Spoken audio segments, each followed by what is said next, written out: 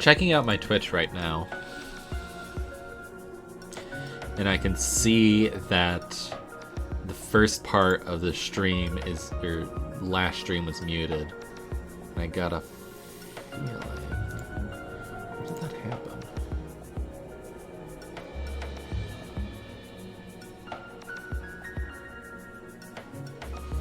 Oh, it's for the end chapter music at the end of chapter 1. Well, if they didn't want me to play it, they shouldn't have it in the fucking game.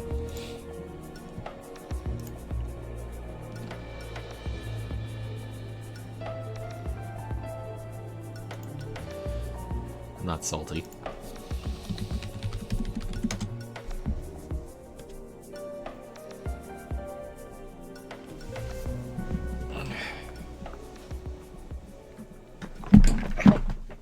Darn it. Okay.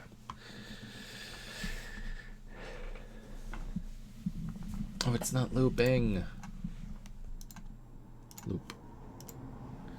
Alright. Oh, I don't even really need it to loop. We're gonna get started. Well, I'll have that ready for the end of stream then.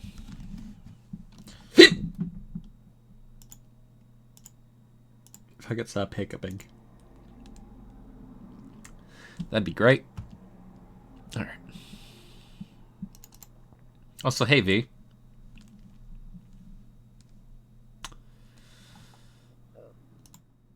I don't know how to respond to what you just said, so you know. Hey V.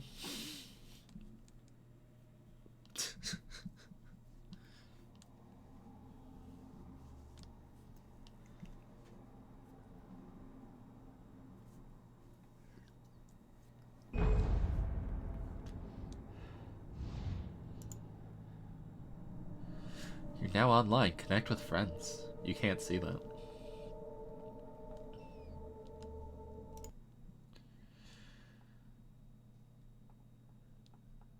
Help you folks? Name's Randolph. I'm the manager. We're looking for Rose. Works as a waitress down at the diner. Rose, sure. Nice girl. Who wants to know? I'm Alan Wake. The writer, huh? I heard on the radio you were visiting. Well, I'll show you her trailer. That Rose, she's a nice girl. Always pays her rent on time. As I was saying, Al, I found all sorts of weird stuff from the local newspaper's archives. This place is crazy. Disappearances, mysterious deaths, urban legends come true, and get this, most of this stuff takes place around Cauldron Lake. Well, you ain't wrong, mister. The Indians thought the lake was a doorway to the underworld. I'm the God-fearing type myself. I don't hold with that sort of thing. Yeah, okay. Anyway, there was an island there owned by a guy called Thomas Zane. Now, some of the articles I found about him make him out to be a famous writer, but I ran a bunch of searches, couldn't find a single thing he wrote. Zane was heavily into diving, so much so that the place came to be called Diver's Isle. But the volcano under the lake erupted in 1970. I love how there's just a volcano under there. Down with the island. I'm looking around for coffee. Need to get some hashtag coffee. I'm wondering where it all went wrong. Come on, mister. I'll take you to Rose's trailer. Yes, sorry. I was looking for stray coffee. I need my fix, you see. I have a problem.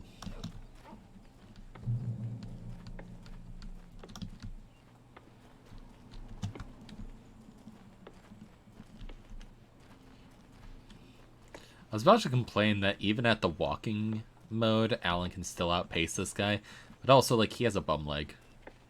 So I shouldn't be that harsh. Yeah, how about that? It was there in the morning, as if it had fallen from the sky. But it would take a tornado to lift something like that. We're damn lucky it didn't crush any of the trailers. Are you at all concerned?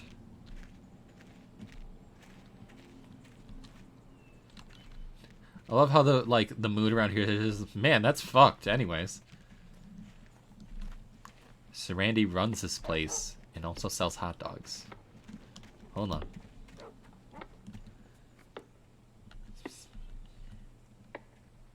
Taco dog. Trailer trash dog. $82. Wait, no. Just follow me. It's I- not far. Give me a second. I'm looking at your amazing prices. Rabbit food. Oh, that's cute. Listen, I got things to do. This place don't run itself. Okay, I'm sorry. I was just thinking about what I was gonna grab on the way out. Why is the monster dog $16? Like, it's expensive enough that I'm like, ooh. What's that all It gets about? better. A local girl, Barbara Jagger, drowned in Cauldron Lake just a week earlier. They were lovers. And they were Sure, roommates. Jagger's a local spook story. The Scratching Hag comes for you in the dark. Childish stuff like that. Anyway, Al, I'm just getting to the best part. All of the articles about this stuff were written by Cynthia Weaver. I asked around, and she's that crazy bag lady you met. What, the lamp lady? She can be a little loopy, but she's not homeless or anything. Yeah, anyway, she knew both Jagger and Zane before they both died, and she had some kind of a breakdown. So that lady knows something's going on. Like the only sane person in a town of loonies. No offense. This is a cute little trailer. Well, mister, this here's Rose's trailer. You mind me asking what you want with her? We're just here to talk to her, pal. Could you put that any other way, Barry? Just like, hey, she called and wanted to chat, so I always have time for fans.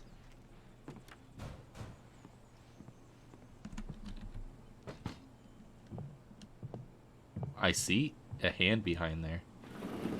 Welcome to... Oh dear, Mr. Wake. I'm so glad you're here. Rose, you have my manuscript? Oh. Oh yes. Yes. Please, come in. Hey, this is really good. Rose, Yes, my manuscript. I really need it. I understand. I know what you need. A muse to inspire you. Oh, for Barry. She doesn't have anything. Yeah, hey, Al?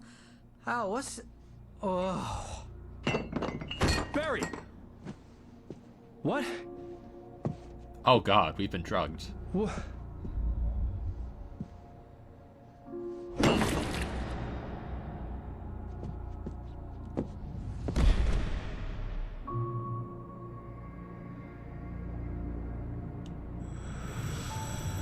It's coming for you, hiding in my barber's skin. I'm too weak to stop it. You must turn the lights on. I promised I'd come visit you and your lovely wife. You must finish what you started. I insist. She insists? You must turn the lights on. Turn the light on. Back to work, boy.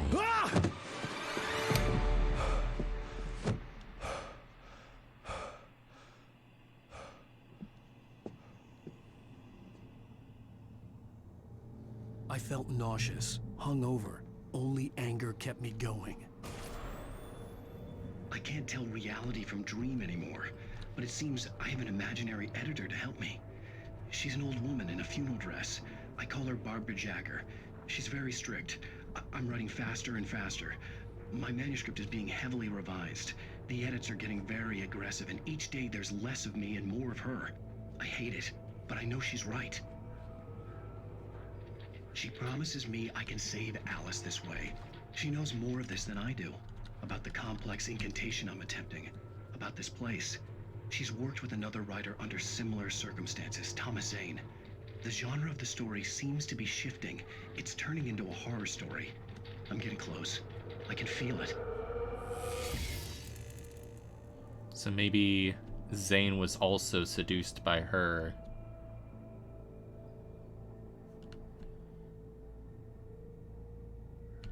Maybe not seduced, but... Okay. Or at least lured into a trap. Rose took a day from me. I had less than 12 hours left to meet the kidnapper. All I could do was get Barry into the car, work something out once I got on the road. Welcome to the Oh Dear Diner. Damn What good can I cup of get coffee you today? achievement. Coffee? I couldn't work up much hate for Rose. Something had used her to get to me and left its mark. First refill is free. Milk and sugar on the counter Oh, there. poor girl. Would you like to hear today's specials? Thank you. A nice day. Come back soon. Barry was out of it. He was way too heavy to carry. You're right. I deserve more money. I'm so handsome. So yeah, it does sort of feel like demons have just... My gun and flashlight were gone. I'd have to find a way to get Barry into the car as quickly as possible. There was no time to waste. Mr. Randolph liked Rose. That little smile she had. How she was still sweet when life had tried so hard to make her bitter. It wasn't any of his business what she did in her trailer. But those strangers, the writer and his smart-ass sidekick, looked like trouble. And they'd been in there for hours. Like, they're Way definitely past the manipulating time. him into writing He reached for the phone something. and called the sheriff's station. And Alan on the TV said it was an incantation. We're gonna have some police resistance soon.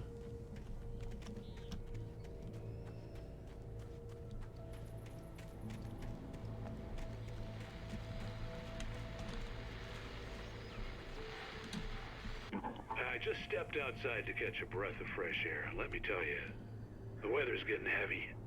Nights like this make me especially glad I'm here talking to you and not home in bed. Once the weather takes a turn like this, I can't sleep at all. It's all tangled bed sheets and dark thoughts, punctuated by the occasional plunge into nightmare.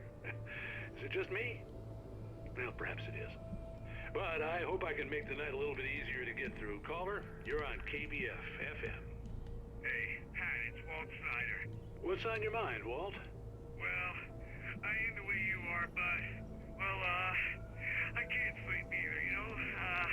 I just been staring out the window here, trying to make sense of it all, but, I ain't been drinking either, you know? I just... Well, you sound like a man with a problem, Walt. I had a, argument with Danny. You killed Danny, didn't you? Then I got in trouble with the law, you know, and, I'm just, well... I heard something like that, Walt. Yeah, well, you know, he's, Danny's my best friend, and, they let me on bail today, and now I'm just alone here at the window, you know. And this was the guy that we saw in prison, or at the sheriff's office. And there's something in the air tonight, man.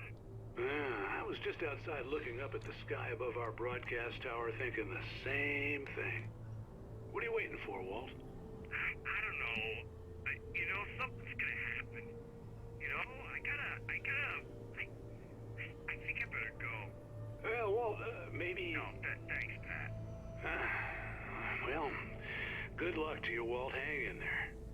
Let's take a little break, folks. This weather's really something else, huh? How can I be sure you will walk away? Why do Okay.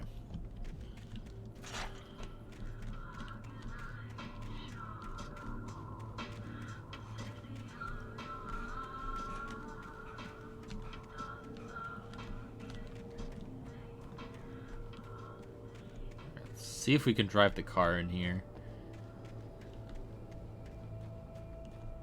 Hey, Randolph. Oh, you're gonna get it now. What the fuck? God knows what you've done to that poor girl.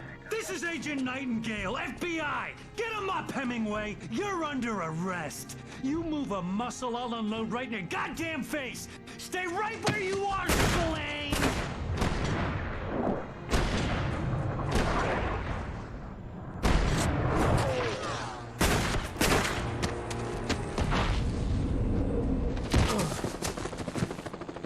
What are?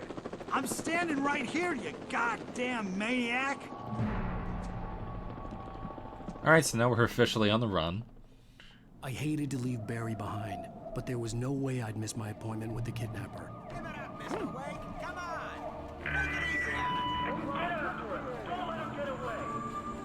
Move it, move it, move it. I'll have you shot if you let him get away.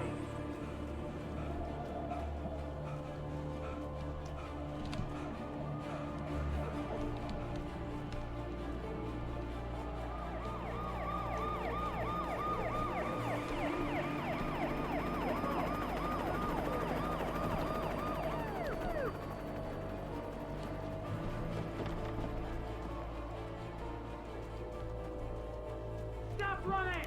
We have the suspect in sight! Okay, men.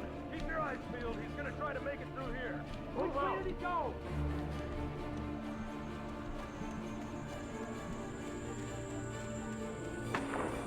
Oh, damn. Stay out! Whoa! There he goes! Stop! God damn it! Where did he go? He was right there!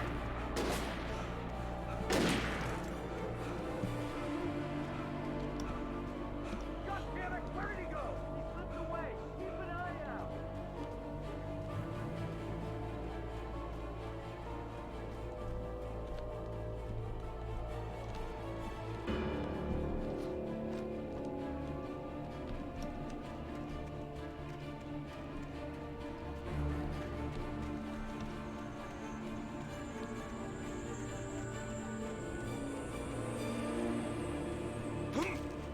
He's gone. Come on, guys. We need to head him off. For decades, the darkness that wore Barbara Jagger's skin slept fitfully in the dark place that was its home and prison. It was hungry and in pain. It dreamed of its nights of glory when the poet's writing had called it from the depths and given it a brief, terrible taste of power and freedom. The rock stars had stirred it from the deep sleep the poet had sunk it back to in the end. When it sensed the writer on the ferry, it opened its eyes. So this place is just sort of cursed, and it saw us as an opportunity.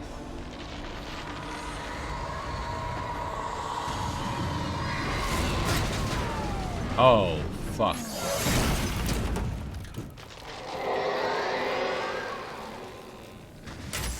Come in, Agent Nightingale. This is Sheriff Breaker. Over. Nightingale, over. What on earth is going on? My deputies tell me you fired at Wake and he didn't have a gun. You almost hit a civilian instead. Over. Sheriff, Wake's running. I'm giving chase. I don't have time for this. Well, make the time. Can't just go shooting at people in my town. Over. I'm a federal agent pursuing a fugitive. You want to discuss my message, Sheriff? Make an appointment. Over. Stay right where you are, Agent Nightingale. I'm on my way. Out. A fugitive? What am I in trouble for? The suspect was last sighted running along the shore of the Chief westward from the trailer park. All units are advised that the suspect may be armed. Approach with caution. I mean, like, maybe killing Slacky? But he came at me first.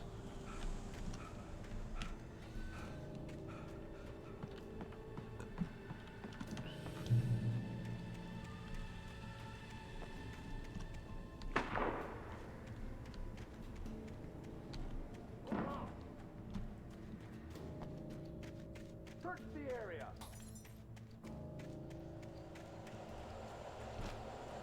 Stay sharp. This way. Over here.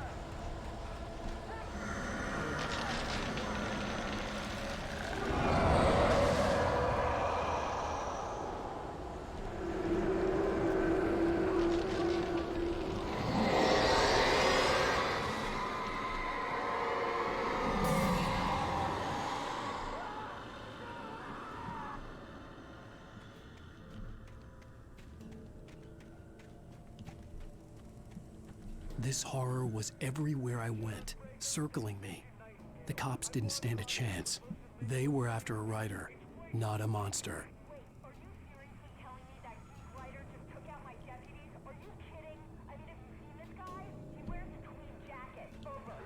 He's the guy we're chasing. If it's not him, who then? Bigfoot? Over. I don't know yet, but I'm not in the habit of jumping to conclusions. That tends to come back and bite you in the ass. Out. I really hope this deputy stays on, like, not, it doesn't sound like she's on my side, but she's not immediately going like, hey, this fucker is guilty, like Nightingale bullshit.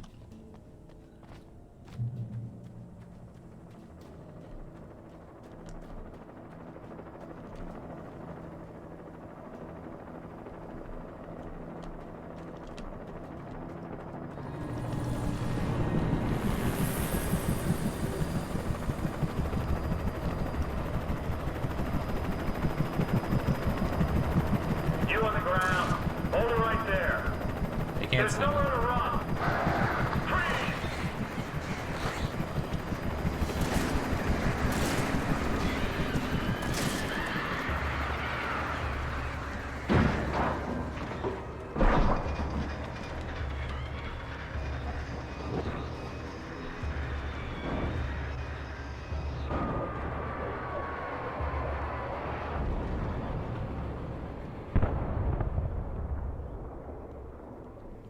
Can't wait to see how Agent Nightingale pins that on me.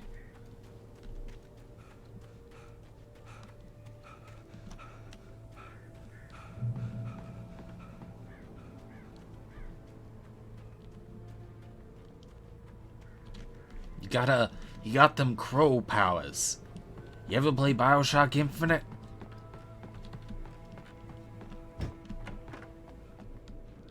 Coffee.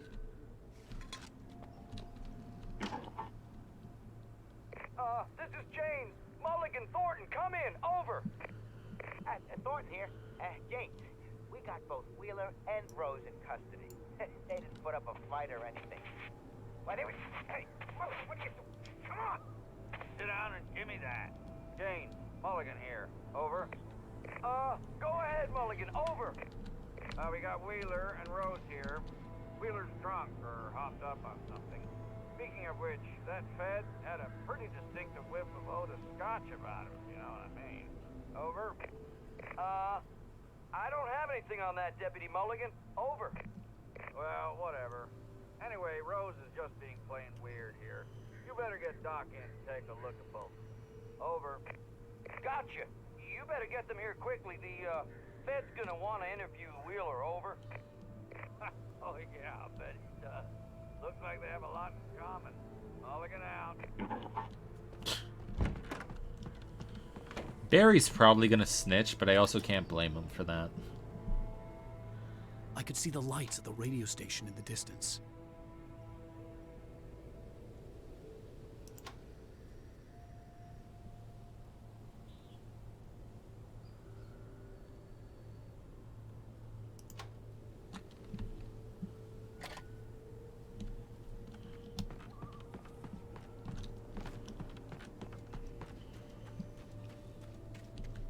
Also, if Alan is being charged with writing mediocre crime novels, then James Patterson should have been put to jail years ago.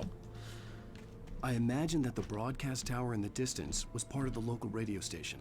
Maine seemed like a decent guy. Perhaps he could give me directions to the coal mine. Yeah, he was nice enough.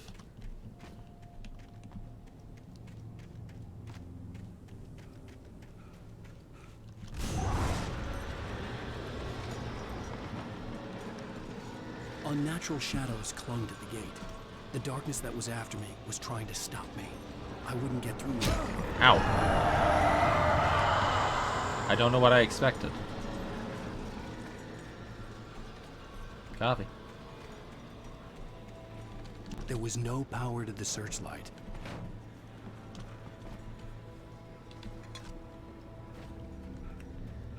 Let's see. Here's the generator for it.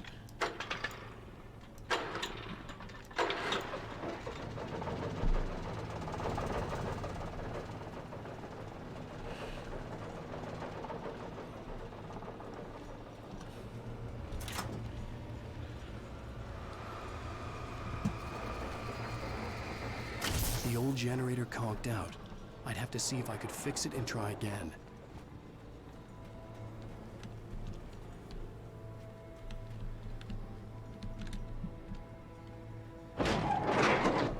Perfect, Alan.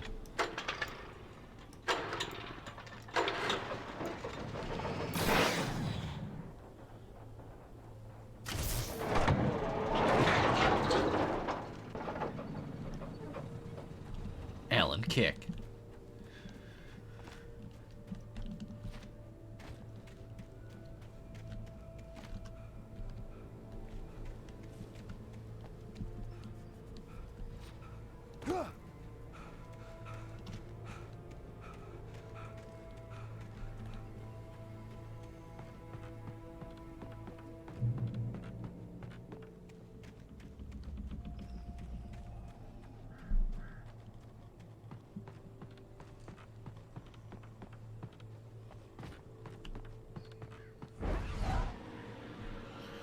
Alright, that one's being blocked.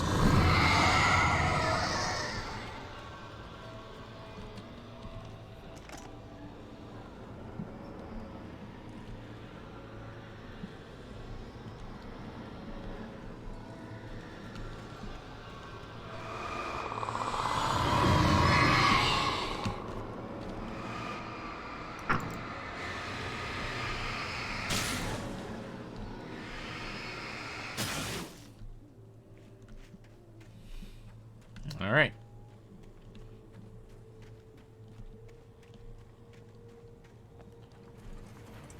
It took me a moment to recognize the flashbang grenades. They were an ideal weapon for my situation. Team 1, come in. Over. Team 1, this is Sheriff Breaker. Report. Over. Yep. 2, come in. I need a report. Over. Come on, guys. Talk to me. Come in, please. Over. Yeah, the gate's fucking gone. I do wish I could, like, pick up the road and be like, hey, I don't know what the fuck's going on out here tonight.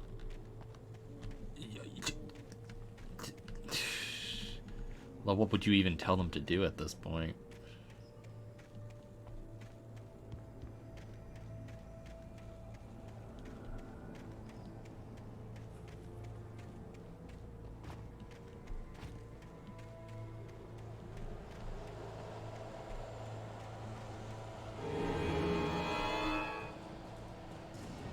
Oh, alright, the deputies have been corrupted.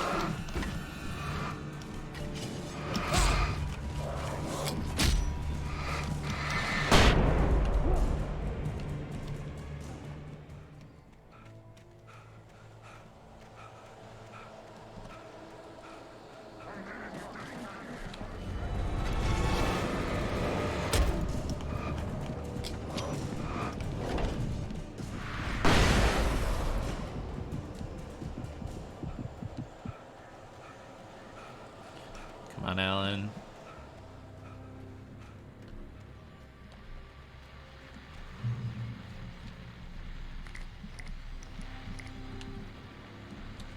And here's another call.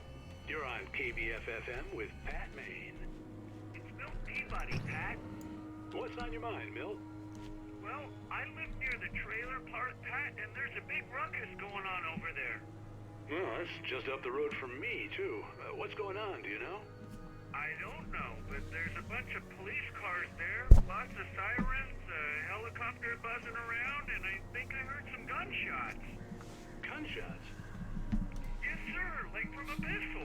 So can you find out what's going on? Because it's just next door and they're popping off guns there. They're still shooting? No, it was maybe 10, 15 minutes ago. It sounds serious, Pat. I'm telling you, it don't sound like no party. I'm certainly going to give the station a call, Milt. Okay. You'll hear it here as soon as I hear from them. Okay, thanks.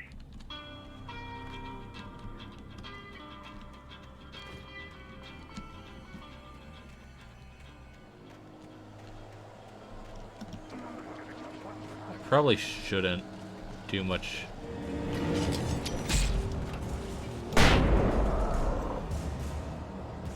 Shouldn't do much side pathing because I don't see yeah, being so limited on stuff, I feel like being out here isn't in my best interest.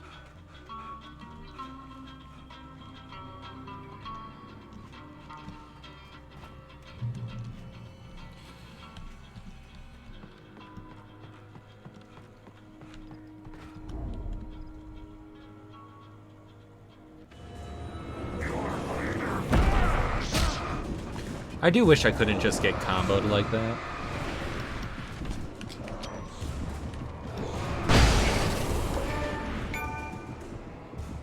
Achievement get.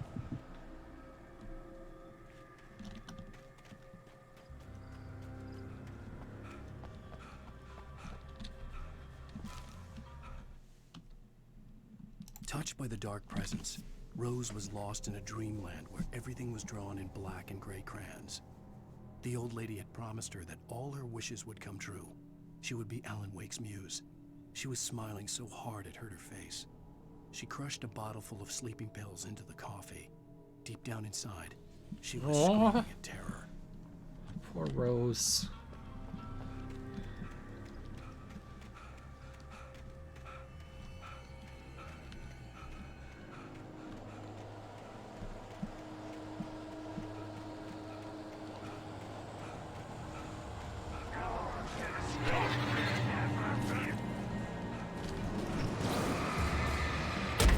Ow.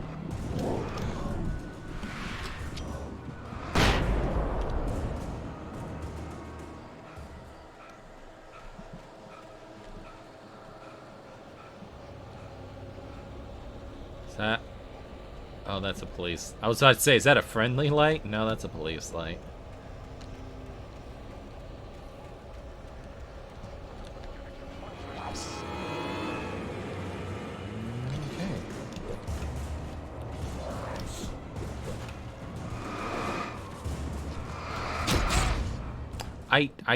My back scooted. Signs around Bright Falls.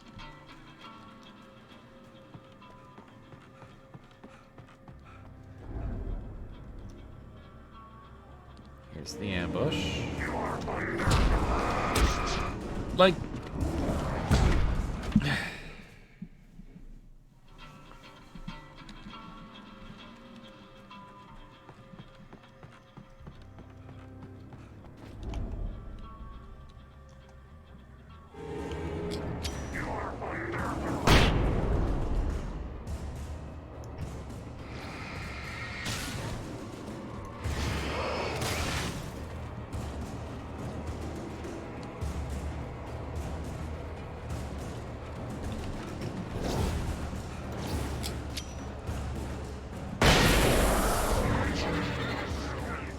Really? As soon as I get rid of one group?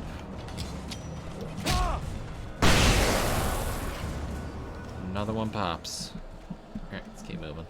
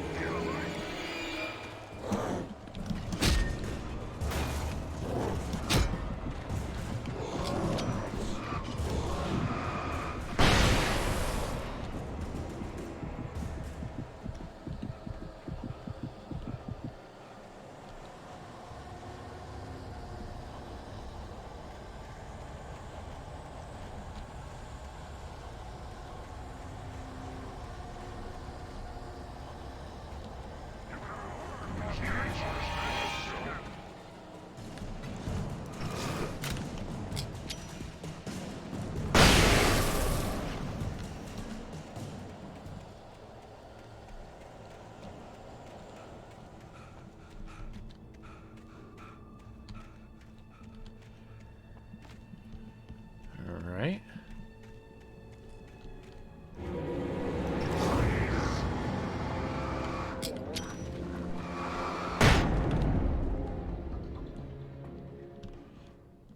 Main. Main.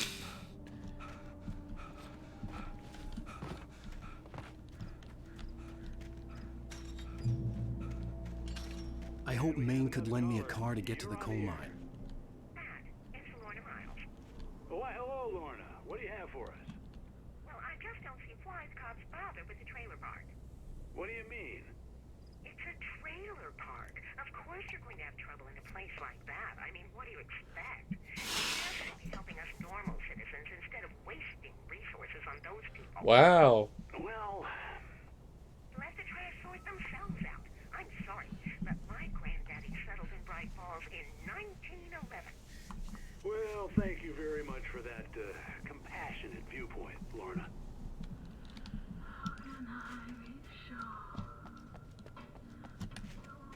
The Night Owl.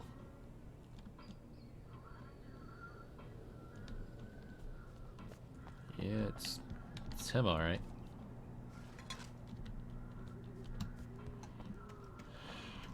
I feel like dragging Pat into this is just gonna get him killed.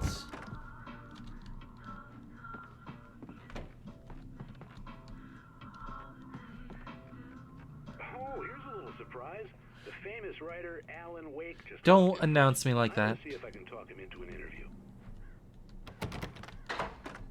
Come on in, Mr. Wake. Oh, I'm so glad you could find the time to do this, Mr. Wake. Nowhere to run now, Dan Brown. You back away from me. Don't hurt it. Whoa. Everyone calm down. Put the gun down. We're all friends here, right? Cool your jets, Nightingale. We got him. Judas Priest! What the hell's the matter with you? There's a civilian in there.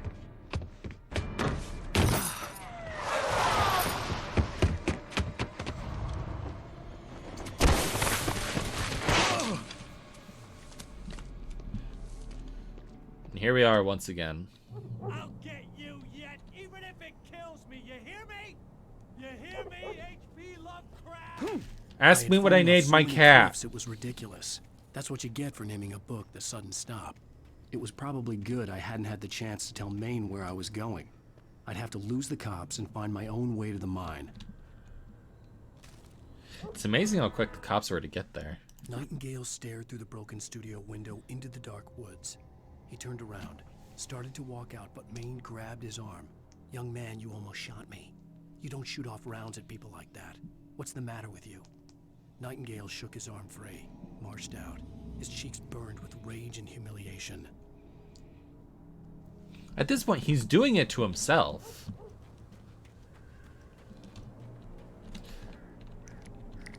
Like, if he shot Wake, what then? Congrats, you shot an unarmed civilian that hasn't been convicted of anything.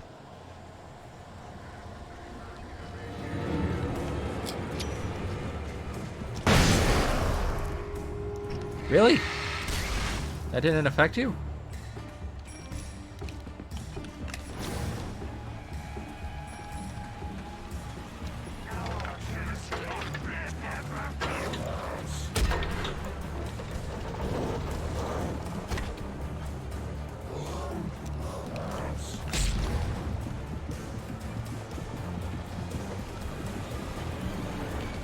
Okay.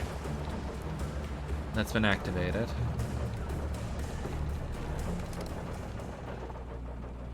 Okay.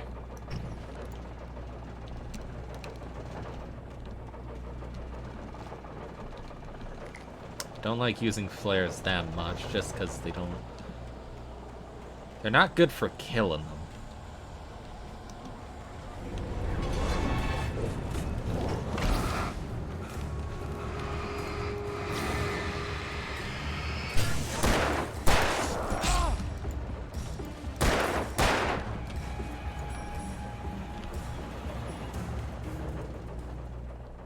It's because I got in the light.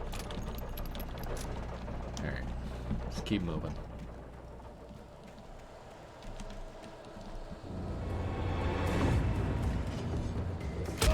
God.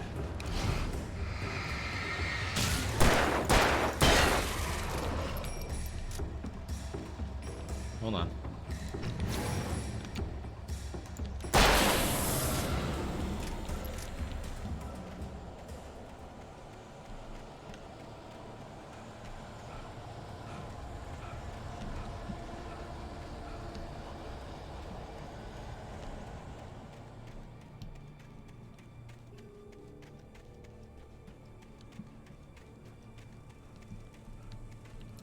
Well, awake, now they can hear your gunshots. So you might have a... Oh, are you gonna kill an actual person? Are you gonna kill a cop? I'm glad Maine is still alive, though.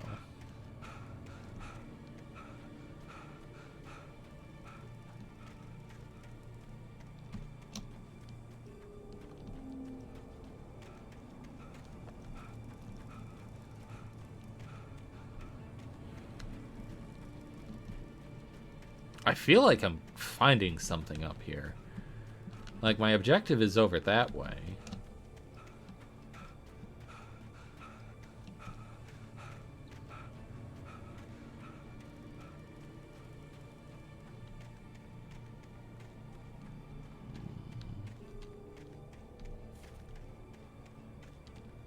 Found some coffee. Man, sorry about that. I mean, I'm not sorry. The fucking Nightingale should.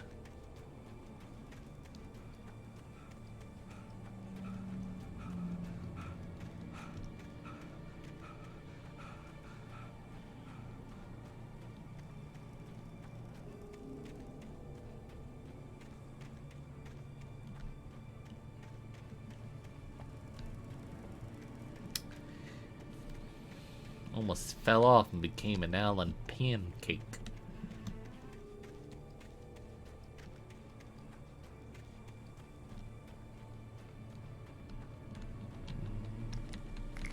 And a manuscript page. Danny had stepped out, but what stumbled back in was something else. Something alien. A monster. Walter tried to kill it, first with his fists, then a chair.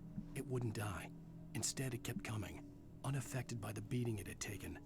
After Walter managed to kick it down the cellar stairs, fear took over. He ran, got behind the wheel, gunned the engine. The booze wouldn't make him forget, but he knew he had to try. Oh, poor Maine. Doesn't deserve any of this.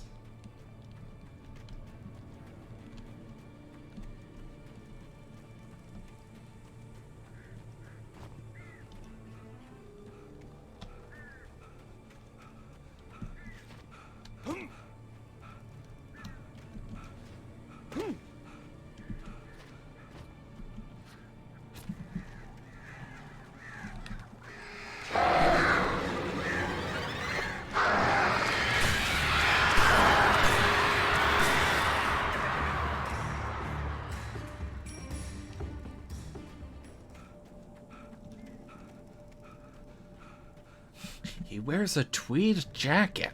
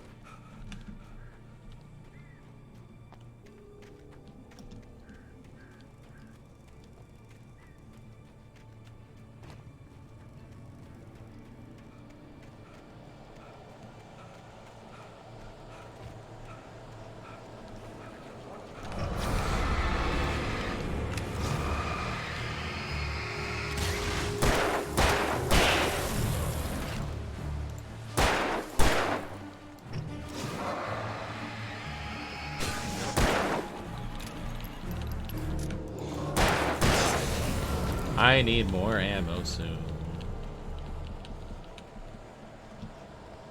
I mean right now, because I don't even have enough to kill a single one of the shadows. There was no sensible reason for the power company work lights to be here. It was almost as if they'd been left for someone like me to use. Alan, don't look a gift horse in the mouth.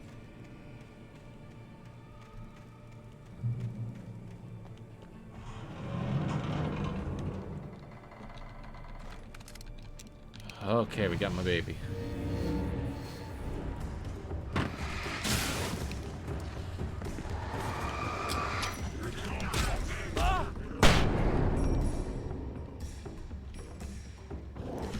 Ow! Fucker.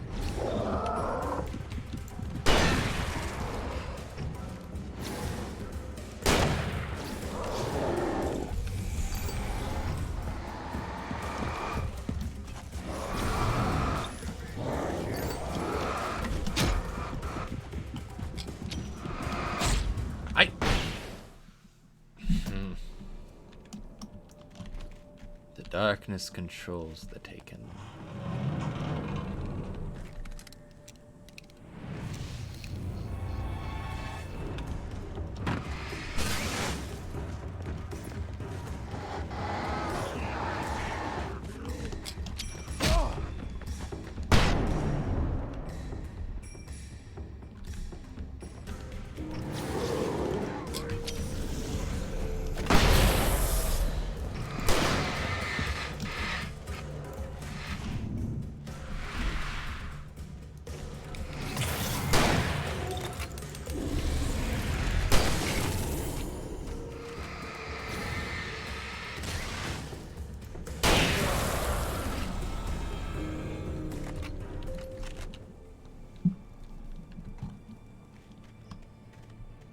Broken.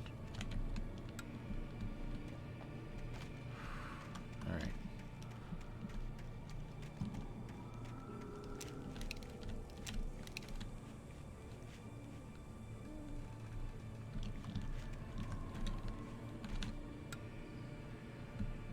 I probably could have used that for like temporary save zones. In the light, you can hurt them.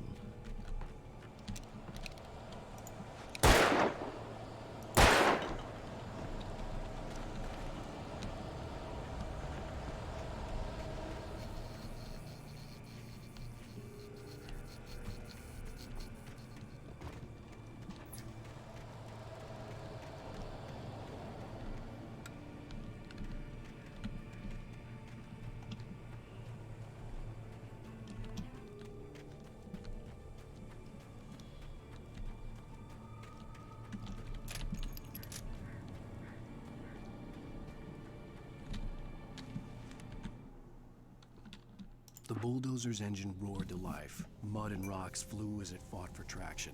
It crashed through the concrete wall and landed heavily in the yard. If it were an animal, it would have shaken its head after the impact, fixed its eyes on me, and charged. Of course, it had no head, nor eyes. Shadows crawled on its form, twisting it into a monster. Then, it came for me. Okay, we're gonna fight a bulldozer. I don't know if bullets can stop a bulldozer, but we'll sure as hell try.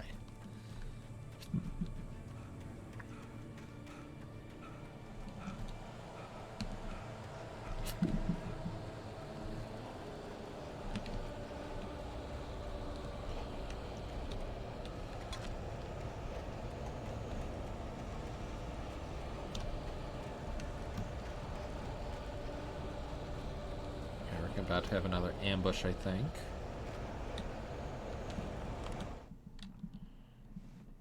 Sarah trusted her gut, and her gut said Agent Nightingale was an asshole. He felt wrong, and it wasn't just the smell of stale booze. It was in the way he flashed his badge, pulled rank, the look in his eyes when he wanted answers. Where was Alan Wake? What was this about an accident? Where was his wife? And most importantly, why did she let Wake go? He wouldn't answer. She had no cause to keep me. Federal business was all he'd say.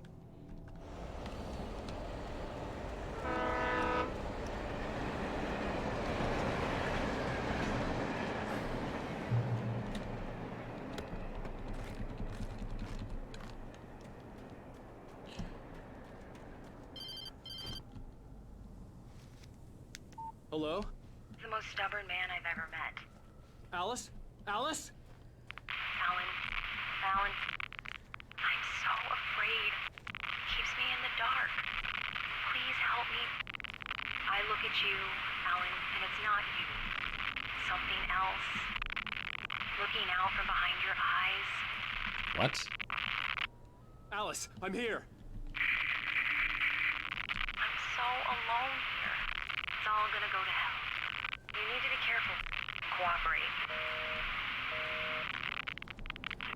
The connection had been terrible, but that wasn't the only thing that hadn't been right with the call.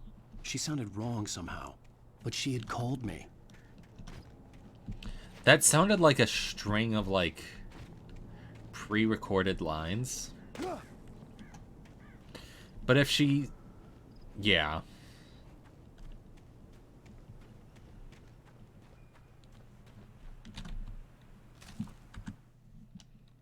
The pipe wrenched itself loose from the bridge's steel framework.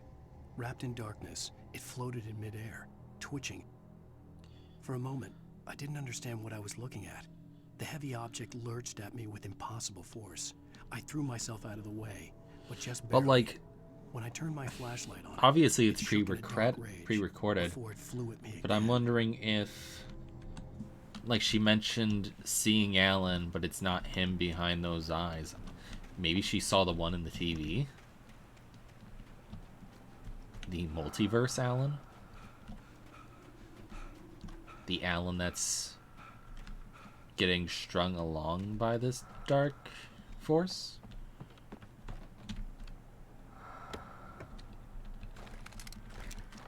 Ah, flare gun.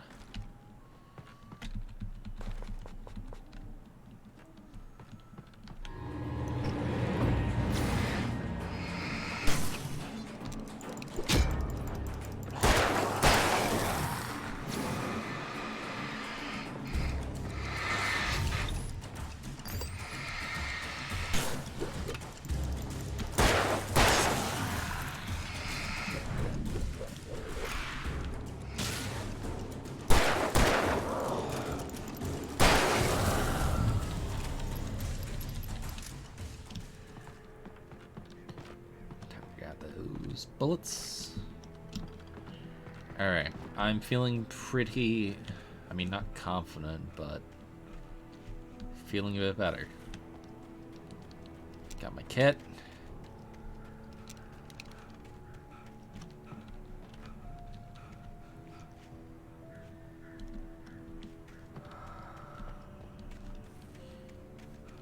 Alan Wake into the Wakeverse.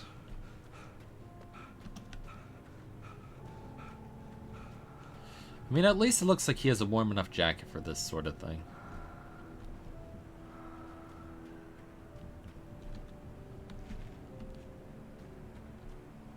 I could see a railway bridge up ahead, and a warehouse of some sort on the opposite shore.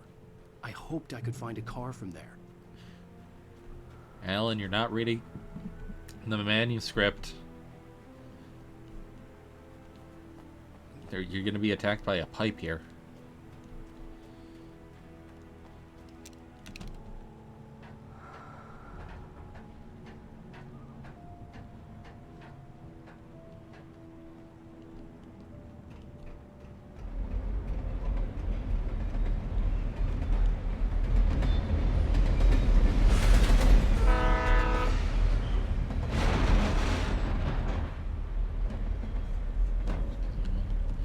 Like there were things on there I wanted to see.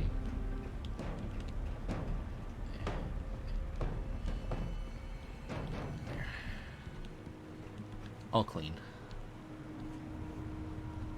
The darkness that was pursuing me was growing stronger, and it was taking over everything in its path. Oh no, the plywood.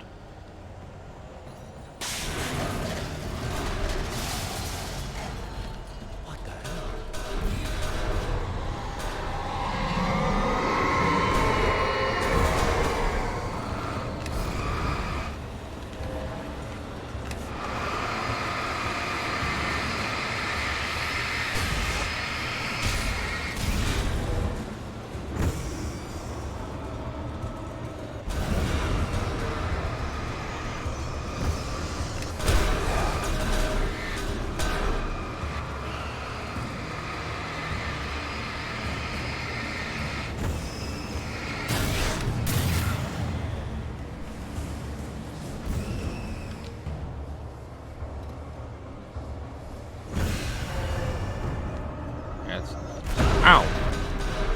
Cock.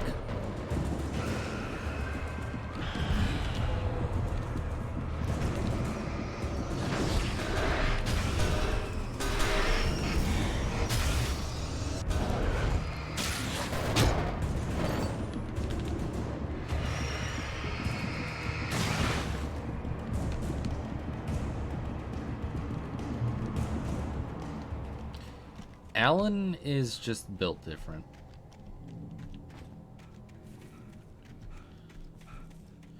Maybe the flare gun would have been better used there. But I gotta remember my rule to always have at least one flare ready for this thing.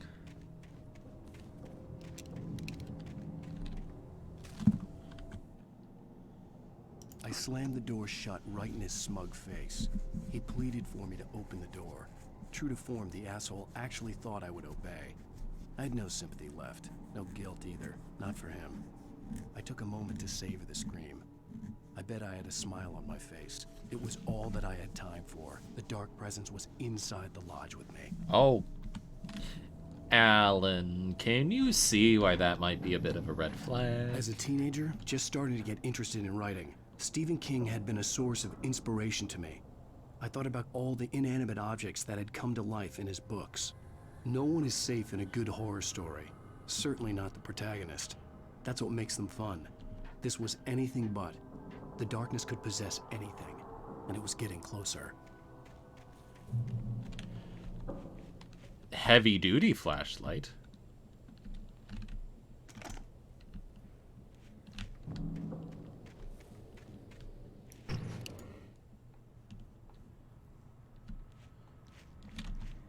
I'm assuming it's like stronger. Wait, or it has a longer battery. Hold on.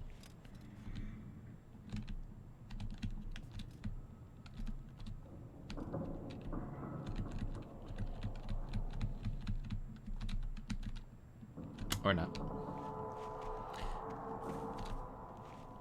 If it's an upgrade, do I keep it?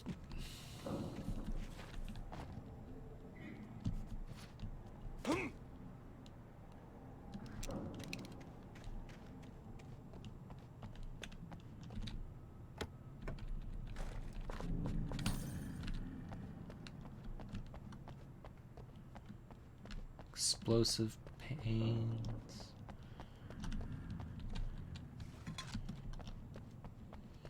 I did just call those explosive pains instead of, you know, propane tanks or, you know, just propane.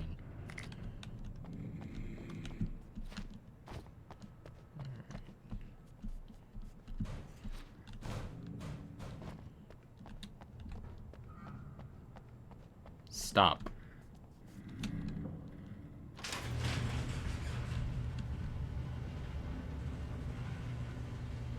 Did you call 911?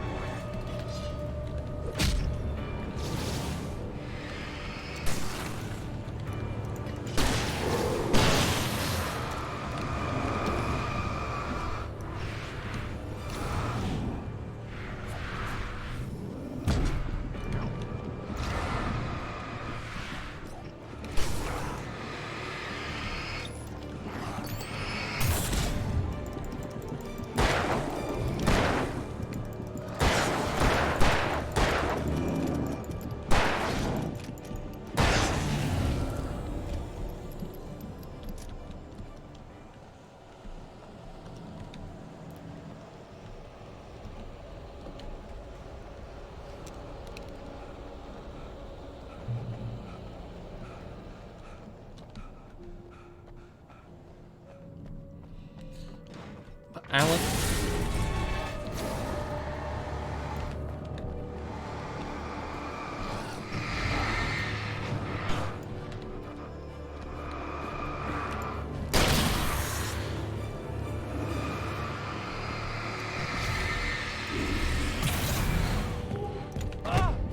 Ow.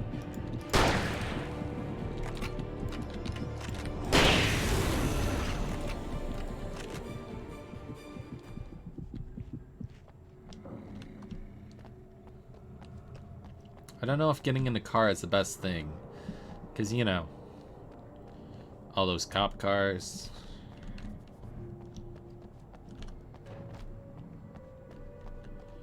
And light, you can hurt them. Yes, any more advice? I'm wondering if these are the words left by, Zane?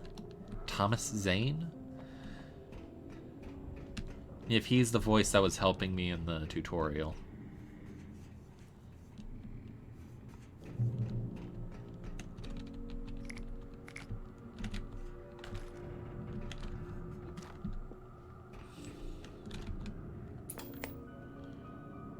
Ooh. The facts of our existence for granted.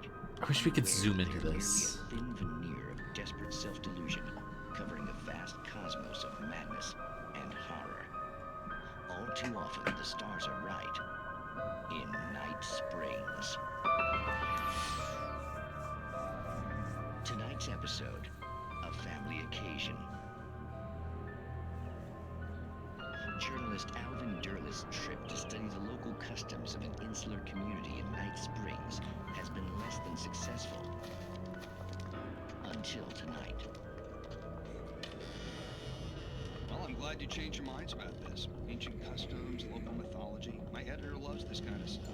Well, Mr. Derlith, we don't want to feel like we're on exhibition, but you have demonstrated the seriousness of your intent. Oh, I am serious. Really, just do your thing. I'll stay out of your way and observe. Actually, I thought you could assist us. I'm afraid we are a man short. It would provide you with an intimate perspective. Could I really? Of course, Mr. Derlith. Well, I guess that's the least what would I have to do? Oh, here. Let me show you with a kiss.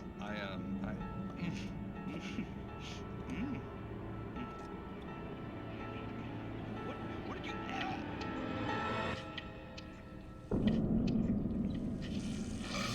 Oh, Mr. Derlith, you have well pleased Nixie Perka, the dweller in flesh.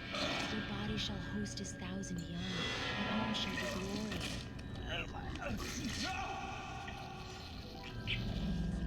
Shh, darling, be calm.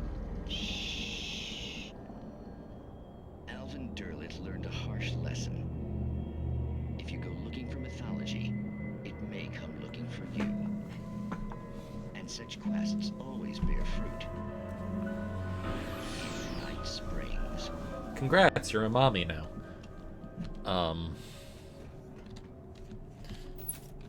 I can't check the radio. I mean, I doubt Maine would still be playing after that. The darkness surged towards me, sucking everything loose from the ground into its depths, tugging at my clothes. I saw the flare the kidnapper had dropped and threw myself towards it just as I felt my feet leave the ground. The darkness embraced me with the force of a tornado. Somehow I managed to light the flare. The darkness roared and cast me away. I will say that wasn't my favorite episode of Night Springs. Far below.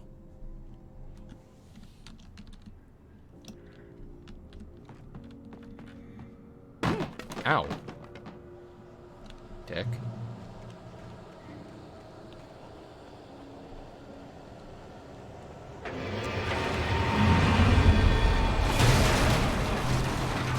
There's the bulldozer. No, I said it wasn't one of my favorites.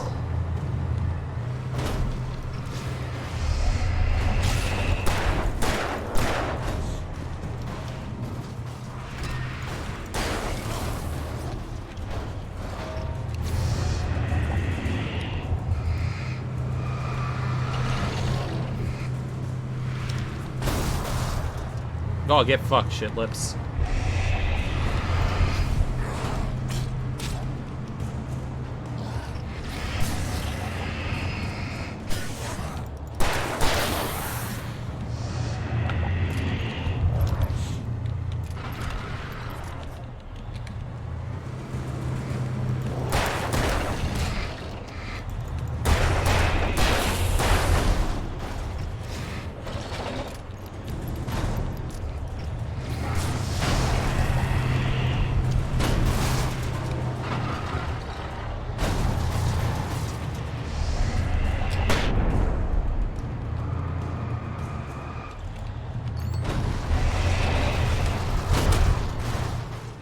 I got run over.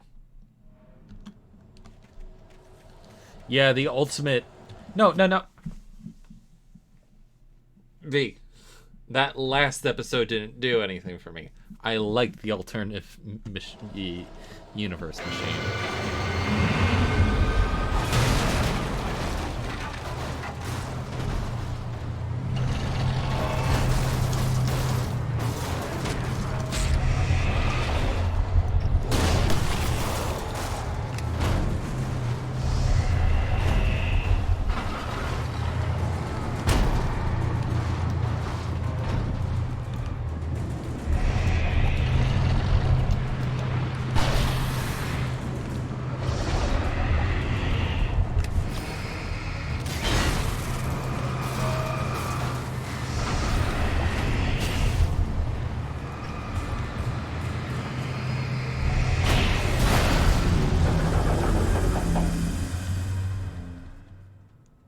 Yeah, there was like next to no build up for it.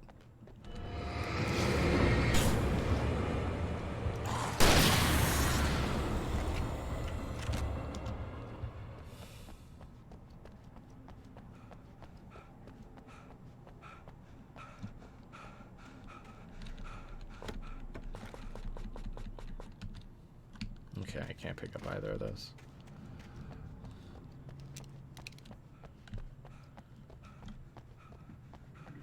I am out of flare ammo, which goes against my one rule. Always have one flare ammo. But also at the same time, that was, I think, a boss fight. If I was to quantify it as anything, I'd say it was a boss fight, so I feel okay in using that.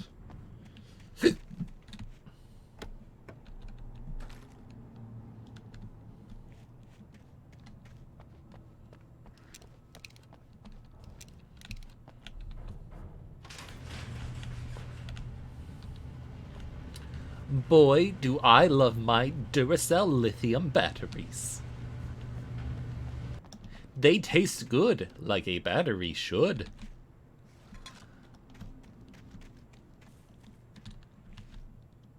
Excuse me? Oh, that's a plant.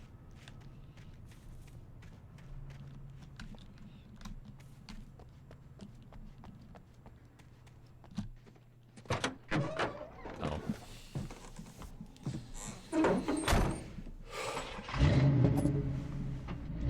I had never been this glad to see the sunrise. I had a couple of hours to get to the coal mine.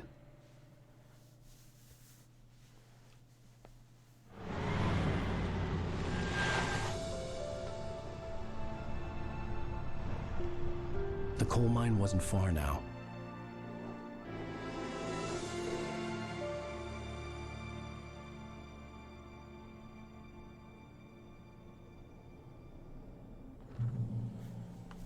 Today, I would meet the kidnapper, and he would give me Alice. I wouldn't give him any other choice. A drowning man will clutch at a straw.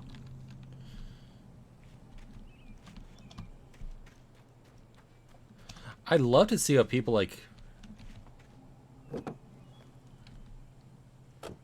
reacted to that, like, with the radio.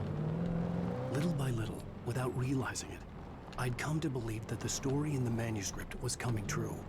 The current of its narrative had taken me deeper and deeper into dark waters. Alice had been taken from me. Barry was probably in jail. I was a fugitive from the FBI. The whole world taken over by the Dark Presence was trying to destroy me.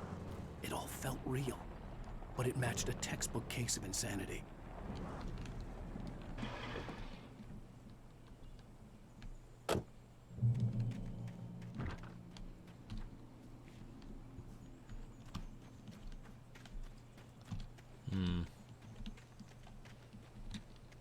Wait, do I have my...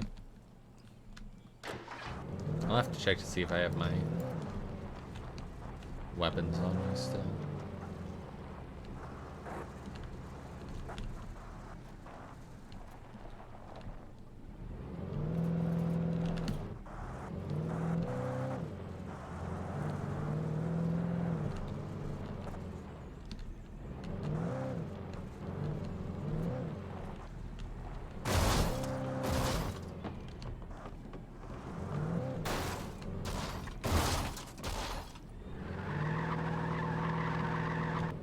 I don't know what I expected. Do I have my... Okay, I can't scroll.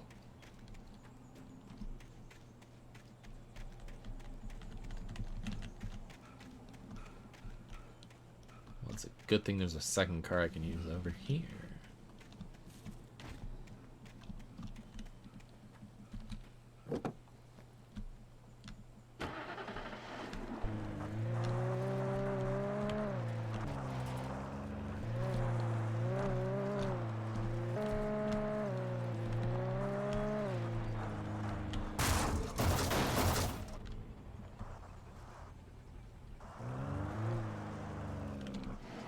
Well, now I'm curious what's over here.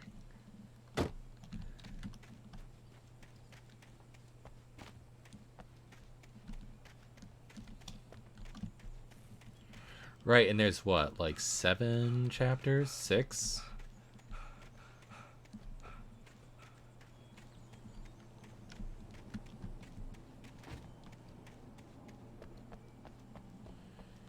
Alright, so now I'm thinking that the guy that the darkness kills isn't Alan, but the kidnapper.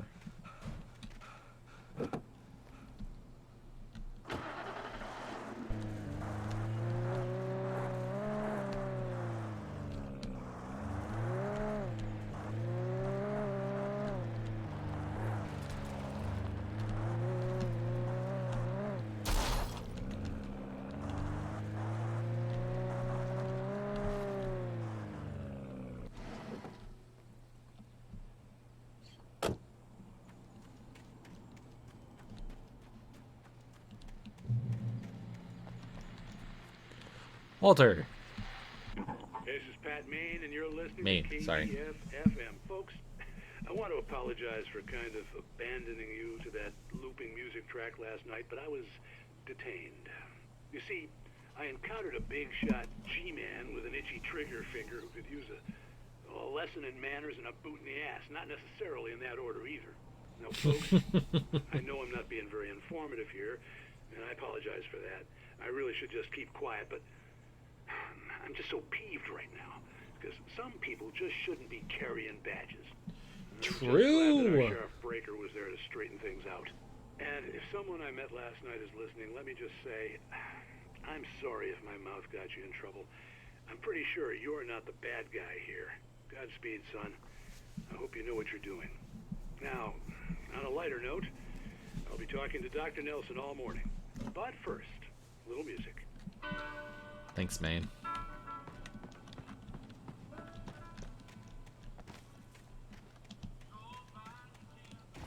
Maine is good folk. I like him.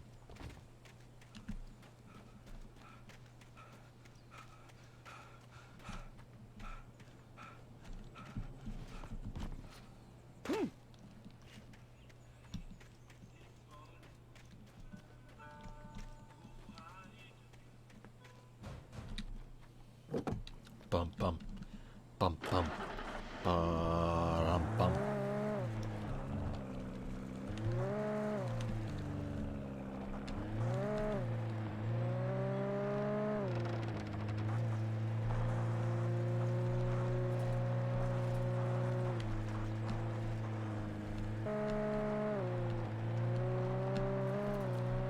Also, I swear I'm trying to drive like halfway decently.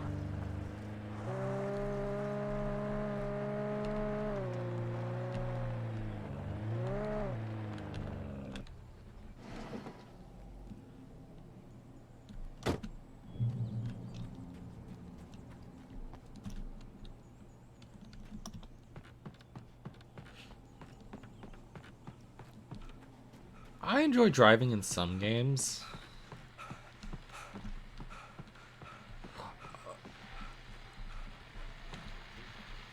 Welcome back to KBF-FM. Hope you enjoyed that tune. Now, Doc, you were talking about life and finding that special someone, that soulmate. Well, you were talking about that. I was saying I don't buy it.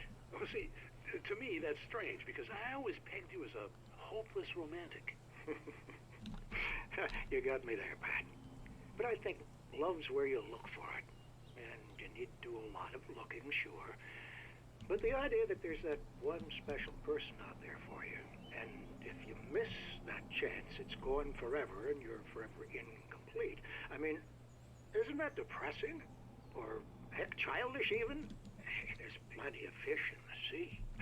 And apparently a fisherman has a fishing analogy for everything, but what you're saying, isn't that a little harsh? Well, no. What I am saying is that your potential for finding that connection isn't limited to what's essentially a chance encounter. How is that harsh? Yeah, well, I guess that's a nice thought, but let me say something personal here. Okay. Now, well, I don't disagree with you exactly, but I can't really fit that together with what I feel, what I felt for someone, because she was the one. She was. And I let her drift away from me. Maybe I didn't put in the work, I don't know, but, well, since then, and it was a long time ago, but since then, there hasn't been anyone, not like her. And I'm not saying I dwell on her or haven't moved on. I like my life. I'm not living in the past, but I do miss the way she completed me. You can't argue with the heart, Pat. I'm sorry, folks. I had kind of a scary experience last night, and let's just say it's shaken a few things loose.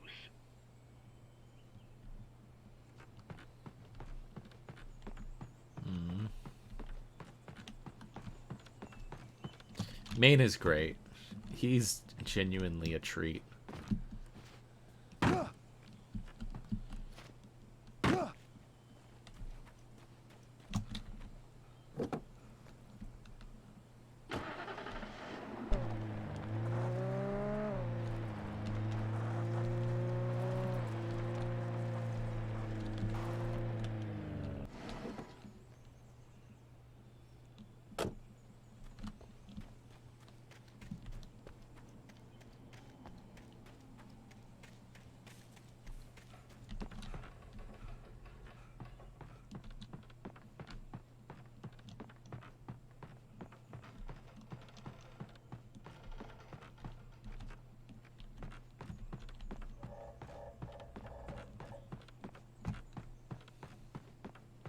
The problem with driving, and to a lesser extent controlling how Alan walks, is that with the D-pad it's just, or with WASD it's just, you know what I mean?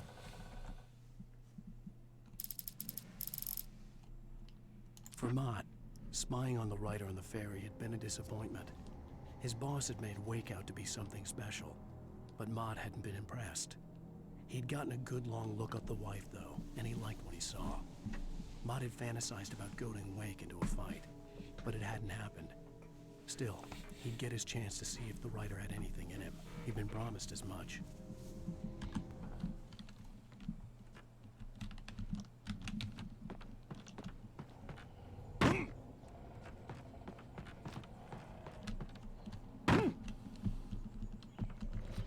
I was early. I was supposed to meet the kidnapper at noon in the main building. The coal mine was quiet. It was a museum now. I feel like his narration could go a little, I don't want to say slower, but like, it was a museum now, you know? Sippy.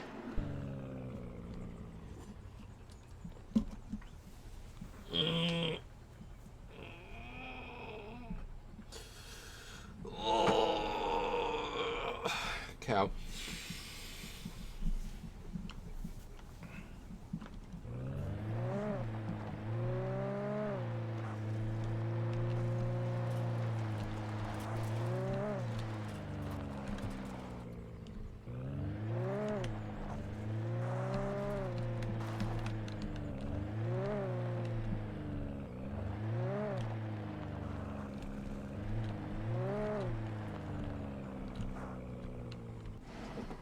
I am a visitor.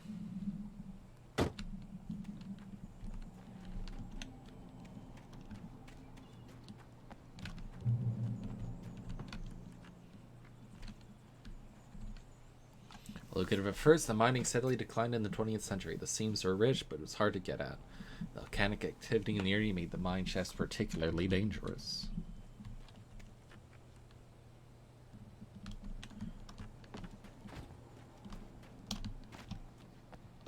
Coffee.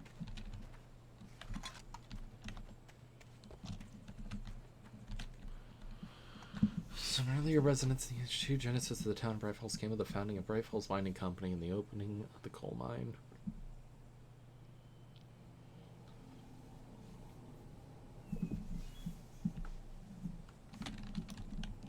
Ah, yes. The good old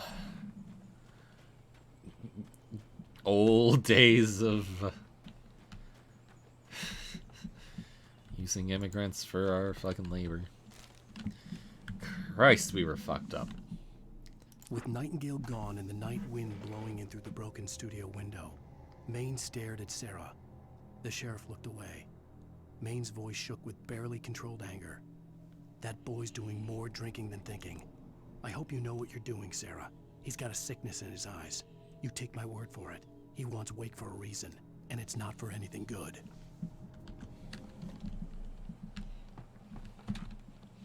In 1970, a volcanic eruption below Cauldron Lake, while relatively minor, caused most of the mining tunnels to collapse or flood.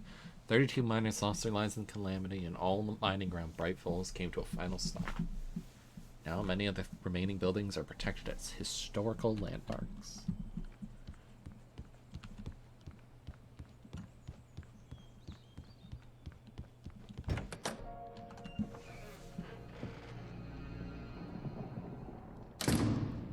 I didn't want to go outside.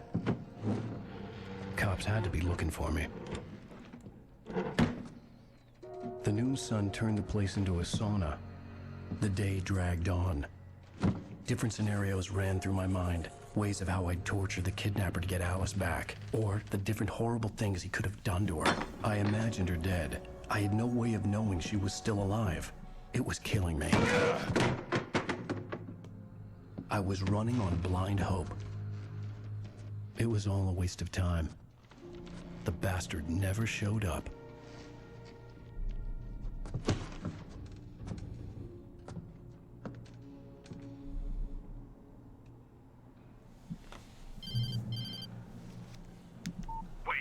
Where the hell are you? Change of plans. You know where Mirror Peak is? It's a big mountain north of where you are. You follow the path from the mine, you can't miss it. There's a lookout point there. I'll be waiting. I'm through being jerked around You by want you. to see your wife alive? Because if you do, you better watch what you say to me. Do we understand each other? I want to talk to Alice. Yeah, and I want the manuscript. Don't keep me waiting, Wake. Hello? Hello? Ah! I'm gonna kill him. I had to get to Mirror Peak.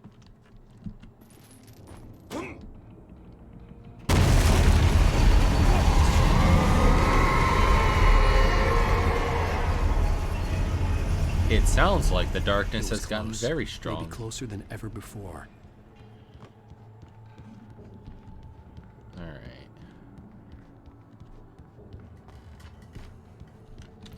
Honestly, I don't want to say the kidnapper isn't coming here and we have to go out in the dark to meet him. Like, my first instinct here as a, you know, a outside observer, call his bluff. You know, like, fine, go ahead, kill her. You're never going to get the manuscript that way.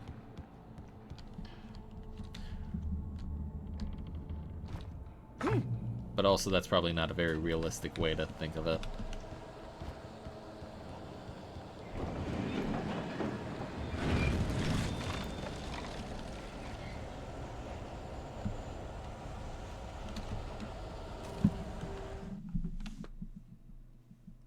Thomas Zane in love with Barbara Jagger. When Thomas Zane fell for Barbara Jagger, it happened fast. She was young, vibrant, and beautiful, full of life. He had never been a very happy man, and without any seeming effort, she had changed all that. Zane felt good for the first time in his life. Everything she did was another piece of a jigsaw puzzle he hadn't even known he'd been missing. And best of all, she made the words flow, strong and sharp. She was his muse. Is Barbara trying to recreate that within Alan and Alice?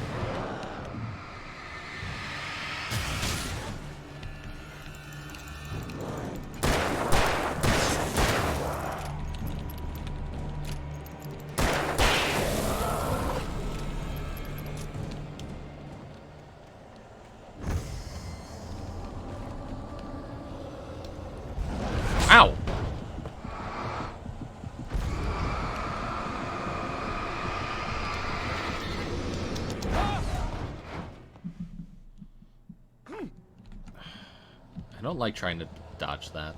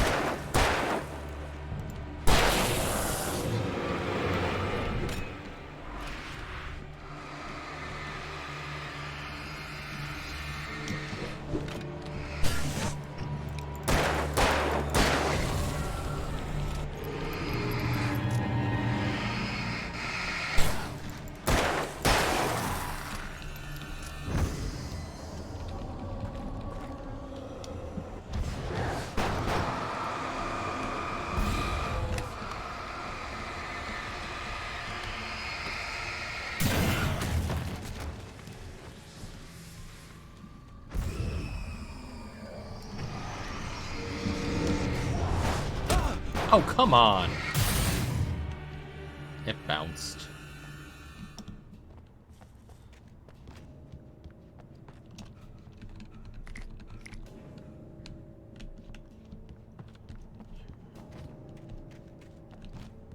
Nothing.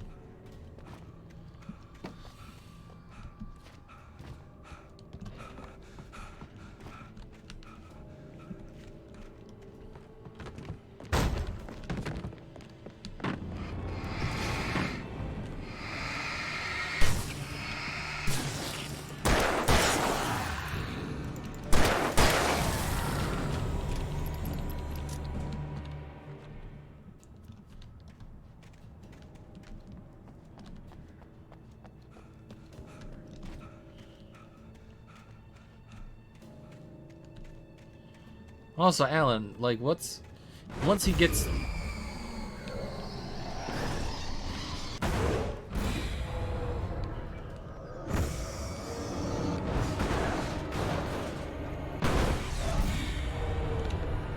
Once he gets the manuscripts, what makes you think he's gonna, like...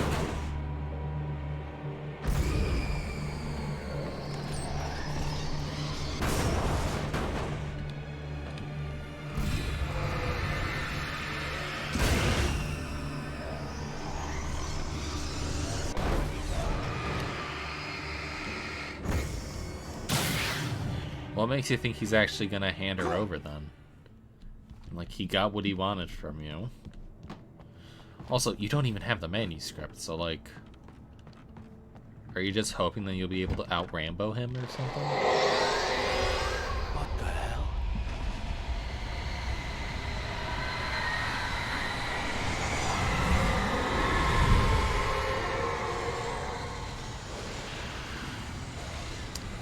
Evil tornado.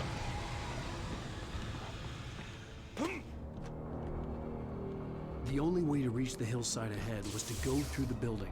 I had to find a way to avoid electrocution. Okay.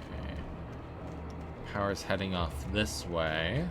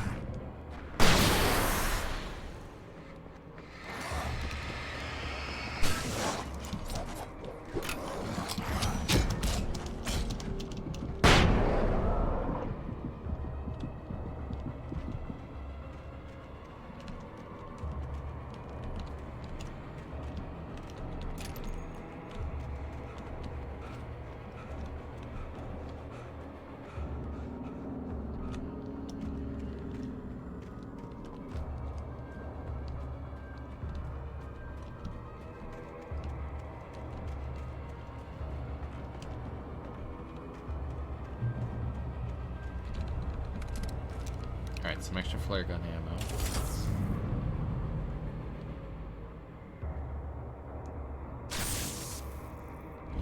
Now we gotta walk back.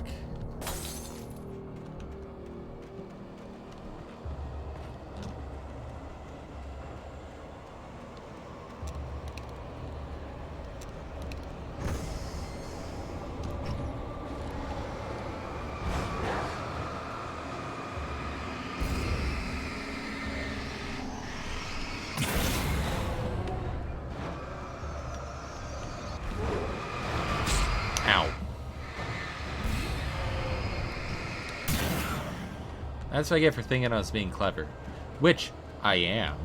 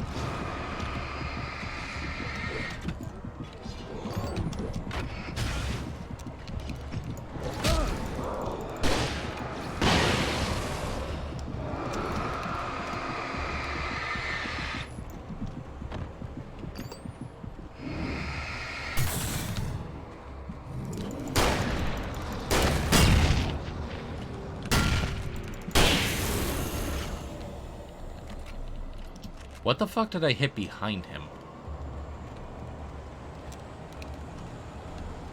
No idea. Alright.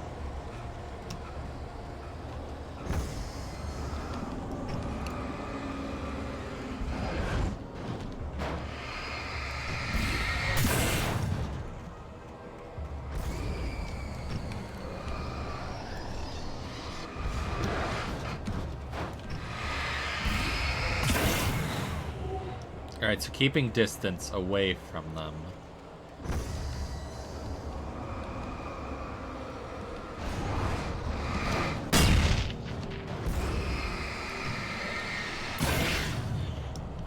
It's the best way to handle it.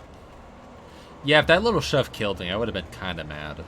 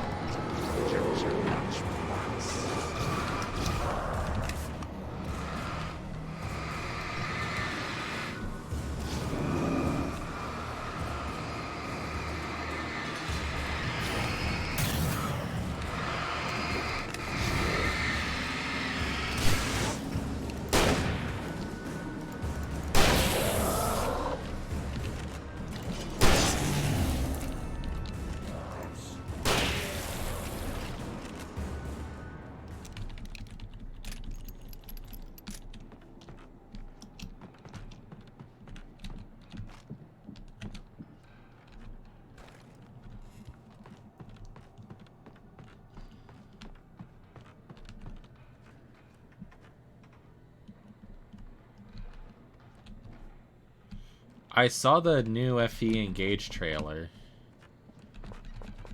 And it is a game. There's someone in here with me.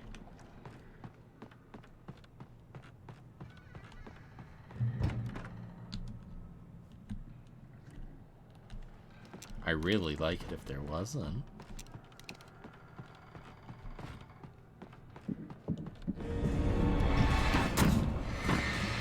You know what?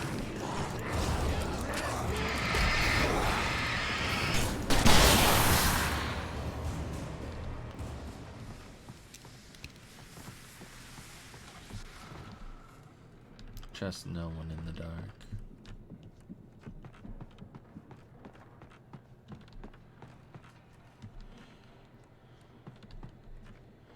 But yeah, like, I don't know. Given how hard it's been for me to actually stay focused on playing Three Houses, I'm worried I'm just not into Fire Emblem anymore. Or if they made it, like, overly complicated.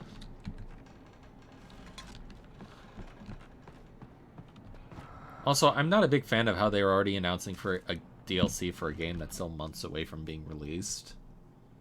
Some of the Taken retained echoes of their former selves, but these were just the nerve twitches of a dead thing. Nothing remained but a shell covered and filled with darkness. In most cases, these puppets were enough for the purposes of the Dark Presence. But for anything more elaborate, as with the writer, it was different. It needed his mind. And so rather than taking him over completely, it merely touched him.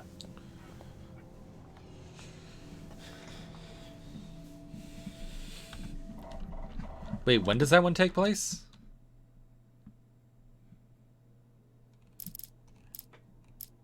Right about now, so I've been touched by darkness.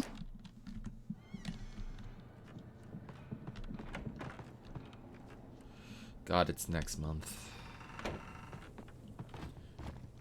Also, it feels weird that, like, oh. The vibe I'm sort of getting from the game is like, it's Fire Emblem Heroes, but without the gacha. You know? Which should mean it's right up my alley. But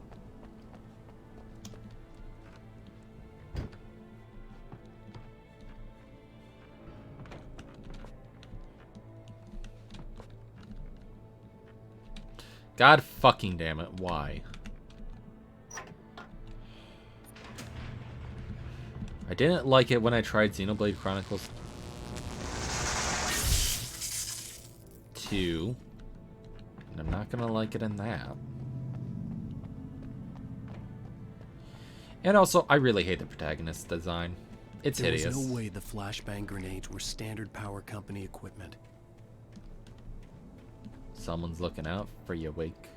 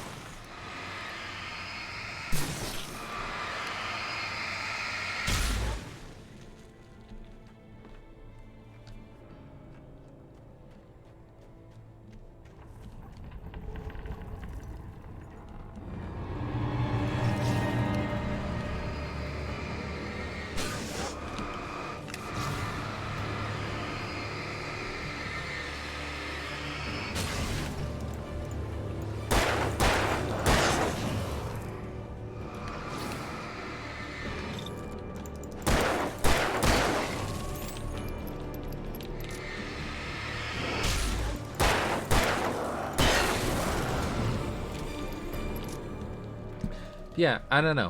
I almost feel like Three Houses was a bit much given how much stuff they put in it.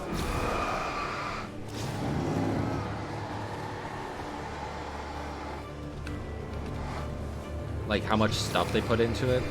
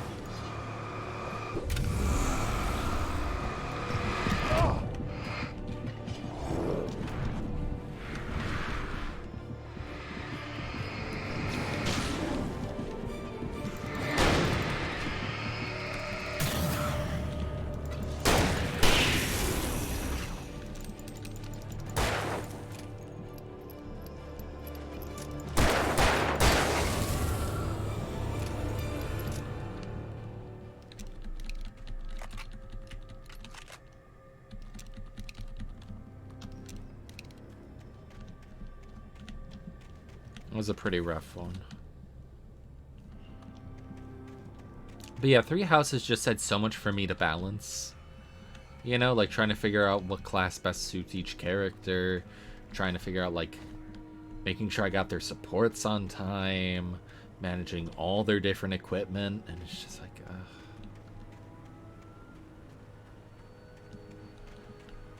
I don't want to say it feels like too much content, but it feels like too much mechanics. You know, like I haven't done a single chapter after the time skip. I stared through the bars of the jail cell. Barry stood behind me, swaying on his feet, looking as ill as I felt. Agent Nightingale stood on the other side of the bars with Sheriff Breaker. Nightingale had a stack of manuscript pages in his hand. He seemed unhinged as he gloated. Well, I've got you now, Raymond Chandler. It's all here. All the evidence, including conspiracy to murder a federal agent.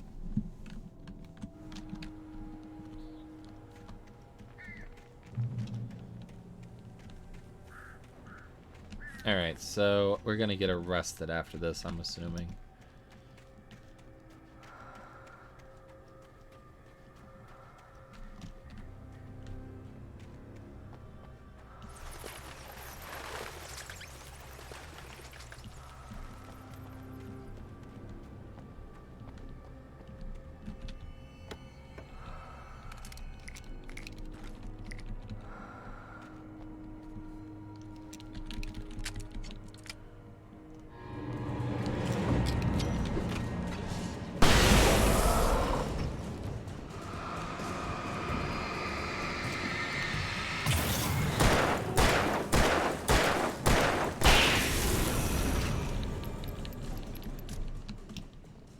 And it's like there's so many extra characters to pick up, but like I know it's lesser compared to like Awakening and Fates.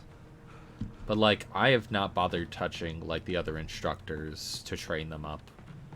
I feel like I'm just way too focused on my main students.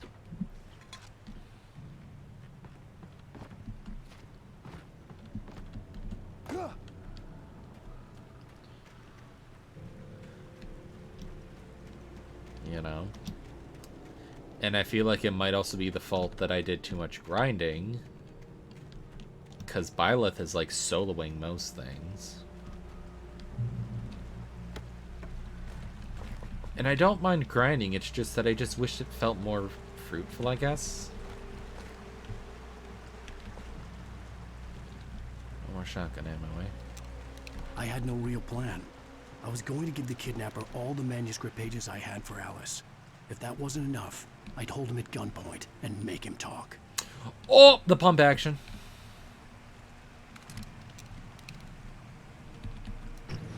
Oh, Alan, baby. It's a shame it's going to be taken away from you at the start of the next chapter.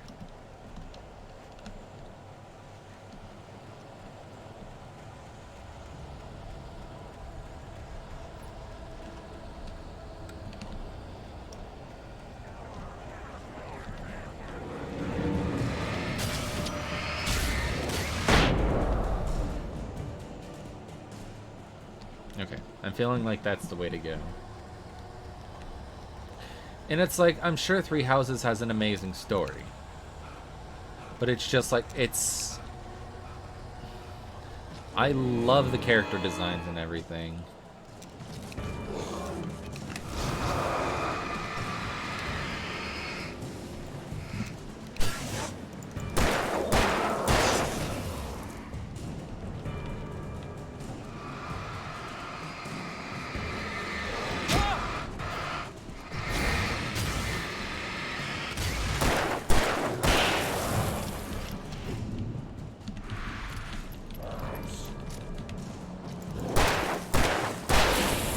Oh yeah, I got immediately burnt out because I was like, oh shit, I gotta make sure my students are great, so I'll just do some grinding. Why is my map marker changing?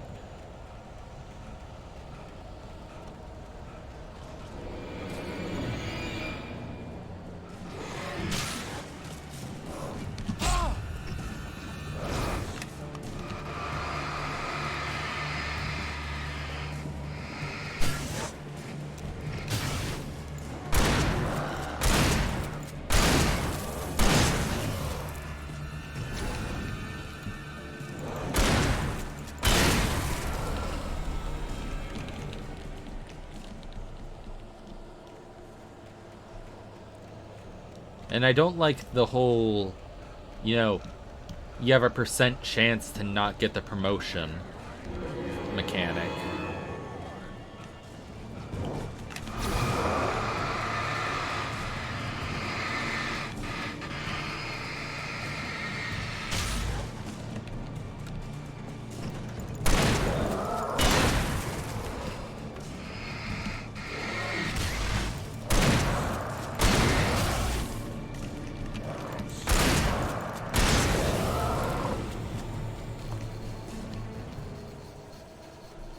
I feel like I shouldn't be using this many shotgun shells, but it is fun.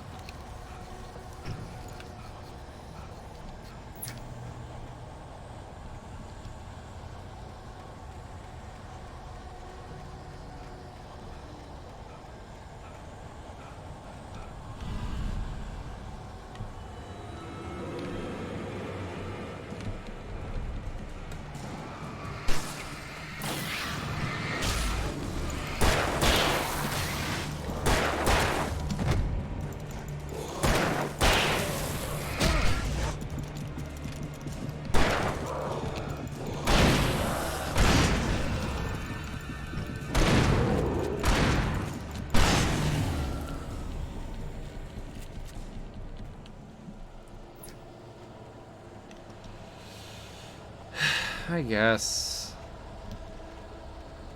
God.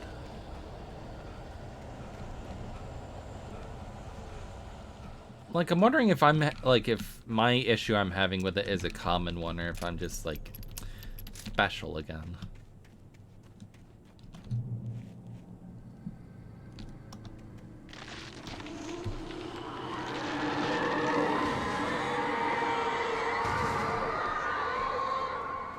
The dark presence was moving ahead of me in the same direction I was going. A cold feeling settled itself in the pit of my stomach. Was it going for Alice? I mean, she is afraid of the dark, Alan. The graveyard shift may cause cancer. Oh, okay. Thank you for the warning.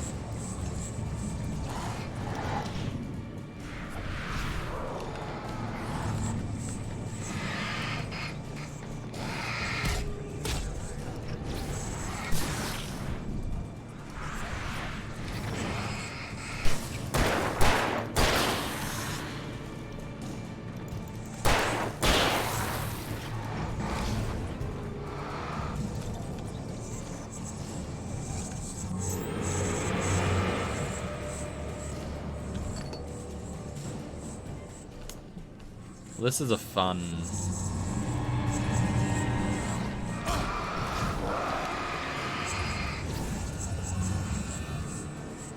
This is a fun enemy.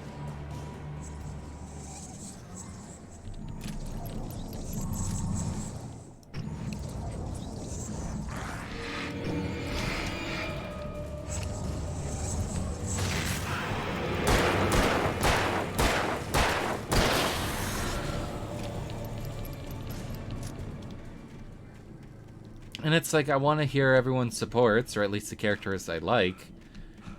But, dear God. I don't want to go through and read all of them.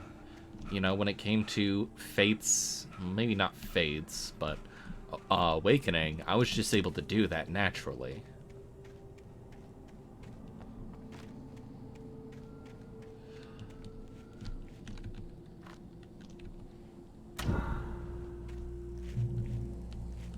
Although, I feel like this is the same feeling I got when I was playing Shadows of Valentia. You know, because I was working on getting people leveled up and getting their shit all optimized. And it took me ages to finish that one.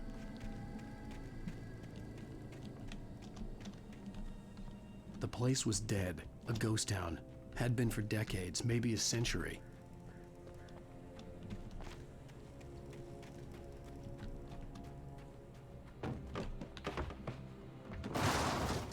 Ow, dick.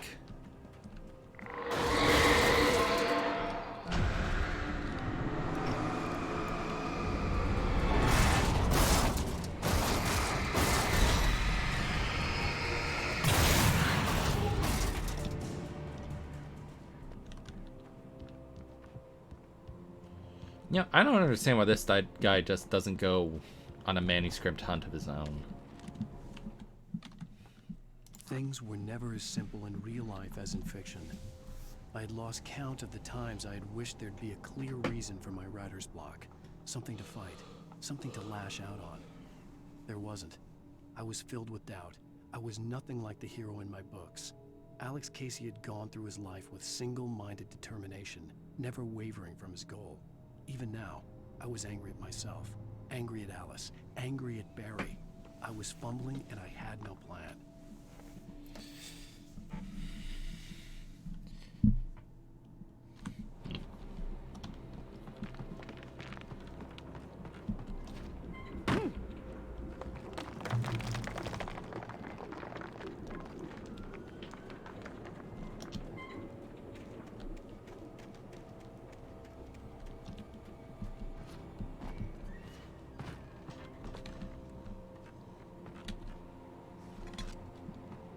I'm genuinely curious. Coffee thermoses. 37 out of 100. Woo!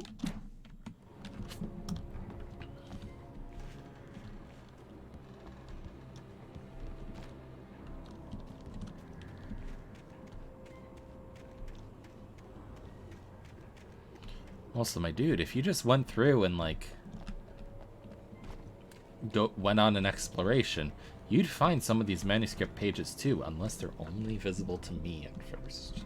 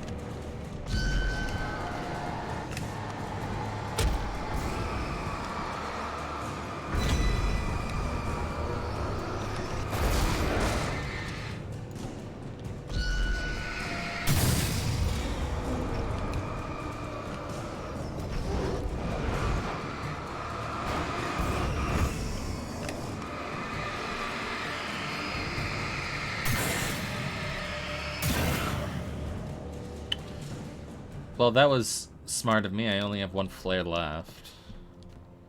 But I did take care of a few of them at once, so I feel like that might have been a good trade.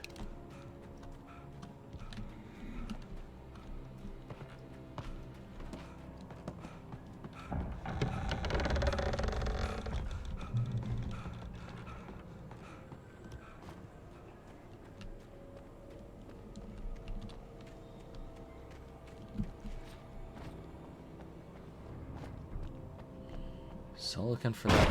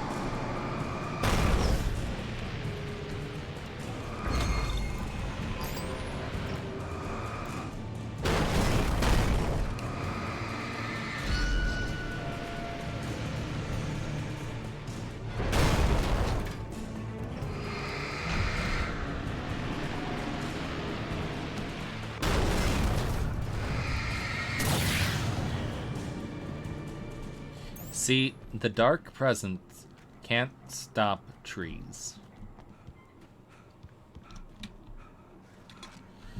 Like, I don't want to read all the supports. Like, I don't want to go on, like, fireemblem.fandom.wikia.com.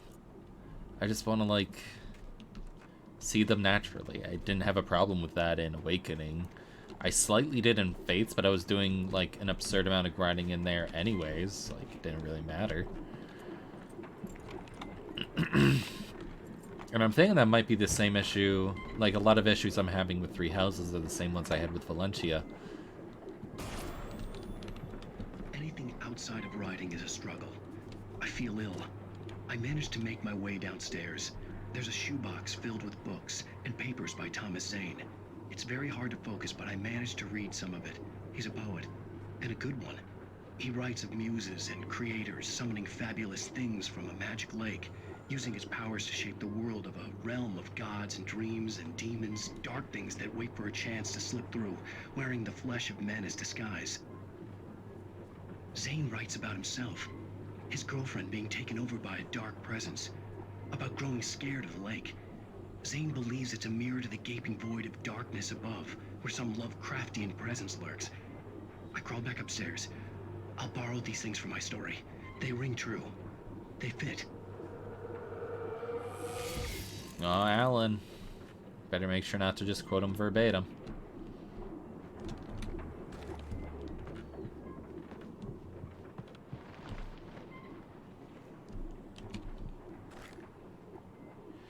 Do you want to switch the pump action for the hunting rifle? I don't have that much ammo left for it.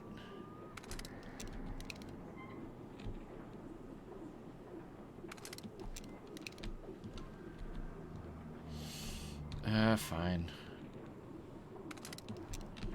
Every time I pick it up, it's getting further and further underneath there.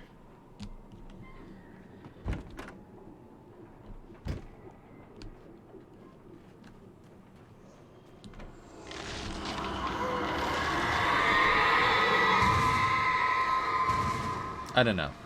Like, Three Houses, and to a lesser degree, Shadows of Valentia, just, it makes me wonder if I'm, like, still into the series, you know?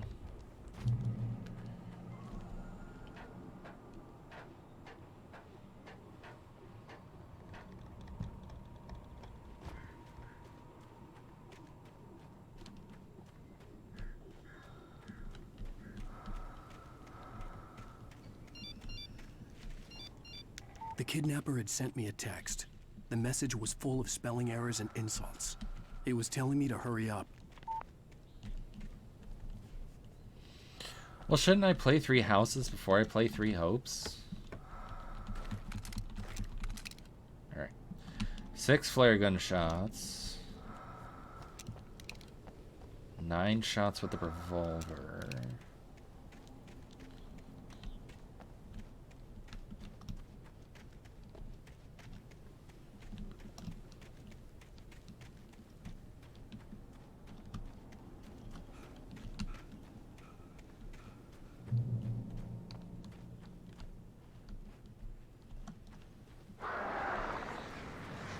Birds.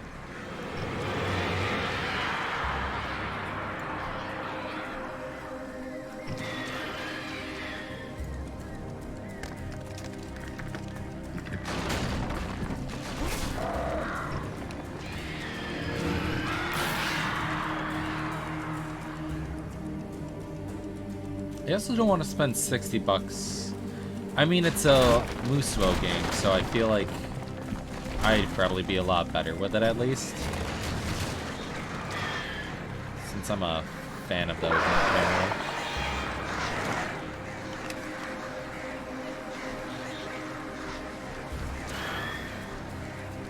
Alright, that was a waste of one. That last one.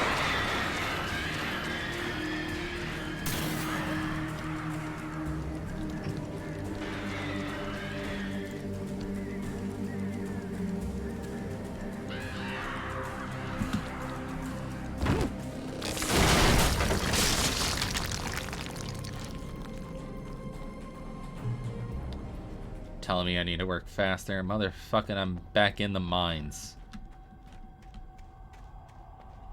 Got my pickaxe swinging from side to side, side to side.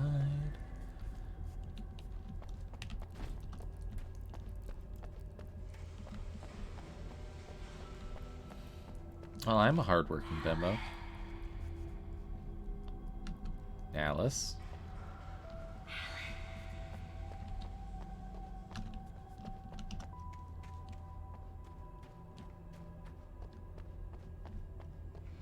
Tunnels go to Cauldron Lake. Which makes sense, like that's where the volcano... Without warning, the headache stabbed at my brain.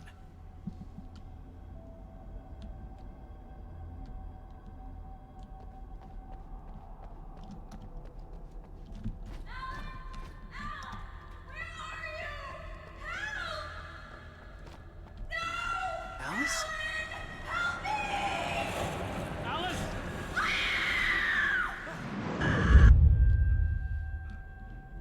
I'm losing it.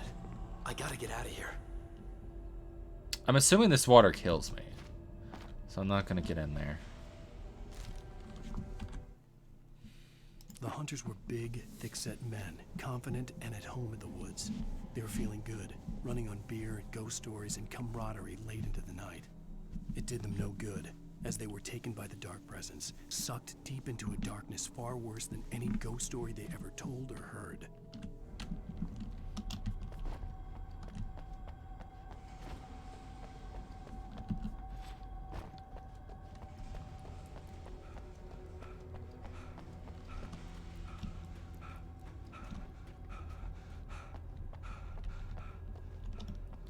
Ellen, I don't think this is healthy for you. Like, you're probably breathing in some bad shit.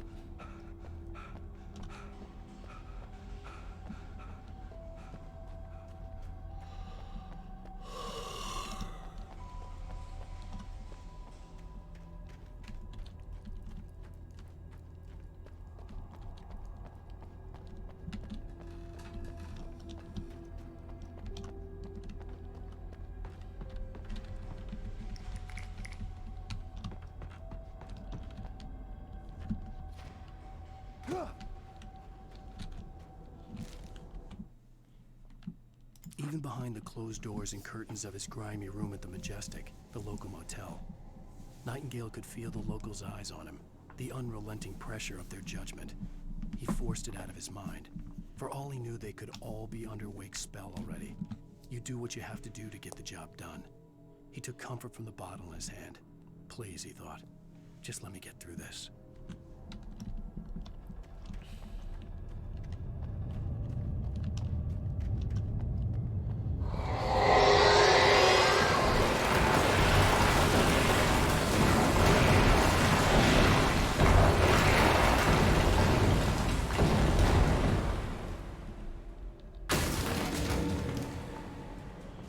Hello, good sir.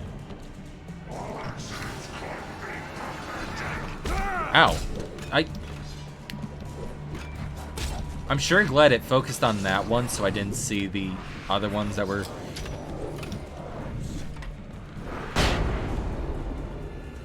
obviously coming.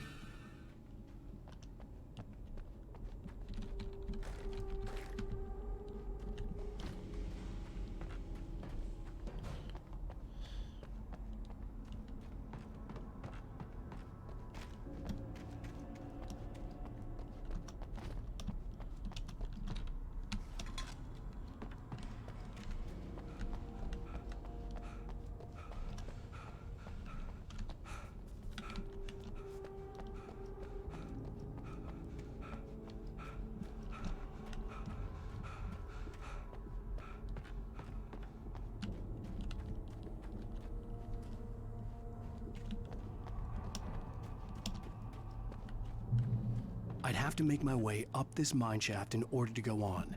Maybe the machinery could help me with that. Oh shit, we got a platforming puzzle. Don't worry, Alan has failed at gym.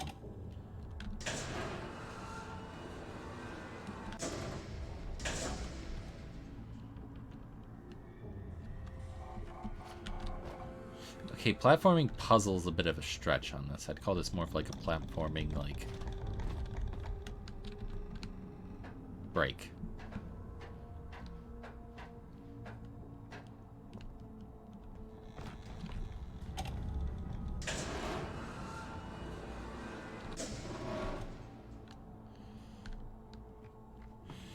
mean, it is a bit of a puzzle. Never mind.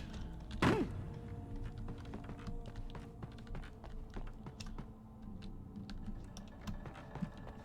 does this lead out? Or is this like a vantage? Yeah, this is a... Oh, no, I gotta twist that. Okay.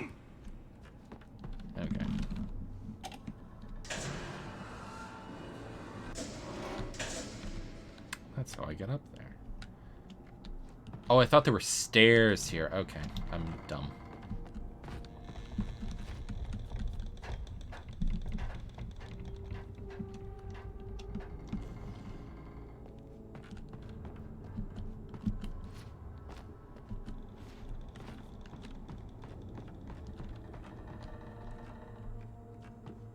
Then we kick this down.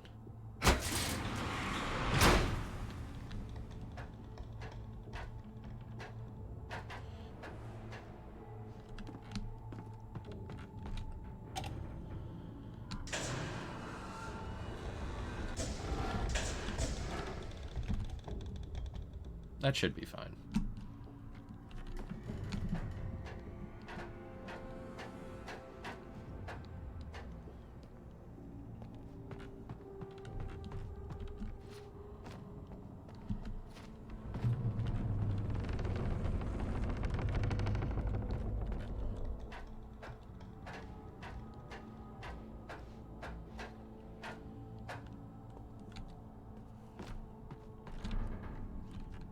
Was it time for another Allen kick? Hell yeah.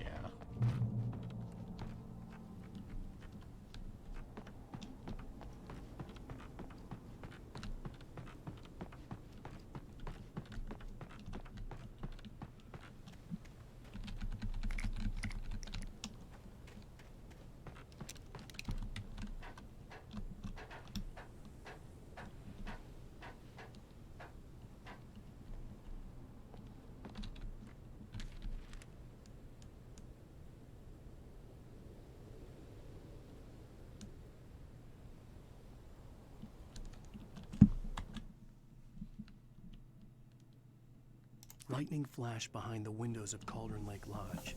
Tor Anderson laughed and held the steel hammer above his head. Nurse Sinclair was trying to calm him down without success. Tor grinned madly and shouted, "My hammer's up. Here's a friendly poke from Molnir, wench." He brought the hammer down with all his might on Sinclair's head. "We're on a comeback tour, baby." I like the reading of that. Feels like this entire town is going to the dogs. This dimension, I guess.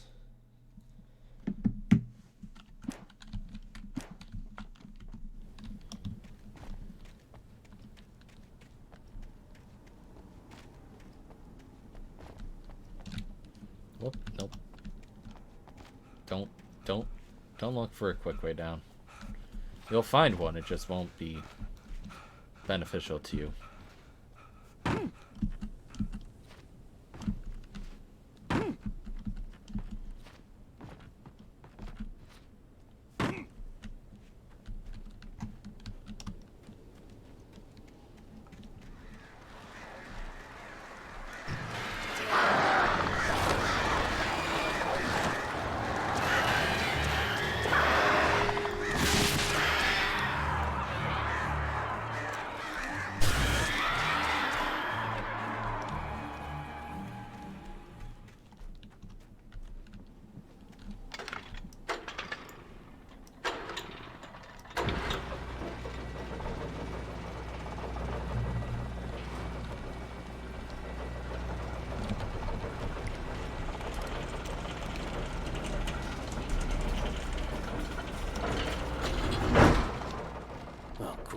Another cable car.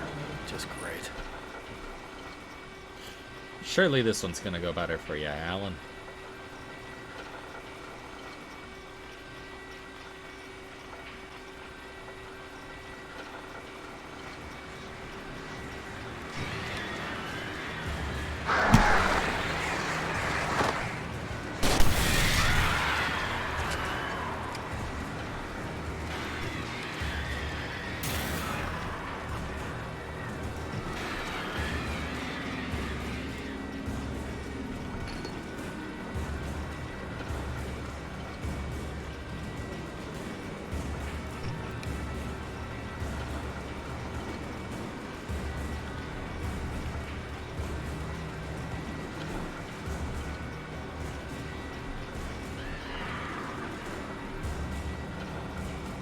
they've dispersed.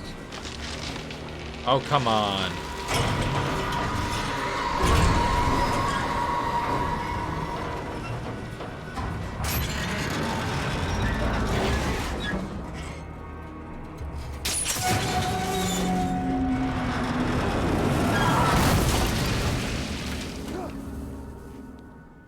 Well, we almost made it.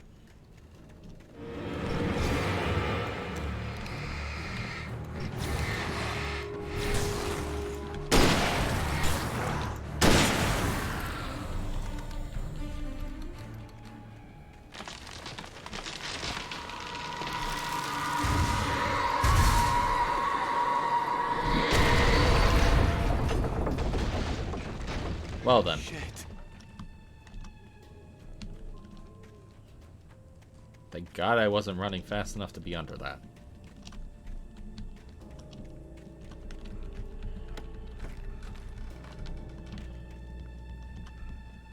Ooh.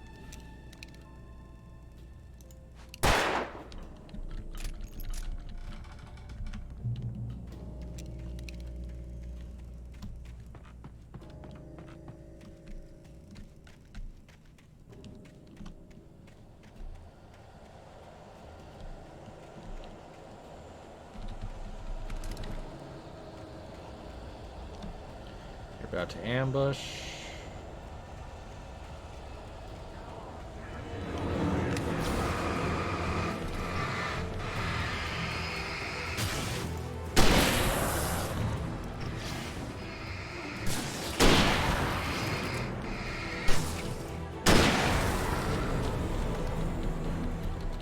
Alright, I'm getting the hang of the hunting rifle.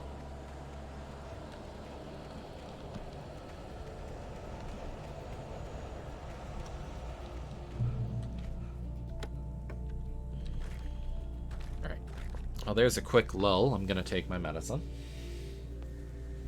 A friendly little reminder for y'all to take yours as well.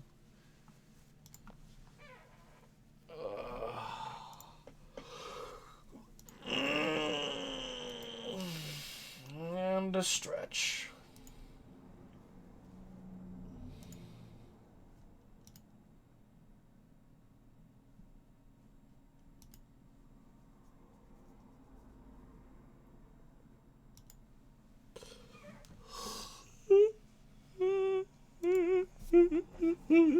Alright.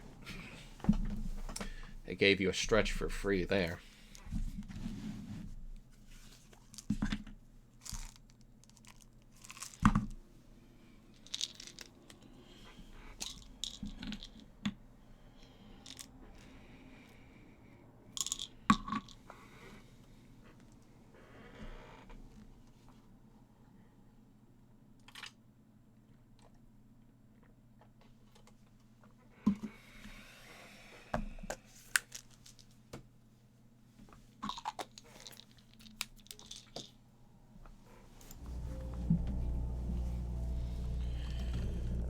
Cauldron Lake. The 8th deepest lake in the world, Cauldron Lake is a caldera lake formed in a volcanic crater. The volcano itself could be considered to be active, but it has not erupted since the volcanic earthquakes of 1970. Even then, the underground activity was comparably mild. Despite some property damage, there were no casualties.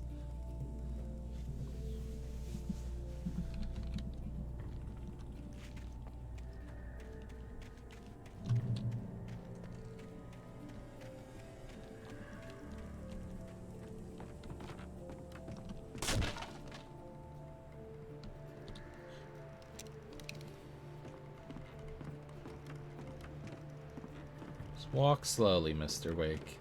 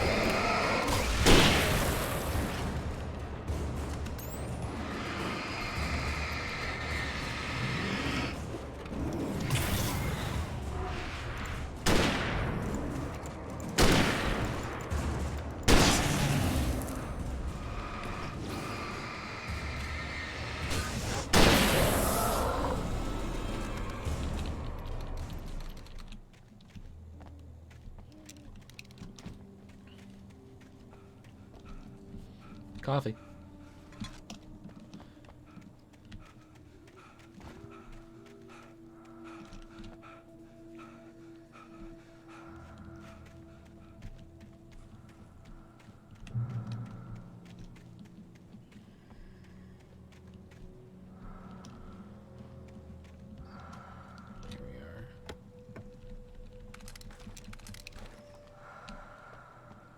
Alright, we got 11 shots for the flare gun. I'm feeling pretty confident. Well, not confident, because it still relies on me actually hitting the damn ones. But...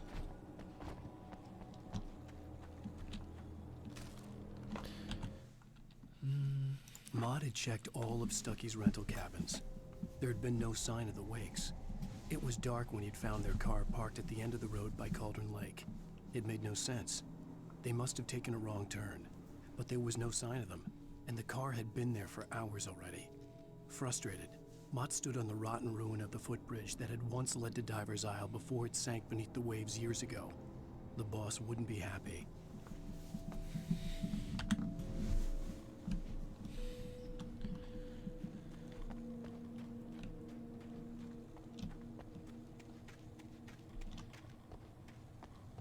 So, some external boss figure was intending to kidnap...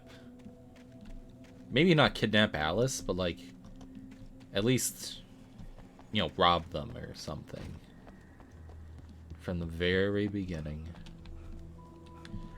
Alan kick? Nah. Alan shove. Alan, you could pull yourself out of that. I know you're not Mr. Upper Body Strength here, but like...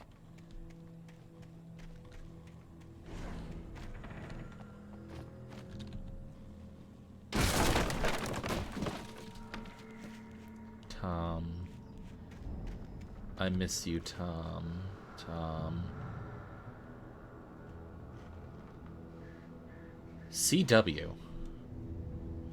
That's not Barbara. Tom, you talked to me on TV. Tom. I miss you, Tom. Did you write this? Tom. I curse you, Thomas Zane.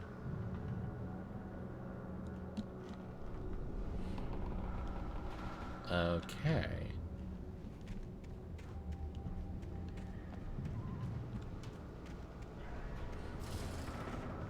Could CW be the one writing all these?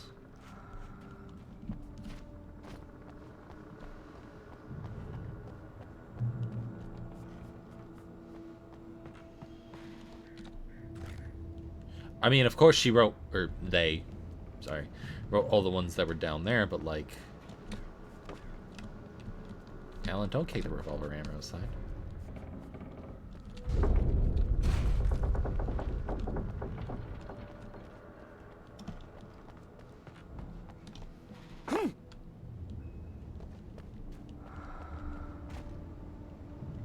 Oh, Cynthia, right.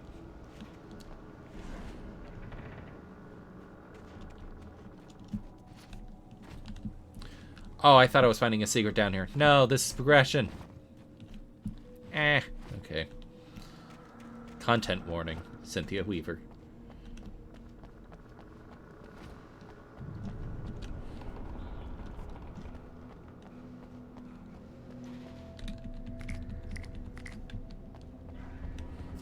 Or is this some sort of like 5D game of chess that's going on?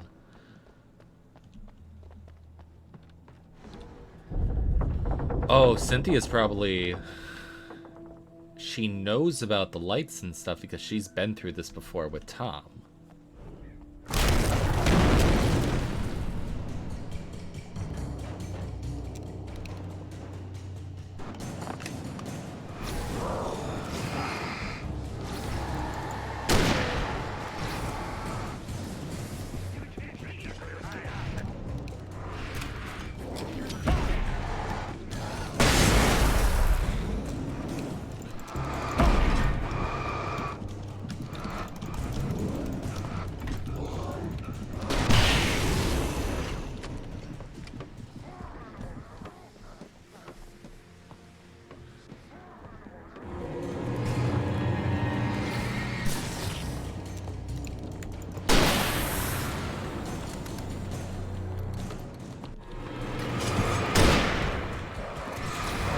Yeah, like, it's not a bad game, it's just that, holy shit.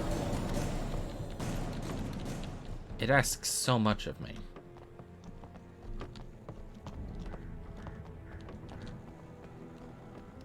Alright. I guess I should use some revolver ammo.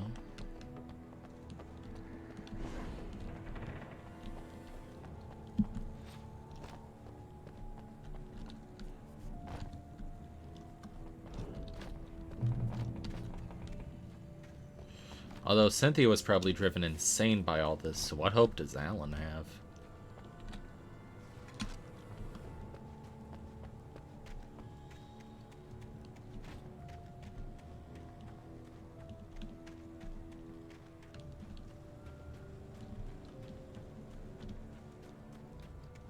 I could see Cauldron Lake. I thought I could make out the spot where the island and the cabin had been. There was a light near it. It had to be a boat. That be where he's keeping her? I was close now. I had to get there fast. I dreaded what I would find. I tried to hold on to Alice, but her form melted away. I was losing control.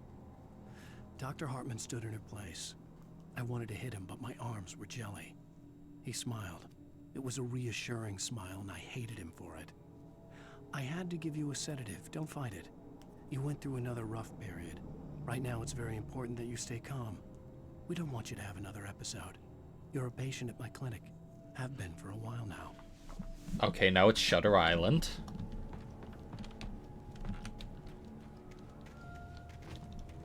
Okay, not quite Shutter Island. That you? Wait. Hey, I'm here! I'm coming! No! Get away! Sorry. Please, wait. The boss didn't know who he was messing with. I didn't know. I swear, I didn't know. We don't have his wife. We don't know where she is. She's probably drowned. We just said we had her to make a play ball. You see? They got him writing for us. You what? Please, oh.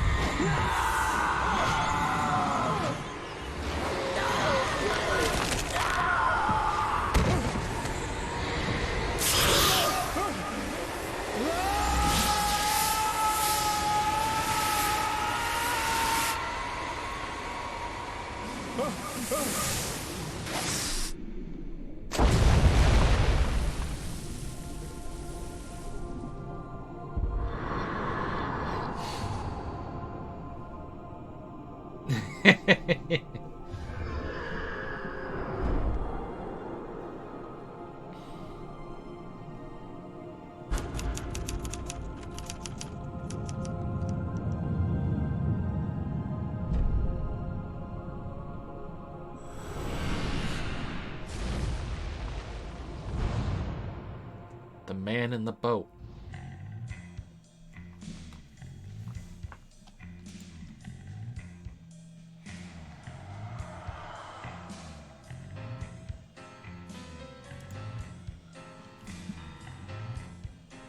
Previously on Alan Wake, I'm hunted by the law.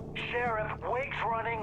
I'm giving chase. Are you seriously telling me that Ryder just took out my deputies? A thriller I supposedly wrote is coming true. The genre of the story seems to be shifting.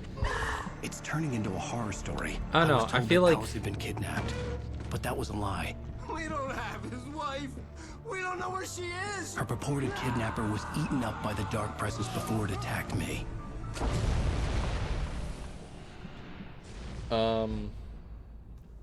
Valentia? I think my main issue with it was that I was trying to be, Shh, baby. It was just a nightmare. Alice. There you go, Alan. Hartman. I fell. I had to give you a sedative. Don't fight it. You went through another rough period. What? Right now, it's very important that you stay calm. We don't want you to have another episode. You're a patient at my clinic. Have been for a while now. The shock of your wife's death triggered a mental illness. No, you're lying. You're suffering from various symptoms of undifferentiated schizophrenia. Bastard. It's okay, Alan. Just let go.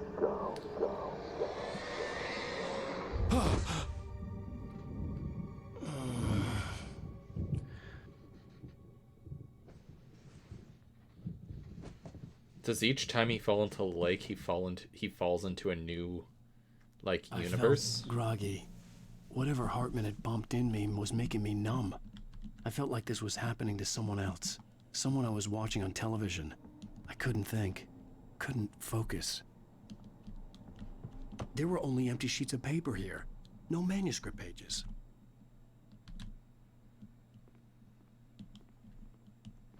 Fuck you. The door was locked. I was a prisoner here. Good evening, Alan. Are we feeling better now? Feeling calm? Yeah. I see you brought your pet gorilla with you. So sure, I'm calm. I get the message. Loud and clear. Why, right. That's the spirit. You're being very brave, Alan. I understand you're confused. I would be more concerned if you weren't suspicious of me. I don't blame you for it. Big of you. Now, why don't you come with me? We'll reacquaint you with my clinic and go over everything you might have forgotten. Little walk and some fresh air? Yes, it will do you good. Or maybe each time he falls in the lake, he dies. This corridor is for patients. Most of them aren't here right now. Jack took them out for a fishing trip, except for the ones who are particularly vulnerable, of course. I encourage creativity as a part of the recovery process here at Cauldron Lake Lodge. I specialize in treating artists. I bet you do. Splendid, Alan. I honestly believe we can get this thing under control if we work together. Emerson.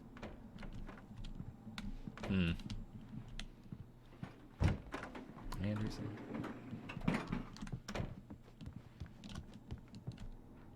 Bear. Ultrasound? Wait a minute.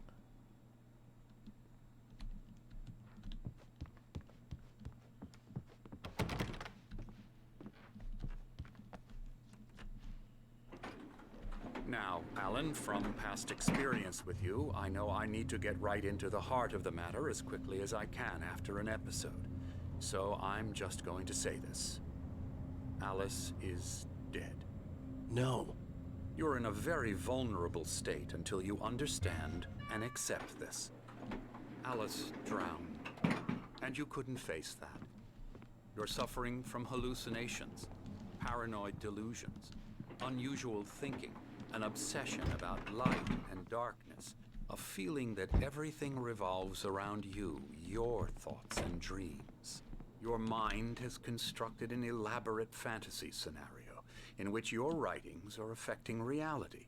She has been kidnapped, and supernatural forces of darkness are trying to stop you. We go this way, Alan. I wasn't ready for another shot, so I went along with it.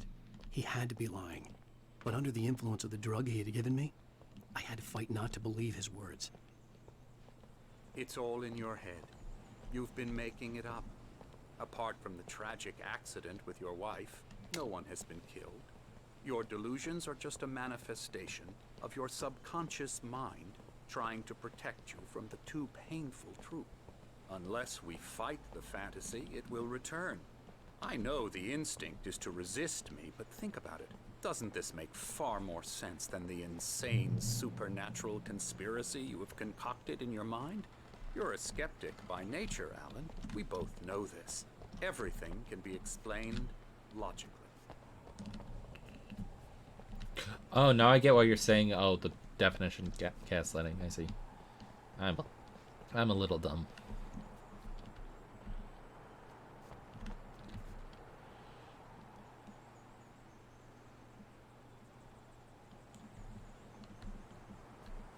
Hartman was a friend of Zane? Is the... Let's see... Is that where the lodge should have been? Never get tired of this view. Very inspiring, isn't it? Cauldron Lake spread below us. I could see Mirror Peak on the other side of the lake. I thought I could make out the spot where Diver's Isle had been when I arrived with Alice. Now there was nothing but waves.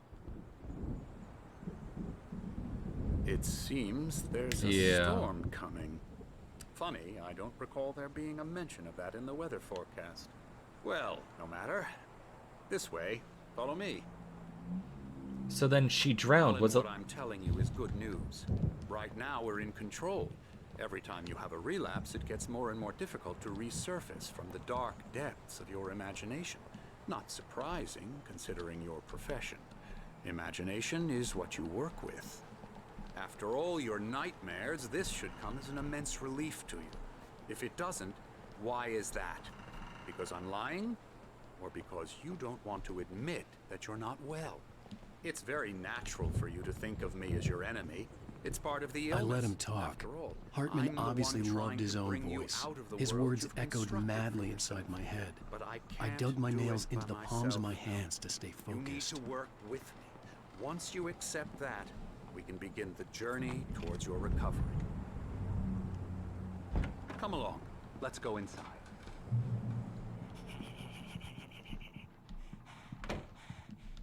Now here's the entrance to the office wing. That's for staff only. You were impressed by my trophies when you first arrived here.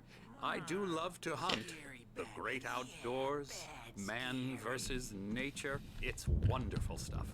You killed the Pretty damn cow. wonderful, yeah. Scary, scary, scary.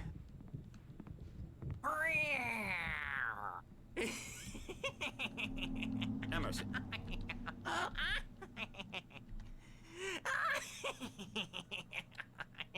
I'm a real bad dream, mister. You should be afraid of me. Don't want to run into me in the night, that's for sure.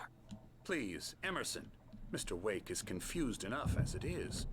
Yeah, you'd like me to go away so you won't be scared. But you can't just decide what kind of dream you have or when you have it. Emerson. Okay. Sorry. Boo. That's Emerson. We're actually making some progress with him, I'm happy to say. He works on video games. Ooh, yeah. It's trash, of course, but it does I'll get involve him some to the head. small creative effort, which makes him receptive to my therapeutic methods. No kidding.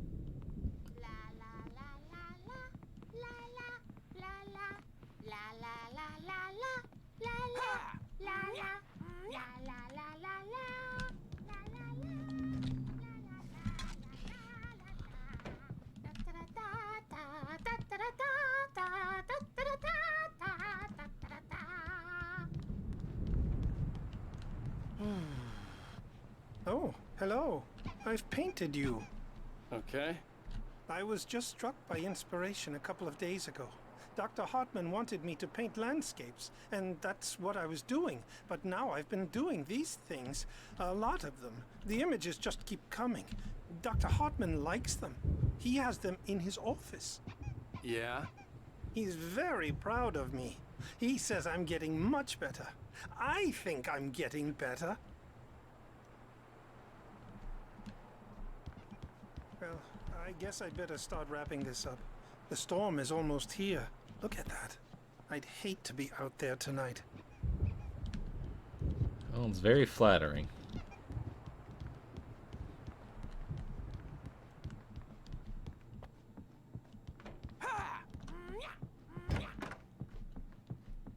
Now, you might have noticed the typewriter in your room. You've been writing as a part of the therapy. As soon as you feel up to it, you should continue.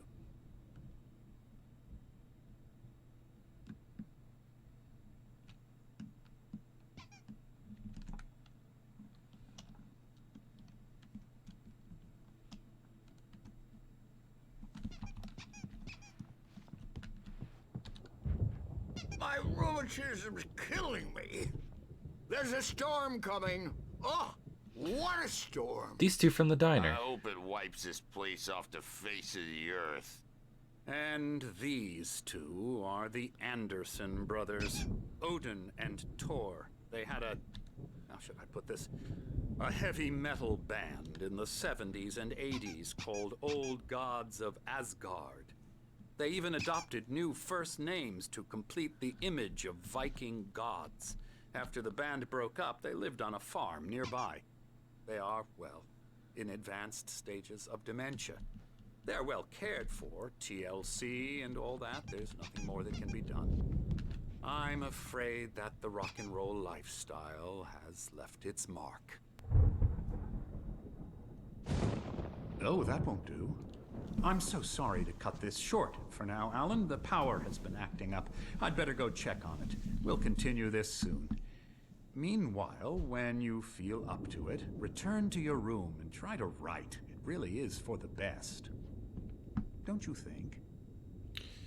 This feels like another hallucination made to like try and get me to write the manuscript. I'd like to bash his head in with a hammer. Oh, he'd love to fish out our secrets, but he has no clue.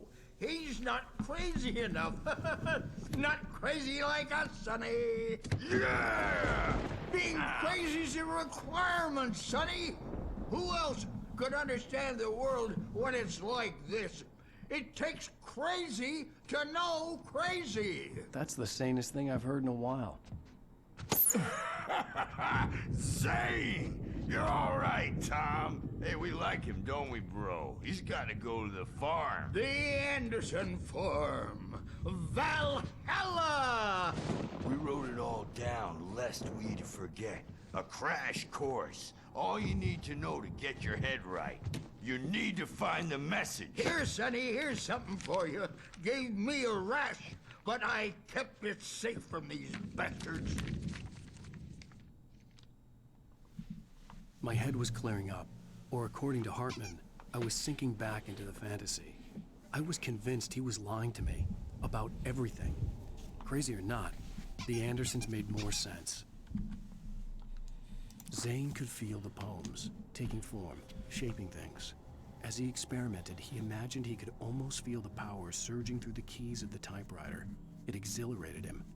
But there was fear, too. If not for his young assistant Emil, he would have given it up. But Emil convinced him otherwise. He too had a way with words. Tom, got any booze on you? Yeah, no.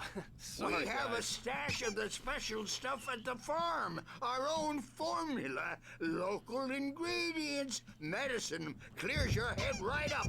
Makes you remember like moonbeams on the brain. Oh, I just noticed. Leather patches on the elbows? That's not very rock and roll. Tom just lost is all.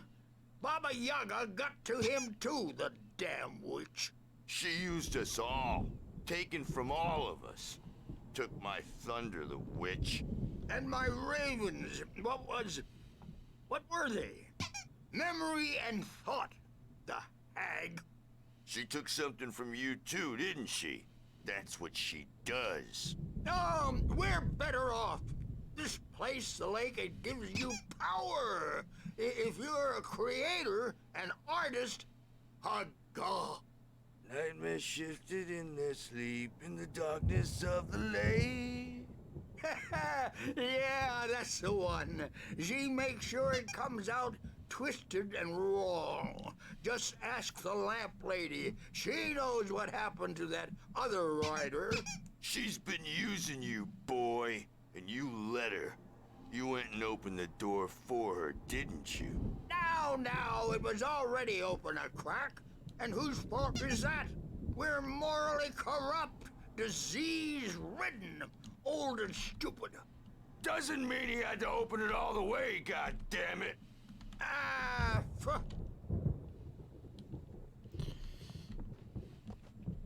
So there was already a beast here. I just sort of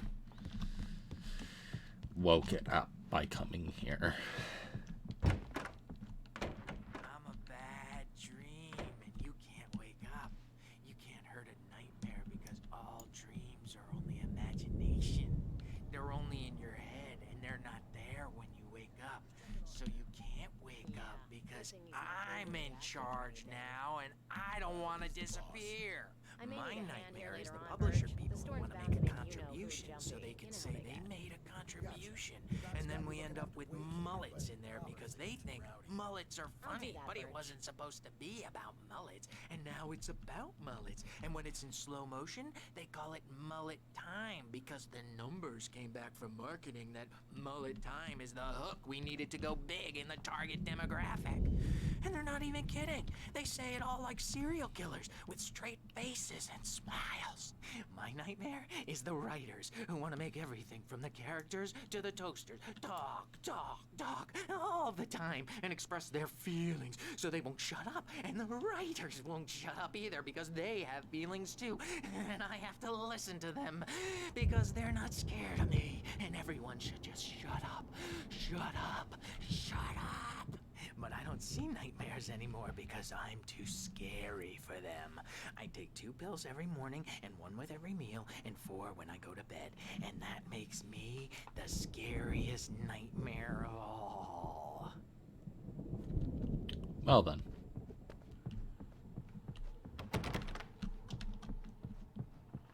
Hey, Wake, why don't you humor Dr. Hartman and give the writing a shot, huh? Typewriter's in your room. You can get to your room by those stairs, Wake. All right.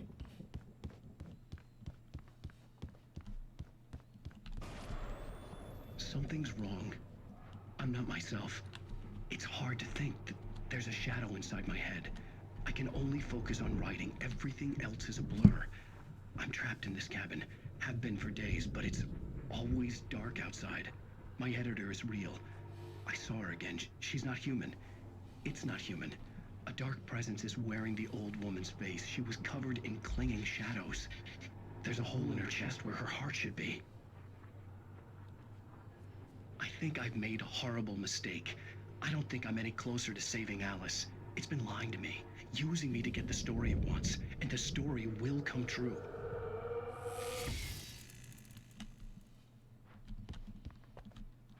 Another QR code. Pause for a second if people want to scan it, but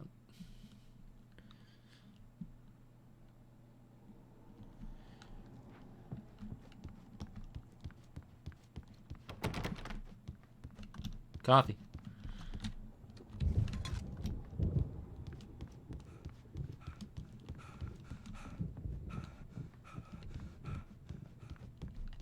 Hartman had mentioned that the power had been acting up. Maybe that was the reason for the generator and the work light on the balcony. Hartman wanted me to write. I knew I couldn't, but I figured I should just play along for now. It was the only thing I could do with Nurse Birch watching me like a hawk. The generator hadn't been activated, and there was no key.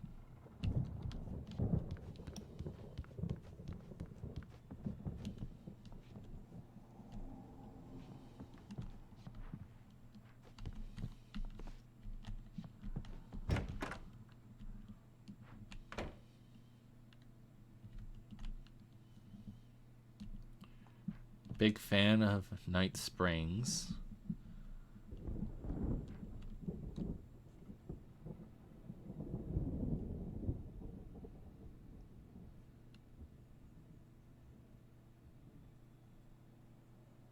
Huh. I wonder if this is like whiteboard work in progress stuff from when they were developing the game.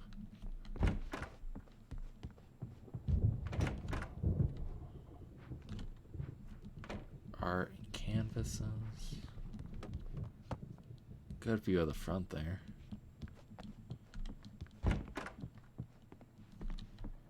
Can't get into Dazol's room. It doesn't look like there's much in there anyways. The white glare of the blank page in front of me hurt my eyes. My hands began to shake uncontrollably. Everybody calm down. Put that down. Bert, I need help. Hey, Wake, you stay here. I'm gonna go see what's up. You just keep doing what you're doing. Be cool, okay?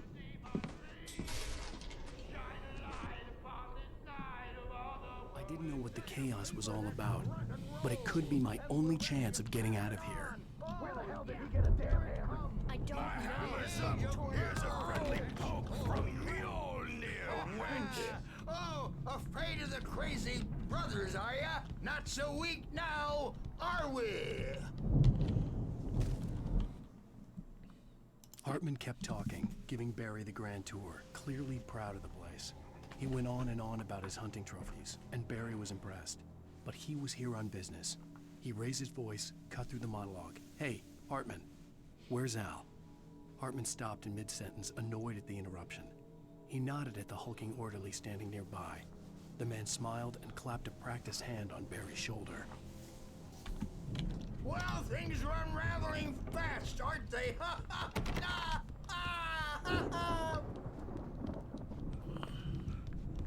It's my store. Sinclair looked bad. That wasn't a love tap. The crazy old fart hit her hard. If she was one of Hartman's goons, she had it coming. I could get the key to the office wing from Sinclair. The backstage is I had to all get to yours, Hartman's Tom. office. He had taken Seize your all my destiny. manuscript pages. That's where he'd been keeping them. Come out and face the music, Birch. It's time to pay the piper. The photo on the wall caught my attention. In it, the clinic staff was standing outside the lodge. I knew the man next to Hartman. He was the kidnapper. Hartman had been playing me all along. The markings on the tape said they were recordings Hartman had made of the sessions with his patients. I saw Alice's name on one of them. For a moment, I couldn't breathe right. There's Slacky. Hartman wasn't happy. Mott could see it in his eyes. He quickly lowered his own. He had made a mess of it, and he knew it. The shame of failure was hard to bear. He hadn't expected Wake to say he needed more time, and he blurted out 2 days, less than Wake had asked for to show him who was in charge. But that wasn't part of Hartman's plan. Fucker. Alan was right from the very beginning. Now, Mrs. Wake, can you tell me about Alan's problems? He's more and more out of control all the time.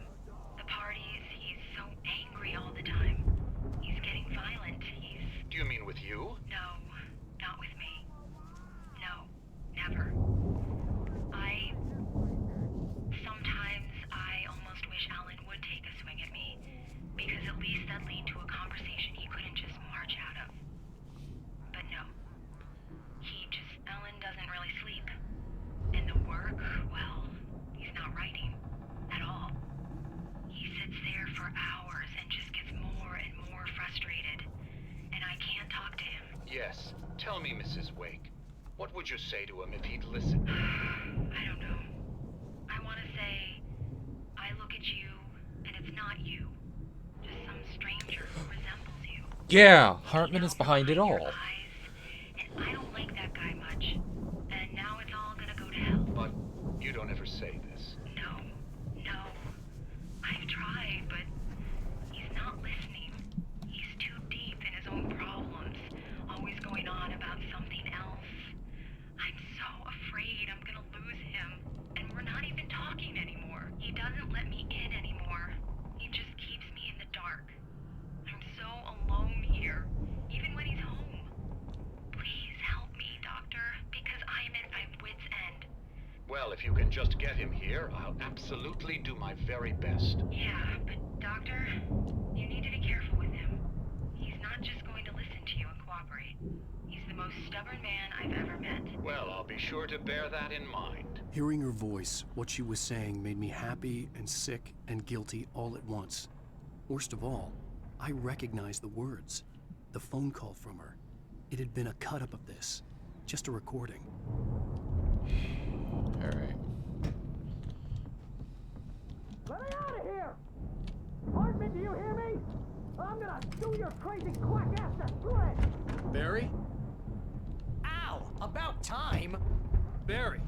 Man, am I glad to see you. We need to get to Hartman's office. It's right next door. You okay? Yeah. I mean, no! The cops found me at Rose's trailer, but they didn't hassle me too much. I'm obviously a victim in this, and I demanded to be treated as such. or else I'd sue their asses. Speaking of asses, that Fed gave me a real hard time, but I had no clue where you were. That guy's crazy, Al.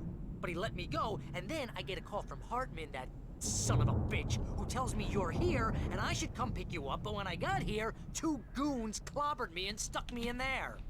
What's with the cutout? I stole it. Oh. He stole it from the diner. These were all the pages I had on me. And more.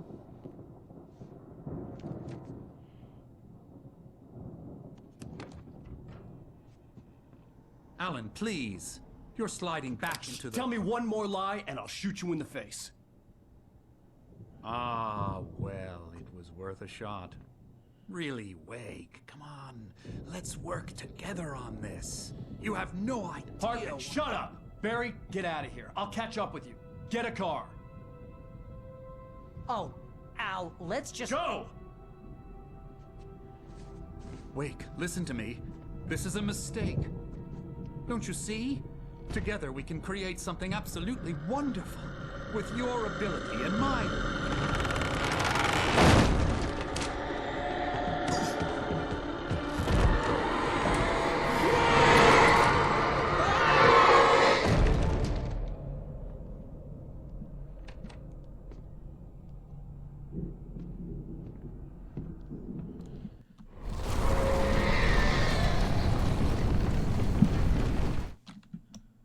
Hartman followed the fall of Alan Wake with his binoculars. When the rider hit the water, he ordered Jack to take the boat to him. The spot was easy to see in the dark, even with all the extra lights in the boat. The flare floated and kept burning, even in the water. Jack turned the radio louder as the engine sputtered. The music was rough and clanking, something the Anderson brothers would no doubt have enjoyed. But Hartman chose to ignore it. Wake was finally within his reach. The dark presence would be on me in a moment. I had to find a way out.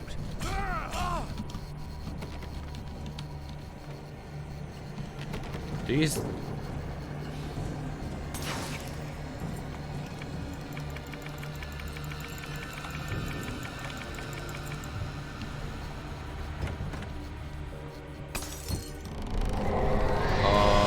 I don't have my flashlight for this.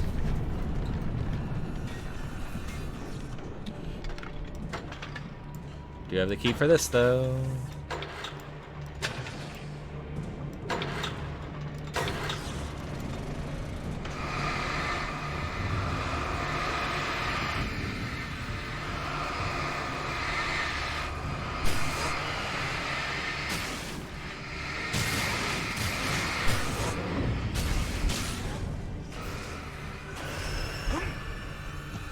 Ow.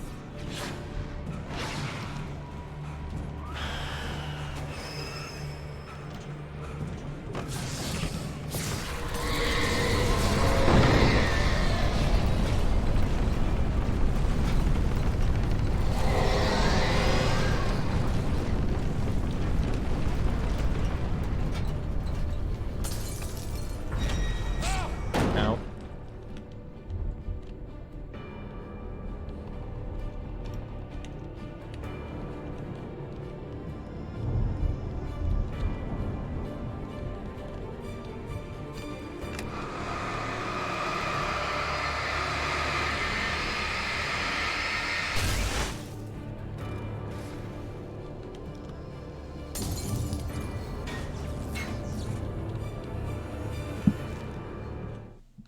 Hartman knew he was no creator. He had no ambitions on that front. And he certainly didn't want to end up like every artist he had worked with here, damaged in ways that were hard to describe, or worse.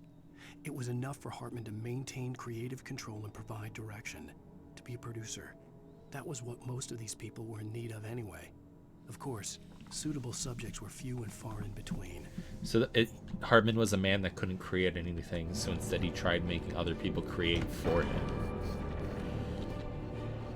Most of us have felt the shadows, a shiver down your back, a pain from the corner of your eye. You can't find it on face.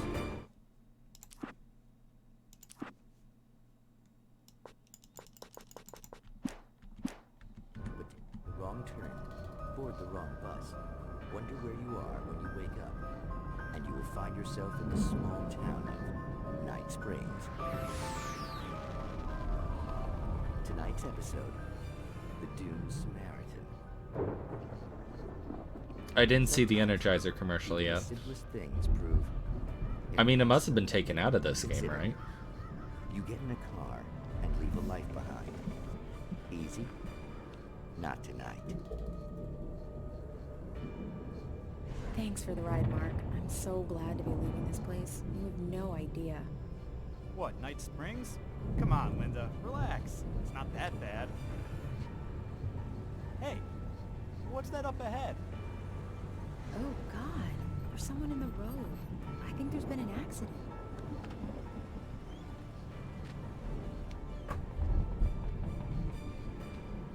Are you all right? Oh no, Linda! Oh no! It was me on the road! Wait! Tell him to watch out for the truck! Watch out for the truck! My God, Mark?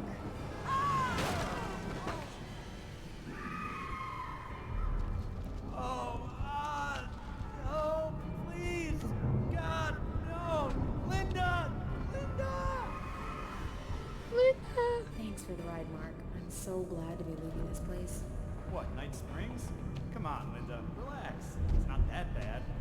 Hey, what's that up ahead? Oh, God. There's someone in the road. I think there's been an accident.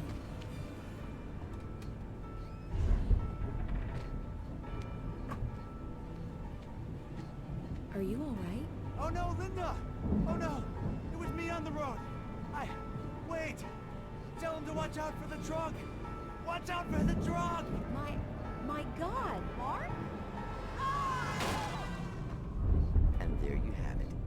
A vicious cycle, brutally punctuated by the blast of an air horn and screaming metal. Many roads are dangerous, but none more so than the one that leads away from Night Springs. I think I remember watching like a Tats Top Videos a long time ago that mentioned that like the Alan Wake commercial plays here in a very strange spot. Magic, parlor tricks, smoke and mirrors.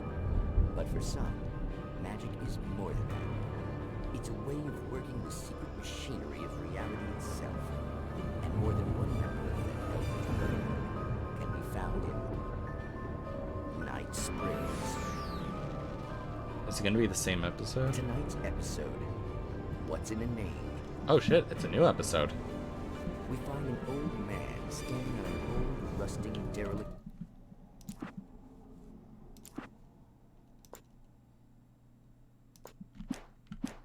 ridge, leaning his bony frame against the cold steel.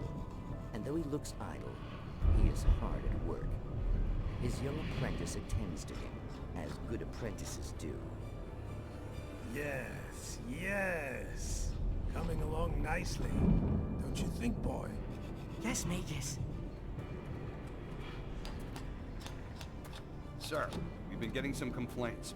Are you defacing the bridge? Oh.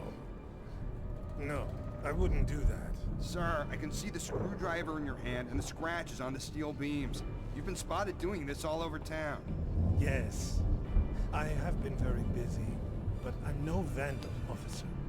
Exactly what are you up to, sir? He's writing his name on the town. The youngster is correct. I'm writing my name, my whole name, the entire and complete description of my soul on the town. I'm almost done. Yeah? Well, all I see is an old man tagging public property. Oh, I should bow down to the wisdom of your years? Words have power, young man. Names and titles especially. Uh-huh. And, what's your name supposed to be? Tell him, boy. Tell him while I finish the carving. Officer, it's... Say my name, boy. Say it. It's Night Springs, officer. But isn't that... That's the name of the town, isn't it? Yes, it is from now on. Wait, where'd he go? Hey, where is he? Oh, officer. You know where he is, and what he is, don't you? I think you should get in your car and drive away, and remember which town you're serving.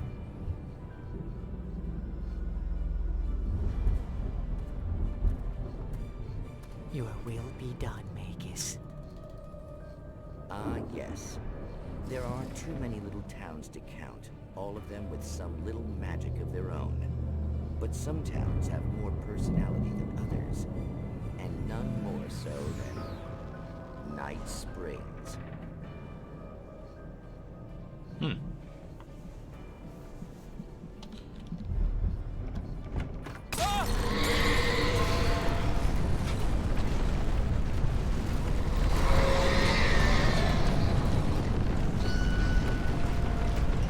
Oh, that's gonna crash. That's gonna crash. That's gonna crash.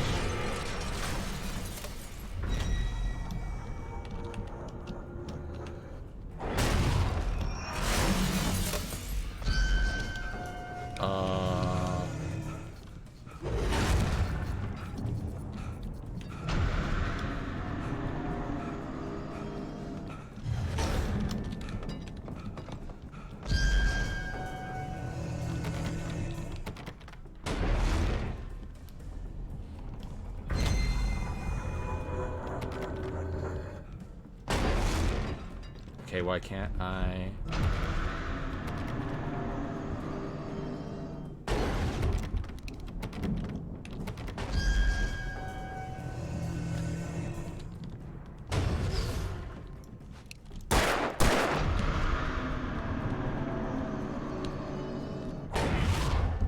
Oh.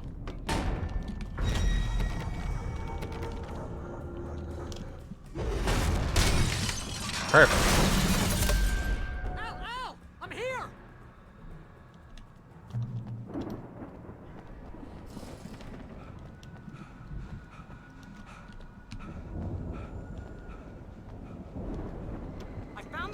But the gate's locked.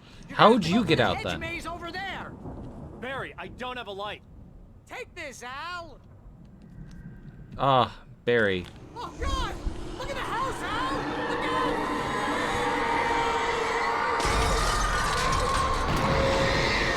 out! Great googly moogly.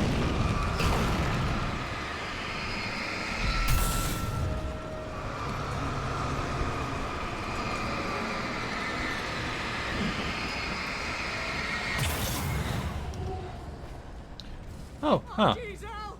The house looks bad. Let's get out of here. I assume that was in like the one of the previous chapters, unless I head back there.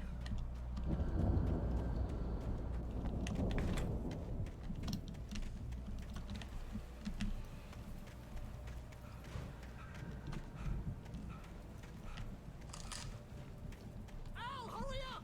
I can hear those evil guys moving around. Barry, it's a maze. It takes a minute.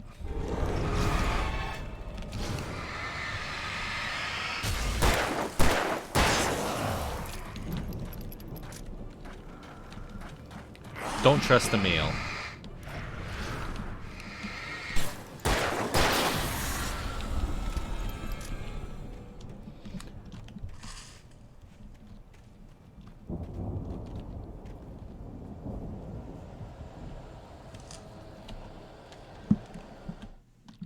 I stared at the Viking paraphernalia that littered the area, surrounding an unlikely centerpiece. A full-size stage complete with an impressive sound system with all the trimmings, including a dragon. It took a special kind of crazy to build something like this in a remote field. Yeah, that does When sound the in sky turn for split open Barry. with a deafening boom and the music started blasting, it felt strangely appropriate.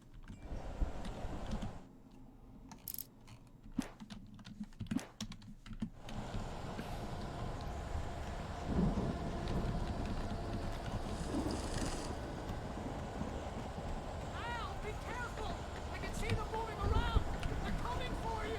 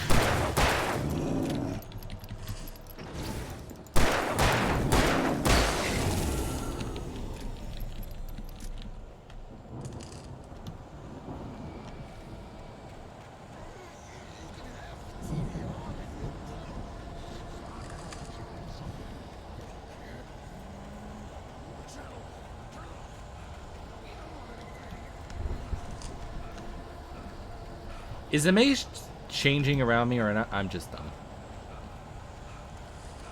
No, I think it is. Or, yeah, I might just be dumb.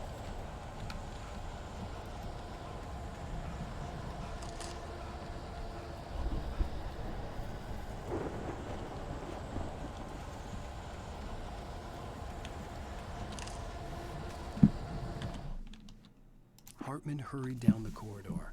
He had disliked leaving Wake when he was surely at his most susceptible to therapy. But this was not an ordinary storm. Wake had been writing, and he had woken something up in the depths of the lake. Now, it was coming for him. Hartman had naturally prepared for a situation like this. The idiot brothers would keep Wake distracted while Hartman double-checked everything, just to be sure. Huh.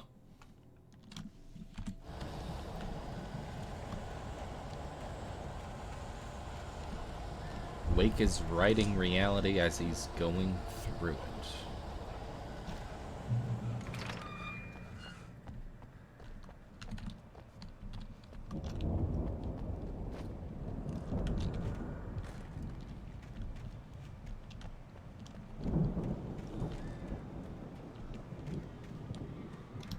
You get 2 pills in the morning, and then you'll be nice and calm. You get 3 pills in the evening. And then you sleep like a baby.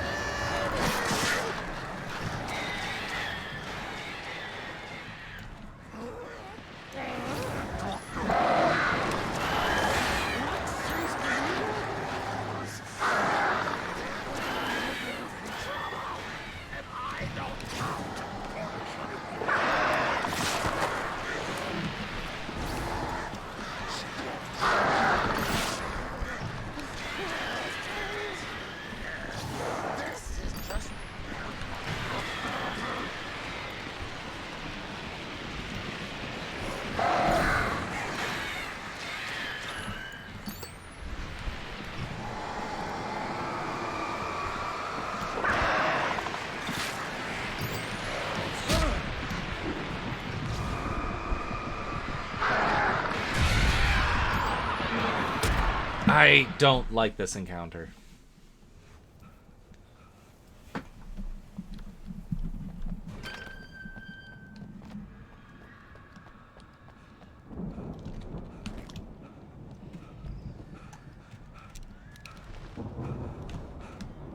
You get 2 pills in the morning, and then you'll be nice and calm.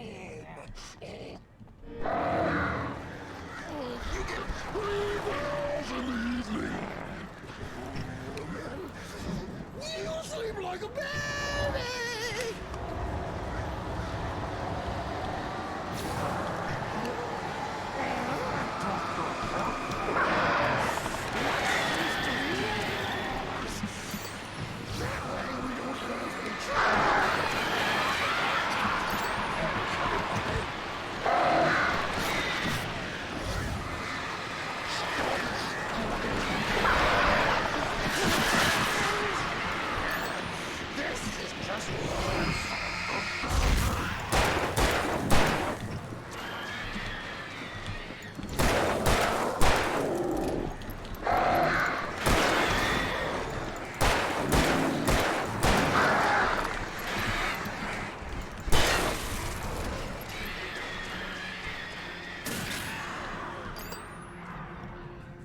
Christ.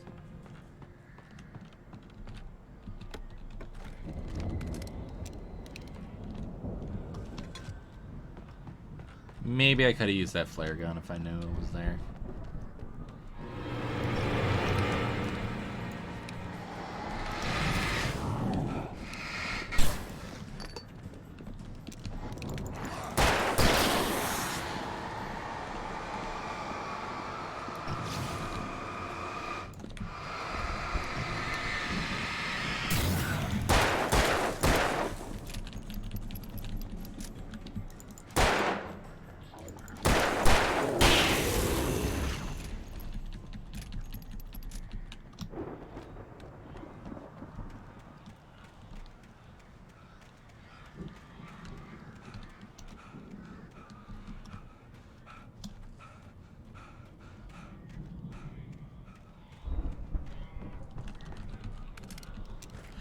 But we never went to jail, though.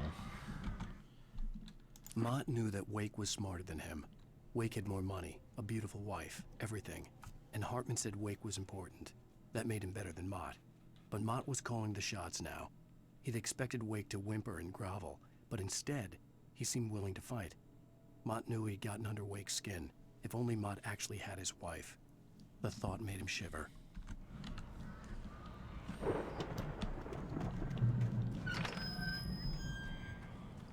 Got the double barrel.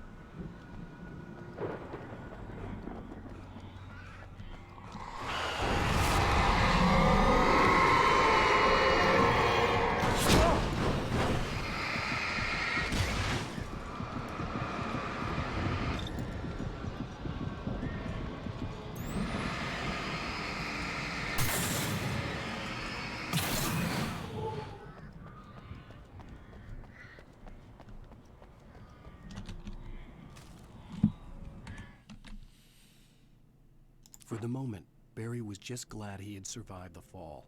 He had been separated from Al, and there was no easy way to climb back up. He told himself he'd be okay in the gloomy forest at night. He would just have to wait for a while for Al to find his way down. Barry turned when he heard the heavy footsteps and saw the movement. The man-shaped shadow lunged at him from the bushes, an axe held high. Barry screamed and threw up his hand. The world exploded.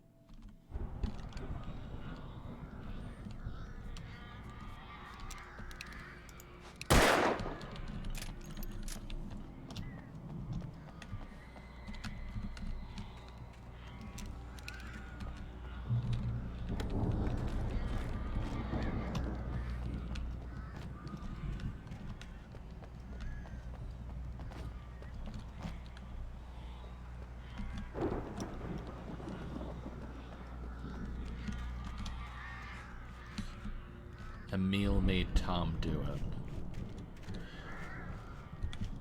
So, Emil was the mastermind that made Tom write all these things? To unleash the evil?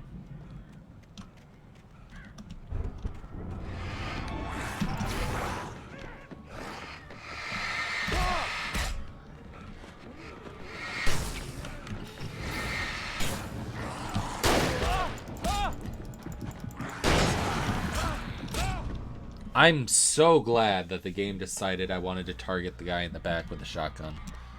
Not the guy that was immediately in front of me. Flash that just in case.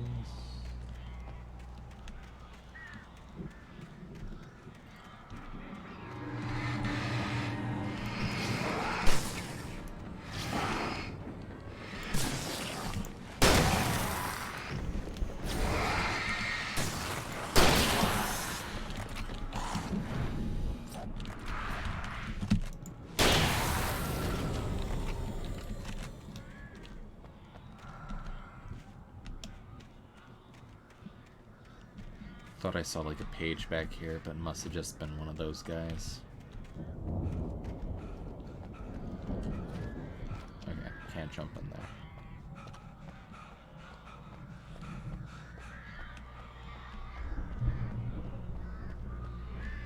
Checkpoint.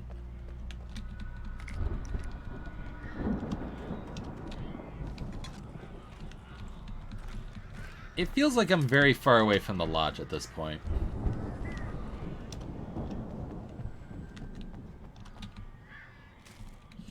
Barry is just back there without a light. Hartman watched as Wake's features slackened. The man was bullheaded, no doubt. Even lying on the bed, he'd almost broken Hartman's nose the second time. But with a little time, he could break Wake down, give him proper direction. Wake was easily the most promising subject he had had. Well, since Tom, really. Sleep well, Alan, Hartman whispered with a smile. Let me take care of you. He sniffed hard to clear his throbbing nose, swallowed blood, and barely tasted it.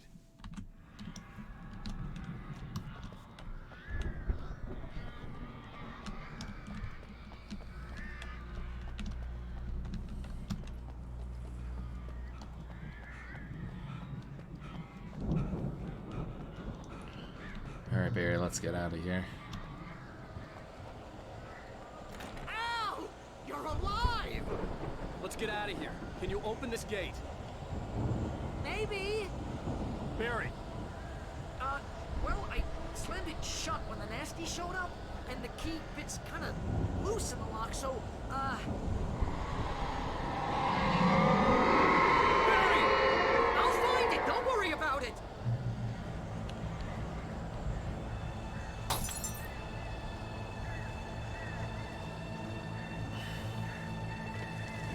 I do enjoy his little, like, you know, rolling his shoulders, just like, alright. Hurry up, Barry!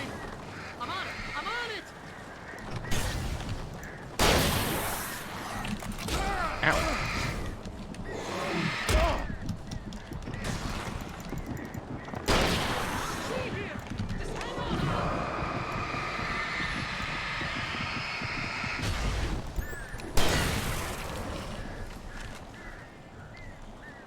Oh, hey! I found a corner! Barry.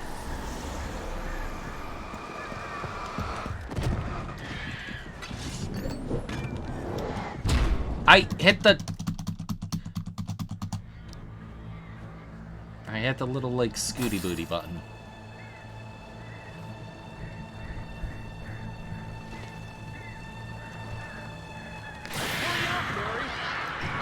I'm on it!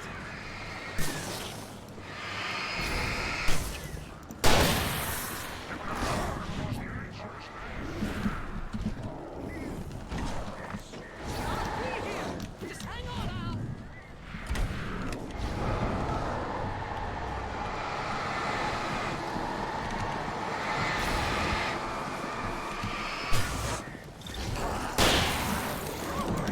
Found a corner!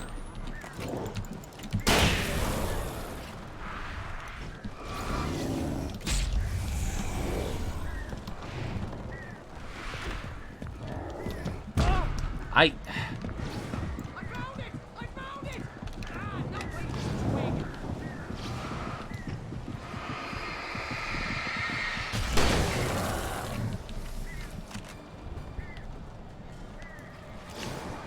Here it is! Al, I found the key!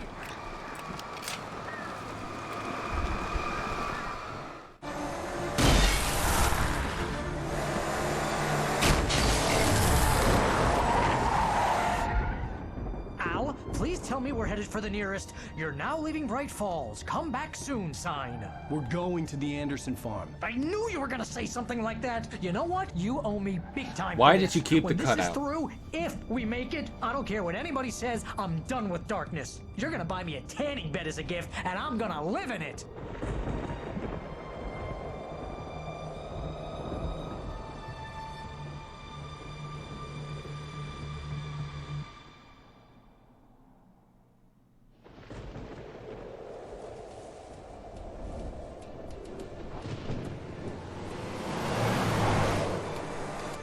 I'm crazy, but that's fine, Barry. Oh, you got that right, Al. You're barking mad. You are by far the But craziest. maybe that's inevitable when you deal with crazy stuff like this. It helps. This is happening, Barry. Alice, they never had Alice. She's trapped in the darkness at the bottom of the lake, but she's not dead. Al, how can you know that? I know, Barry. I can... Al, No, listen. I can bring her back. I can find her. There's something special about this place. The lake, it does something to the works of art created here. It makes them come true. But there's a catch. The dark presence, whatever that thing is, twists it to its own ends. That's why all of this is happening. It's using my manuscript to take over everything. Al, I believe you. It happened to Thomas Zane before, it happened to the Andersons. I believe you. Crazy or not, you're not delusional. Weird shit's going down. That's a fact. I'm on board, man. I'm with you. The Andersons knew about it, but they were too far gone to tell me with all the drugs they were on. But they wrote it down. There's a message somewhere at their farm, Barry. We just need to find it. Look out!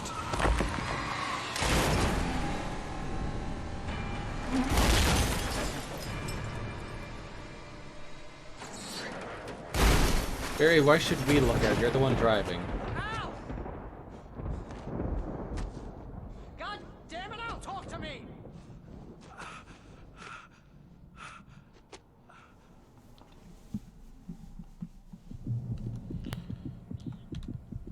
I had lost my gun in the crash. Barry was nowhere to be seen. Barry! Barry! Oh, man, you're okay! Jeez, it's good to hear your voice! I was trying to get out of the car, but the ground gave way. Man, what a drop! Don't worry, your cutout is fine. Forget that! Are you okay? I hit some bushes, didn't get a scratch. There's no way you can climb down, though. It's like a sheer wall. Al, there's something moving down here! Barry, it's a Taken! Use a flare, Barry! Oh, yeah! Barry, are you alright? I'm good, Al. I'm great. Guess you never messed with anyone from New York City before, huh?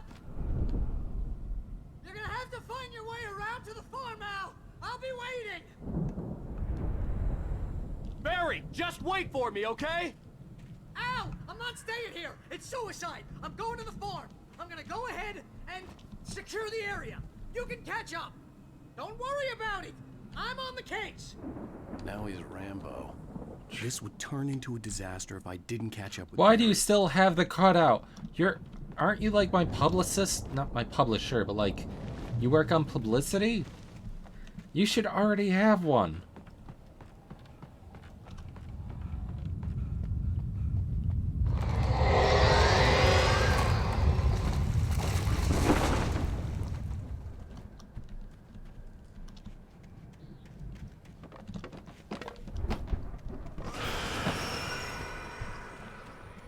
Have a light.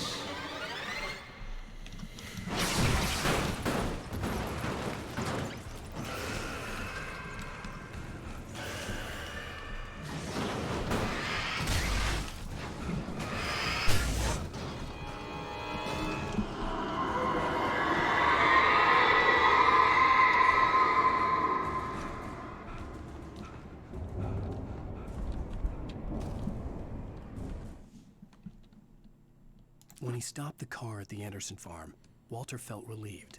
Oblivion was close at hand. The brothers wouldn't miss a jar of moonshine or two in the booby hatch. But then he saw the man on the porch, and he knew who it was. Driving for his life and knowing it was useless, he didn't realize he was crying until he couldn't see the road for the tears.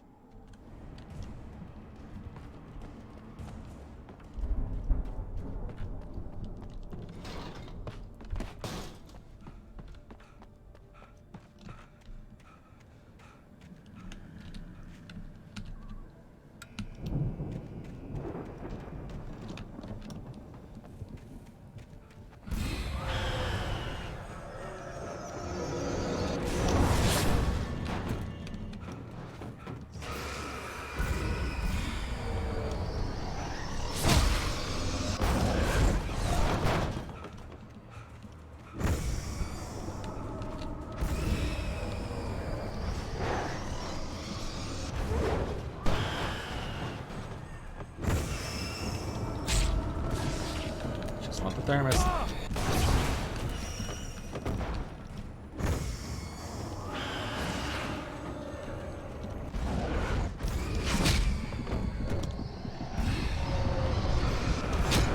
God, I don't like this.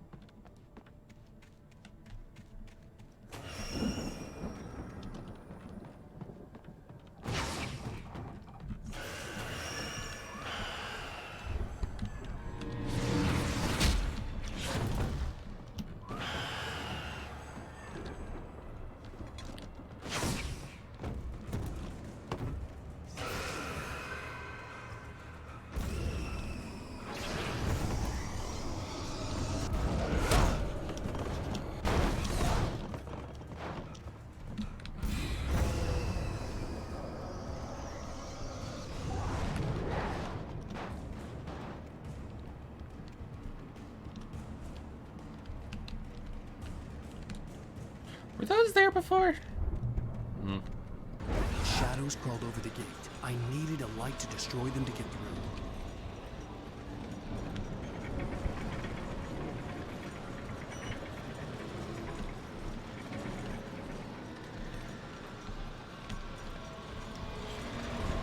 Just gotta power this baby up, and it looks like the wires lead in. Not in here.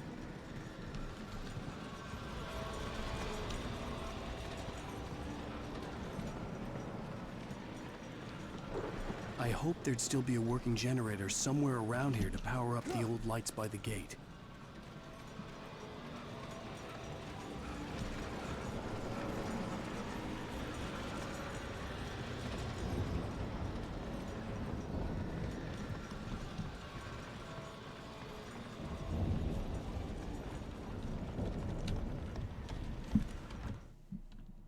Agent Nightingale stared at the passed out rider. The man was sleeping off one hell of a night. Nightingale felt a stab of envy at Wake's oblivion, but he had a job to do. He put the gun to Wake's head and almost became a murderer. His hand shook and his throat felt tight and dry. Biting his teeth, he tried again to pull the trigger. He lost the nerve. Wake stirred. Nightingale would have to settle for an arrest.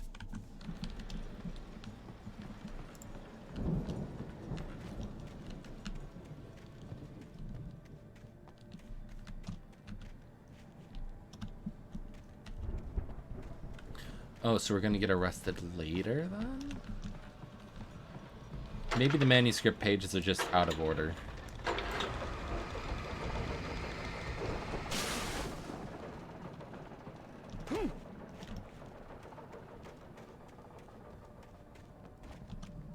I could sense the movement in the woods ahead. Facing the enemy without a weapon was dangerous, but I had no choice.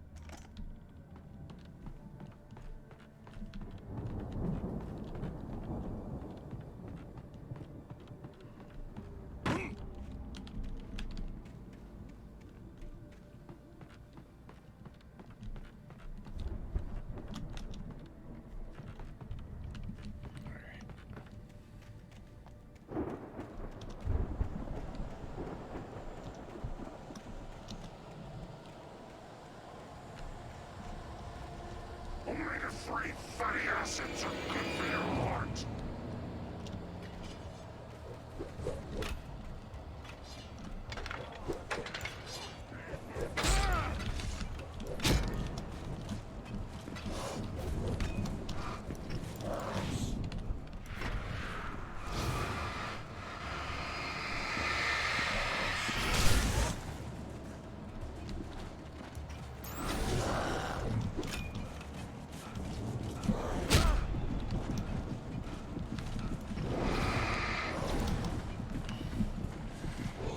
Oh, come on. I could sense the movement in the woods ahead. Facing the enemy without a weapon was dangerous, but I had no choice. Like, yeah, the flashlight stuns them for a bit, but...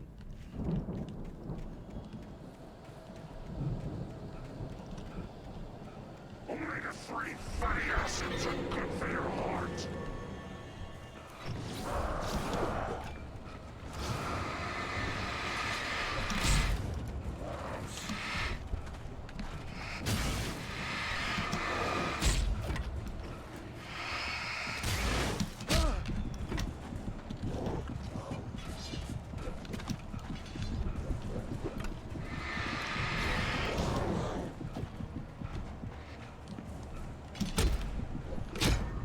God fucking damn it. Alright, I'm not even gonna bother going for that generator because it's impossible for me to get. Dangerous, but I had no choice.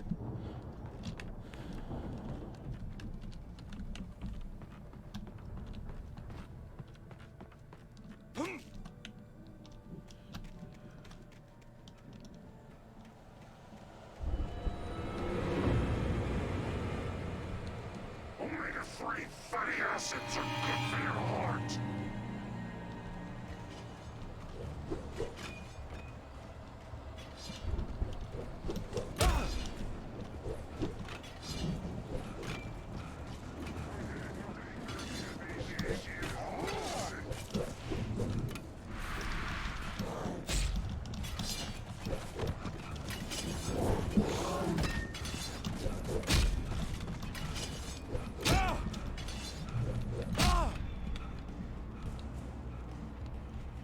Christ.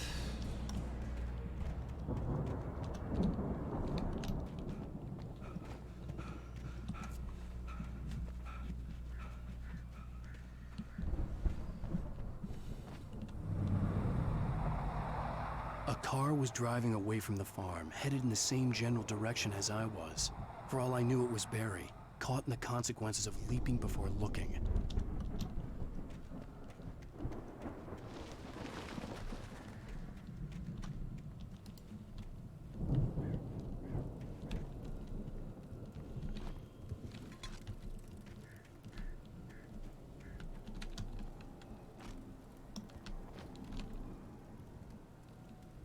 Alright, we got the heavy-duty flashlight, at least. That's something.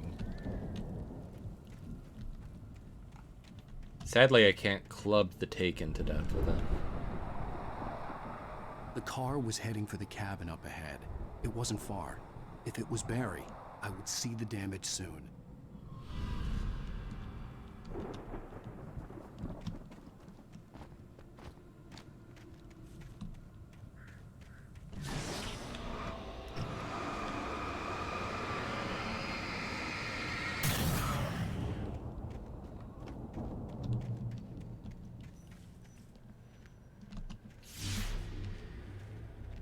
I'm trying to deliver each page to the right time and place. I'm trying to show you how the story goes. I had seen glimpses of the light before. I had seen it in my dream. It was a strange spaceman or a diver in a bulky suit. He was the one who'd been placing the pages on my path. It's Tom, 'cause he was a diver. The dark presence followed the choreography laid out to it in the manuscript, growing stronger and stronger, moving like a storm from one scene of destruction to the next. But it was still bound to follow the story and chained to the dark place it came from. When the story reached the end it longed for, it would finally be free. Oh boy, bear traps.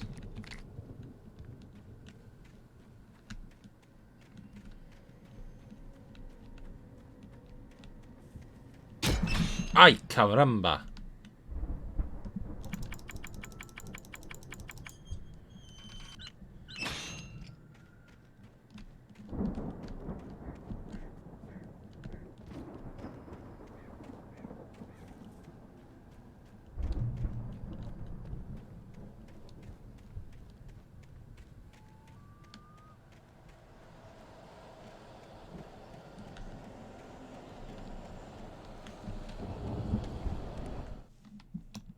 The storm raged on as the Anderson brothers walked unsteadily away from the clinic with the other patients in tow, knowing that this time they wouldn't return. The darkness around them seethed with horrors, but Tor and Odin were unafraid. Their eyes glinted with guile. They knew every secret path, and there was blood on their hands. They had fought these shades before.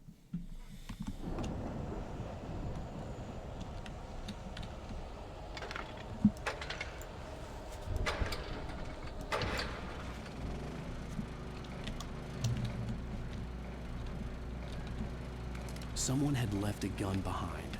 Now I had a fighting chance of reaching the farm.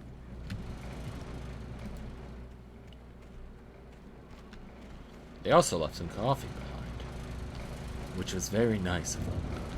The Taken are filled with darkness.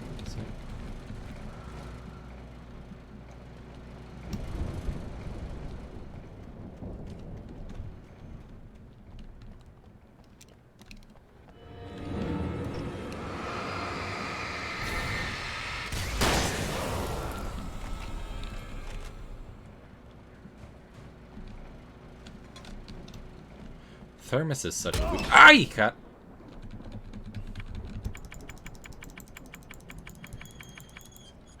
Thermos is such a weird word. That's it. That's all I had to say.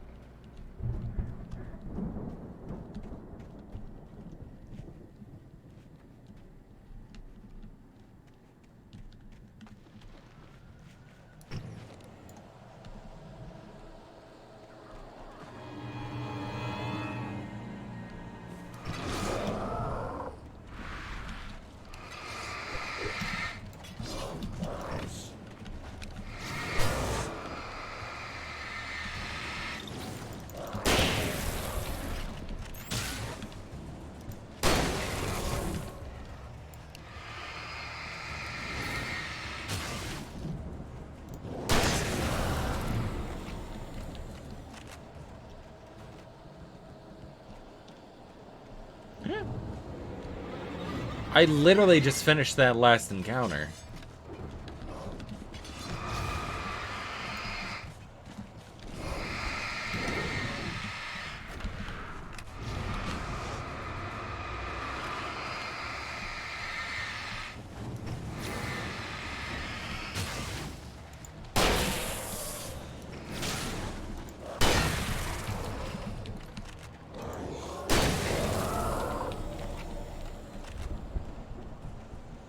I'm wondering if the game wants me to try and, Game! Do you want me to lure them into bear traps? I doubt it'll affect them.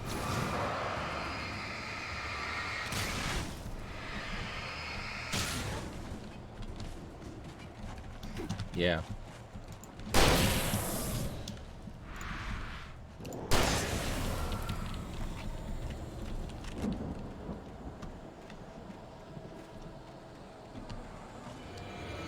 God, game, what? I'm running out of shells.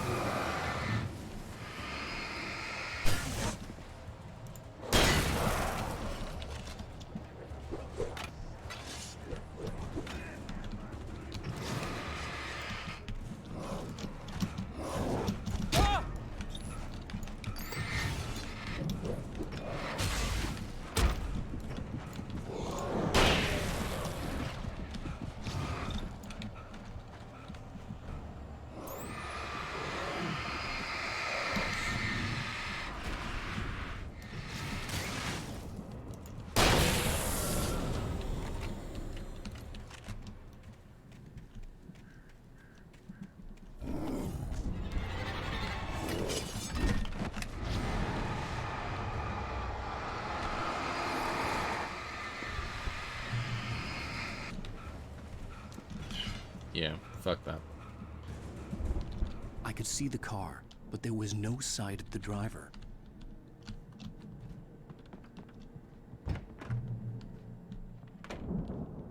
Hello? Anybody here? Barry! No! Danny, you're not! Ah! Please! Ah! What are you? No! Don't! I'm sorry! The front door was locked. I'm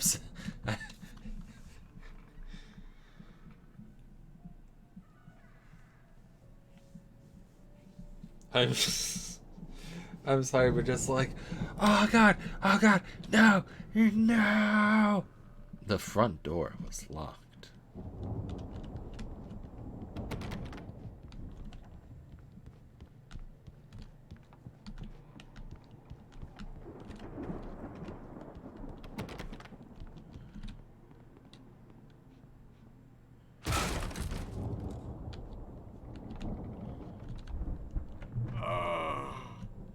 I know you. You were in jail the other day. I went to the farm again for the moonshine, you know? It makes you see. They're not gonna miss it. They're in the loony bin. But my buddy, Danny, I lost him. Something's gone wrong with him. It's not him. Like a real bad follow-up to a real good movie. The best friend's suddenly the bad guy. Who wrote this crap anyway?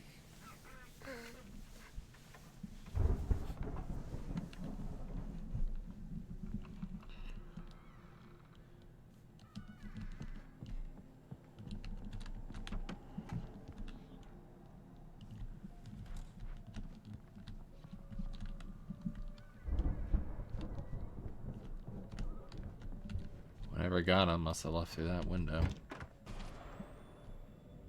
I've run through every possible course in my head. If I continue like the Dark Presence wants me to, the story I'm writing won't save Alice. It's a horror story, and it's going to kill her, and me, and everybody in this town. No one will survive. Darkness will consume everything. This is what it's wanted all along. It will be free, unstoppable. It used Alice to get to me, dangled her in front of me to keep me going. It was never going to release her. I'm going to change this. I'll escape. I've written myself into the story. I'm now the protagonist. This feels like a terrible risk, but it's the only way to save Alice. I'll be bound by the events of the story just as much as anyone else who's been woven into it. The story must stay true for this to work. There have to be victims along the way, near escapes, cliffhangers. In a horror story, it can't be certain that the hero will succeed or even survive. He almost has to die. I'll write my own escape into the story next. I need help. Zane's going to be the one who'll help me. I'll make it happen. So Alan, at some in the past, wrote all this under the influence of the Dark Presence. TV is smoking. But he's forgotten it and isn't aware of how the story is going.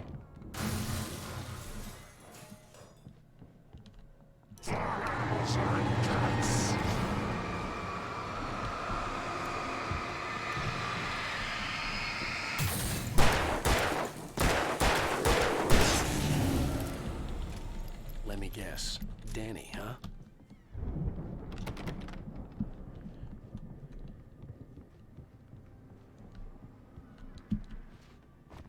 The farm was still a good distance away. I'd need a car to get there fast. Oh.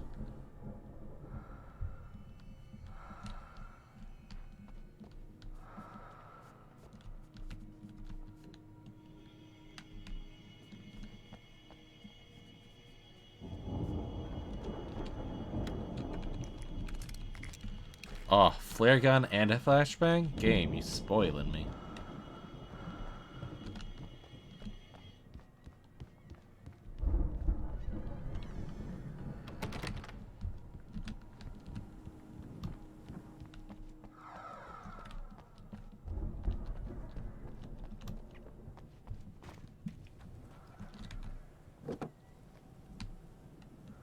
If Barry wasn't up here, he was probably in trouble down at the farm. For a moment, I felt bad for doubting him. After all, I made it this far myself. But Barry was Barry. Alan, you're not much to write home about either.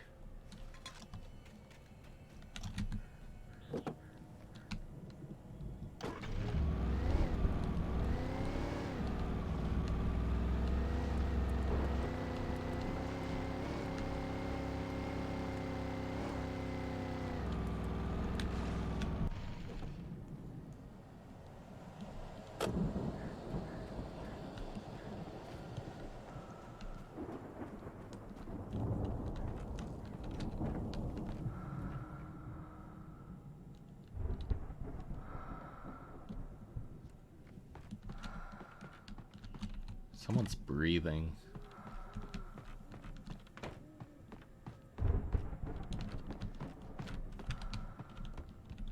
And I hope you're one of them. As in, like, I hope you're breathing. If not, do that. Get some water, too. You've earned it.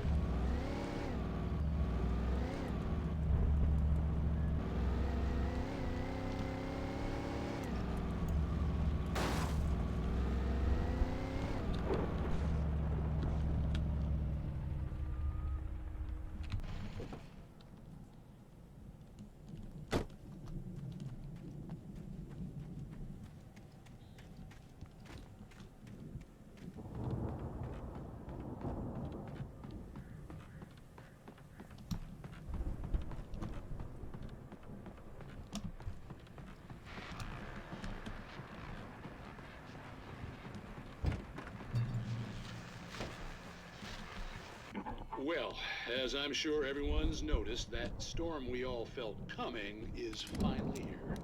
Boys at the Weather Service reckon it'll last until morning at the very least. Pertaining to that, let me read that missing persons alert again. The Sheriff's Department's still looking for a Caucasian woman, 30 years old, slim and blonde with blue eyes. She may be lost in the woods, and it's possible she's been injured in a car accident. If you see her, please make sure you get her indoors and call the sheriff. It's bad weather to be caught out in, so if you see someone in the area who maybe looks a little confused, give him a hand, all right? This is Pat Maine on KBF FM, hoping you're all safe and warm tonight.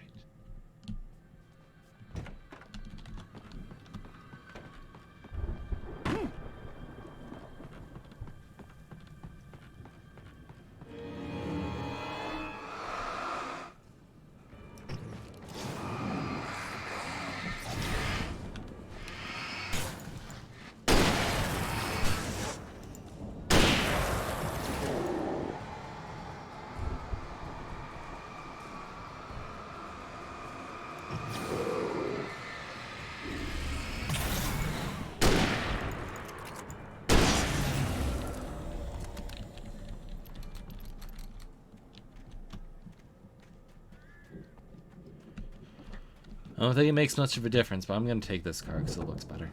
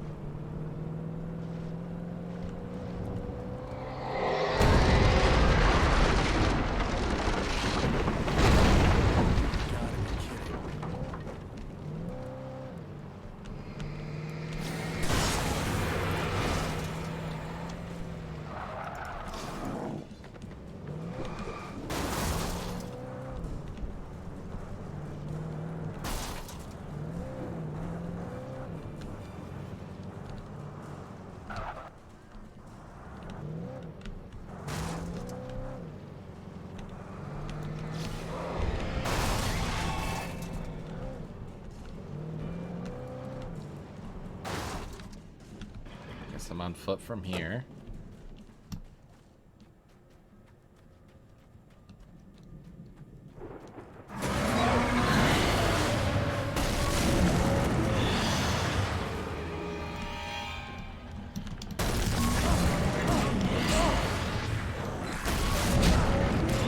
Really? Really?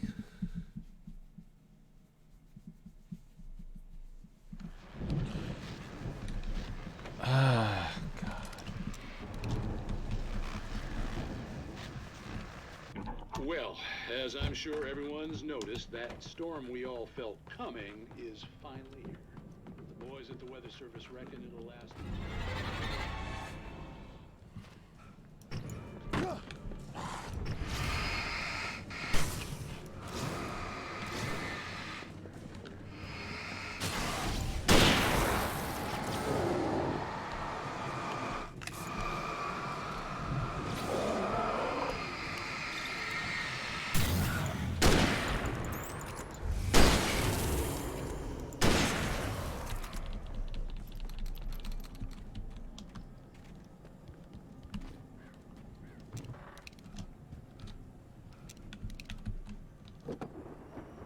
I'll just stay in the truck. I don't know if it's gonna make any difference, but hey, maybe it's like stronger.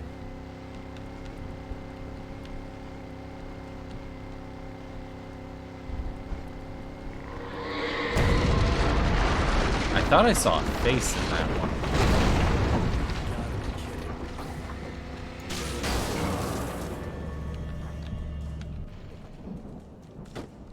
What does it say? Wait, if I kill all of these, does that mean that next encounter is going to be better?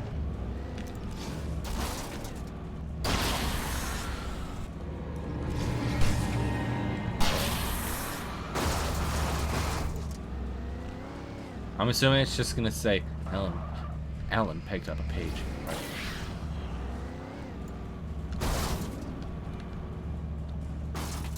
Come on, you rat. Fuck.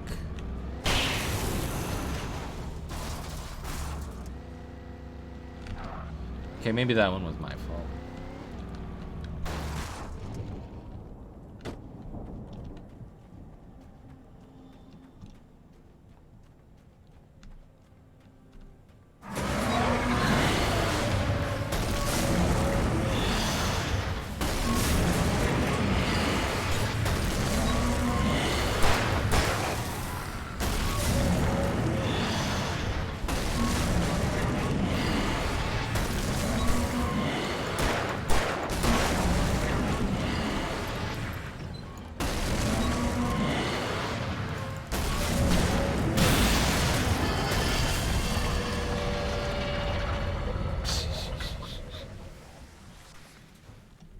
that.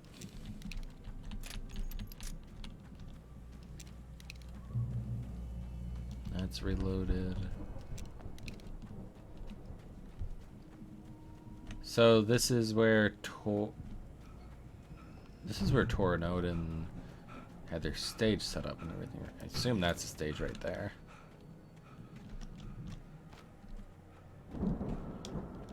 Wouldn't mind recouping some of my ammo from that.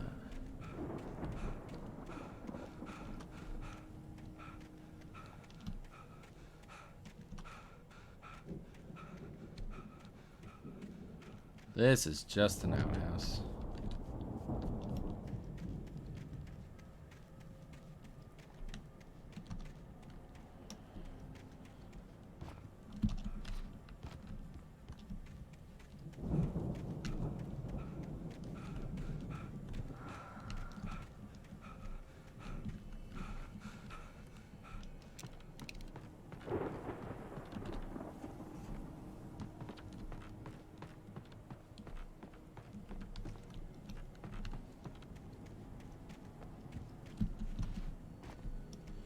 Alan, it's a fence. You can just pull your scrawny ass up it. Like, again, you don't get to talk shit about Barry.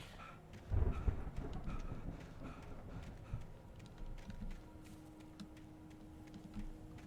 the hell is that?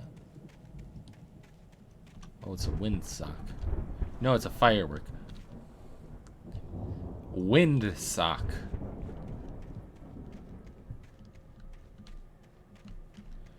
Izzy, you are a little bit of a dolt sometimes.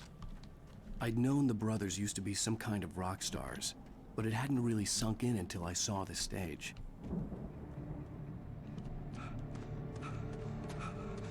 Ow! Run! Incoming! There's too many of them!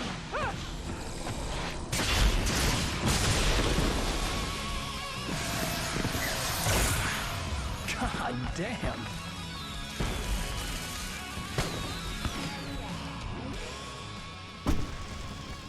I'm so glad you decided to go it alone, Mr. Bronson. Shut up and shoot! Al! We have to fight them off! I can set off more of the fireworks from here and help you out! Hey, Al! Did you notice there's a lot of ammo and stuff around? This place is stocked! Al, hold on! I'll try to get the stage lights on!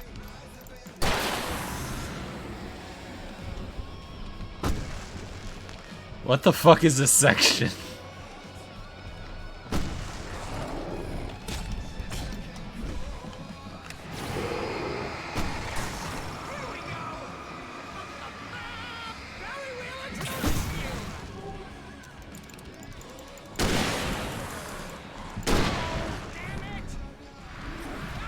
Turn of the century wiring! Hang on, Al! I'll get them working again, I promise!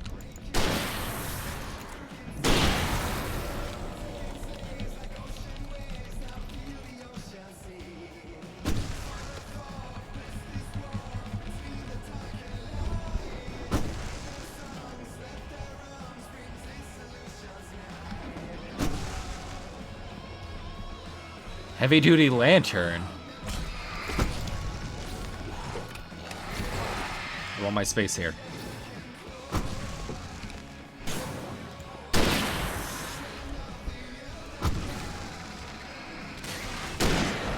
Yes! Al! Stay in the light!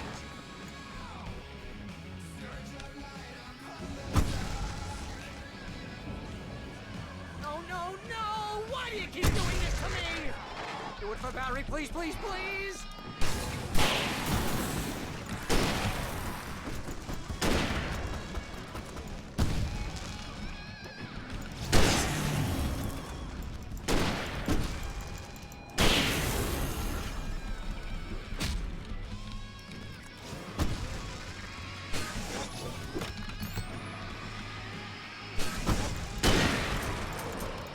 Al, please don't let me die here. Although if I'm dying, this is pretty much how I always wanted to go out. Rock and roll! Woo!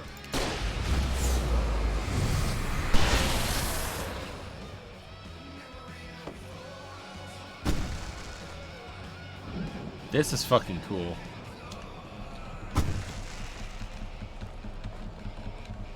Barry, I'm glad you're having a great time. We deserve this.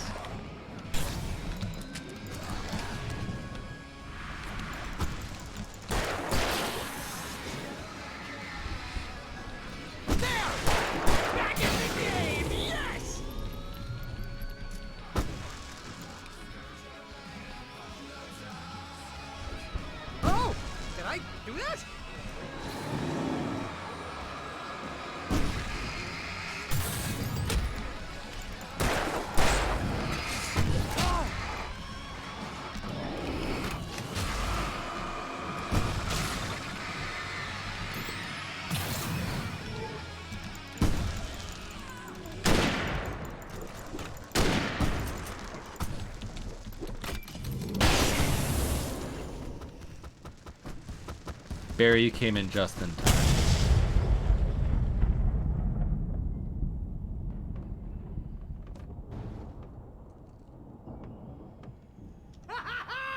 That was awesome! Bright Falls, rock and roll capital of America. Hey, Al! This way to the farm!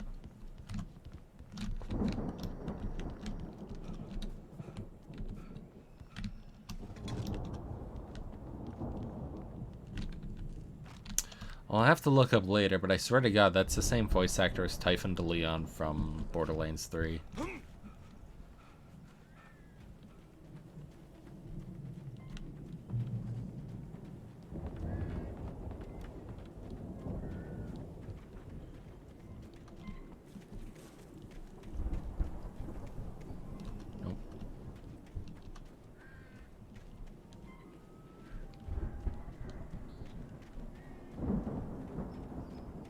See, bestseller, no reason to worry. Your cutout's good as new, right where I left it. I'll come back for it once we have the place secured. Yeah, that's been my biggest worry all this time. We need to get this thing moved out of the way. This is as far as I got before they ambushed me. Alright, so we gotta get up there.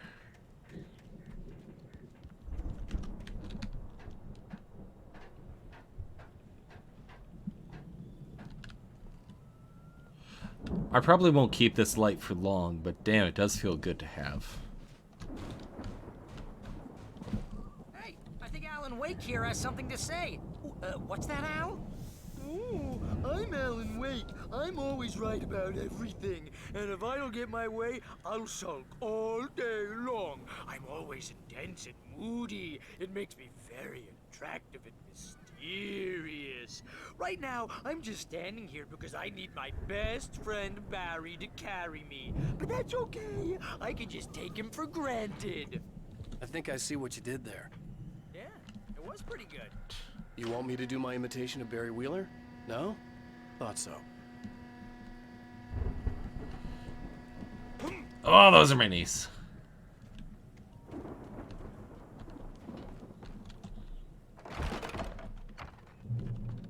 Wow! You look at that thing, Al? They really went all out with this Viking crap, didn't they? God damn. Look at all this stuff. They must have done okay for themselves. So how come I never heard of these guys before? And this from the guy who learned about Ozzy Osbourne through reality TV? I love these two.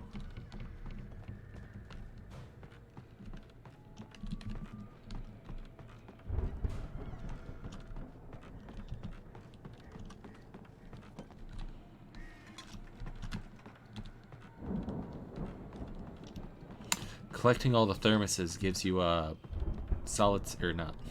Big Boss's headband, so you have infinite ammo for your next playthrough. Sleep. We all spend a third of our Night dreams in its Springs, soft embrace, man. somewhere Brings between back memories. fantasy and Hey, oblivion. remember when I got you that gig? But Your dreams first have a way real of writing forcing job. What got themselves you into started? waking life, Was this one of your or vice episodes? versa. In Night Springs. Tonight's episode, The Dream of Dreams. That's by someone else. We join Mr. Jones as he explores the endless dreamscape, only to be brought to a sudden stop by a decidedly mundane situation. Listen, we're gonna have to wait until His Highness over there is good and ready. Oh, wow. Who's that? You don't know him? What are you, new? He's the guy dreaming us. Well, not just us. He dreams everything. All of this. But wait, no. I'm the one who's dreaming. I'm asleep. Isn't this my dream? Oh, yeah. Sure. Get real, pal. You're just another dream. I'm a dream. You're a dream.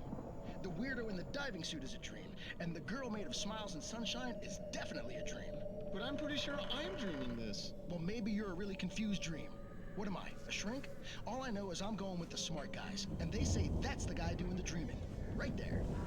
I don't know what that means. It means we keep him happy. No sudden falls. We make sure he has his clothes on when he goes out in public. No chases where the monster is nipping at his heels and he runs like crazy, but his legs don't seem to get him anywhere. None of that. Because if he wakes up in a cold sweat... Yeah, precisely.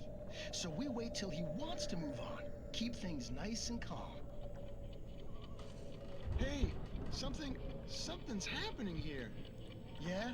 What's that? What? Can't you hear that? Oh, God help us, it's an alarm clock. Oh, it's you, isn't it? Please, man, I got a wife and kids. Please don't wake...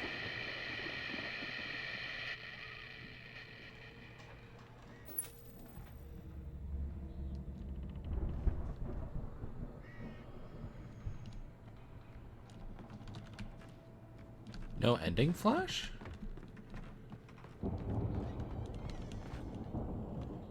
That's a good one. I like that one.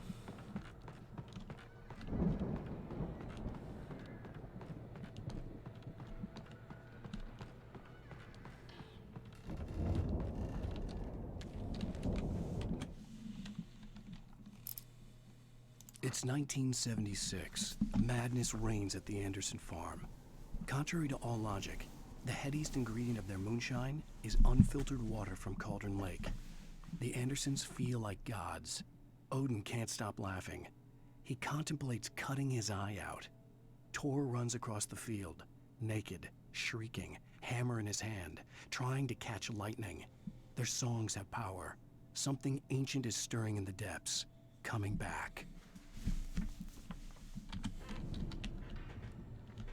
The Viking boat looked imposing, almost like a battering ram.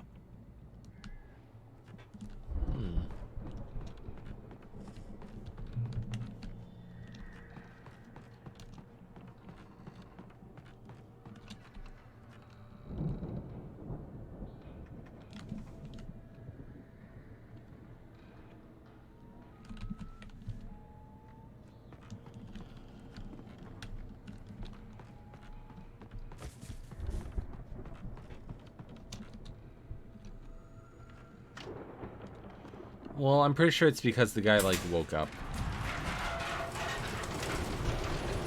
You know? So there was no reality left after that.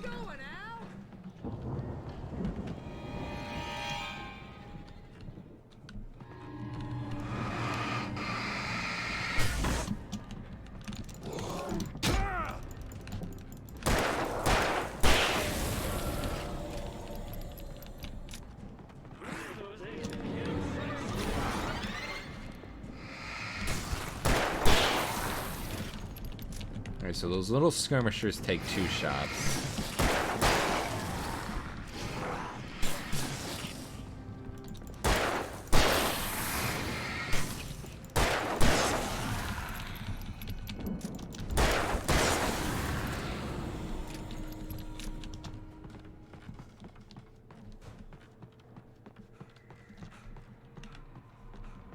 Barry.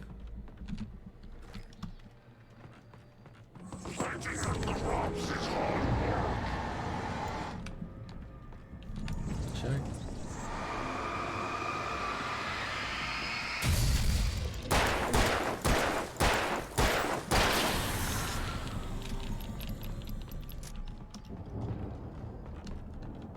I think we can make it through here, Al! Barry, I would advise you not get too far away.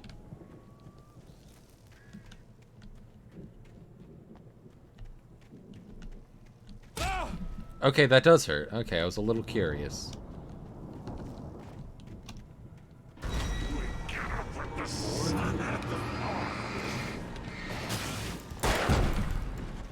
Oh god. Alright, hold on.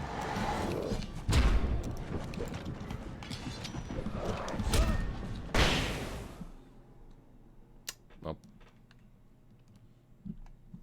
Make it through here, Al!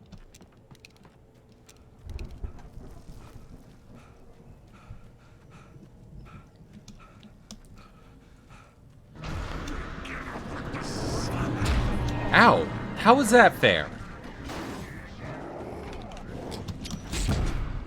How? Make it through here, Al! Make it through here, Al.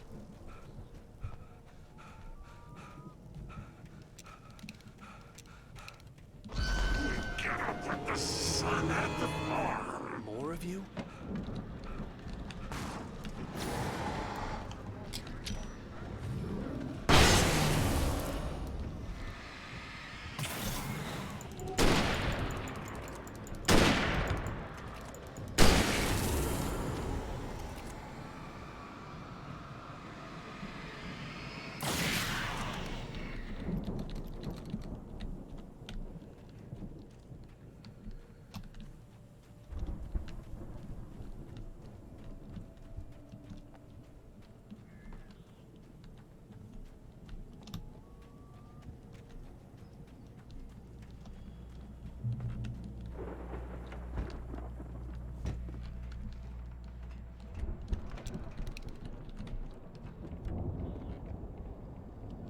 Is that a furnace? Those geezers had Oh. quite a production going on.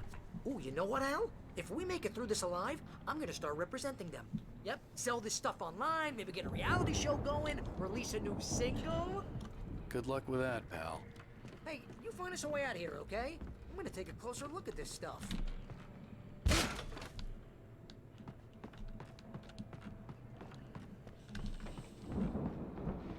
Be careful, Al!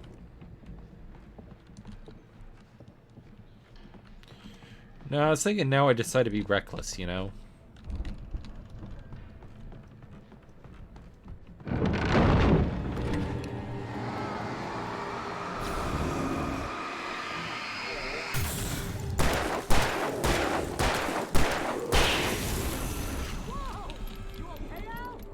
I'm good. Keep your eyes open, okay?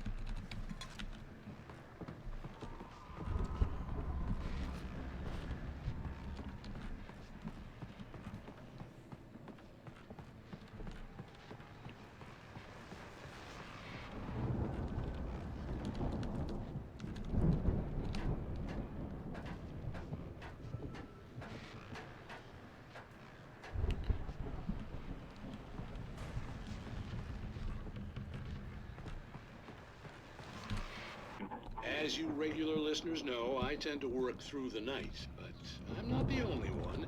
Deputies Mulligan and Thornton are taking a couple of moments off their busy schedule to join me here in the studio. Boys, how busy are you now? Deerfest is almost here, isn't it? I bet that keeps you in business. Pretty busy, yeah. Actually, Pat, we've been real busy with other stuff, which concerns an ongoing investigation. We can't talk about that, Thornton. I wasn't gonna say anything. I was just saying we got, other irons to fry. And how would you compare your workload to last year's? Things have seemed relatively peaceful to Have me. you not heard the Get a explosions? little wild this time of year. You've been it's shot wild, at. Pat. It's pretty wild. There's been all sorts of trouble this year. Vandalism, fighting, public disturbances. A lot of people gone missing, too. Yeah, it's pretty much the usual stuff, Pat. Just, a lot more of it. Now, is it just me, or does Deerfest get wilder every year? People seem to be more drunk, at least, or they start earlier and younger. Oh, it's definitely not just you, Pat, but... Definitely, Pat. Hey, I'm talking here, Thornton. Oh, shoot, I lost my train of thought. Not just me. Oh, yeah, it's wilder, Pat, but actually most of the trouble seems to be coming from grown men. People who ought to know better, Kids are doing fine this year. Well, that's nice to hear at least. Boys, I want to thank you for stopping by. I'll let you get back to your patrol. Sure thing, Pat. Yeah, sure thing, Pat.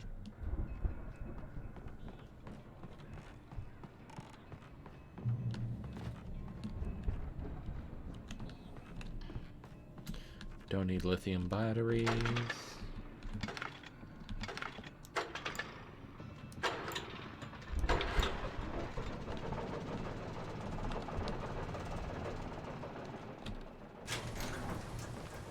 I could see the building that had to be the Andersons' home on the other side of the field. It wasn't far now. I wasn't worried about trusting the ramblings of two burned-out geriatric wrecks. They had the goods. They haven't been wrong so far.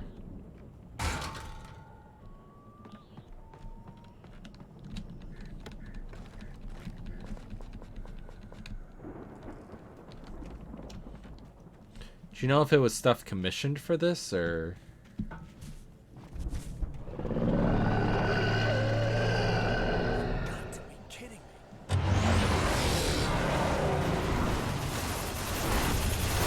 Ow.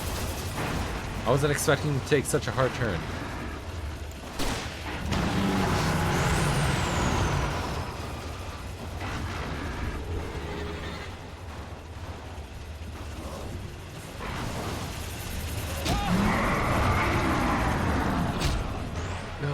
Okay, this is gonna suck.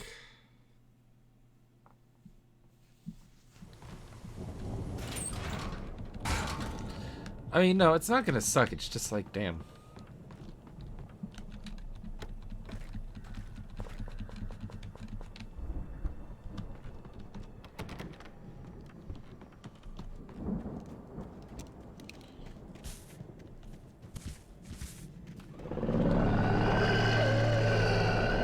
Got to be kidding me.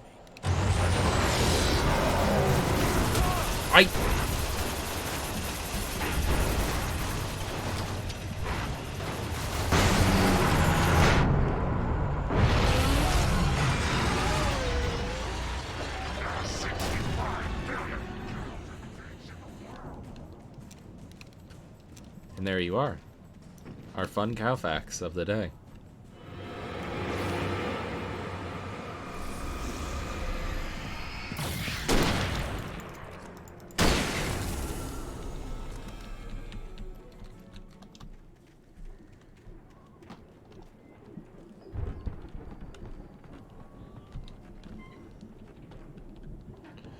Barry.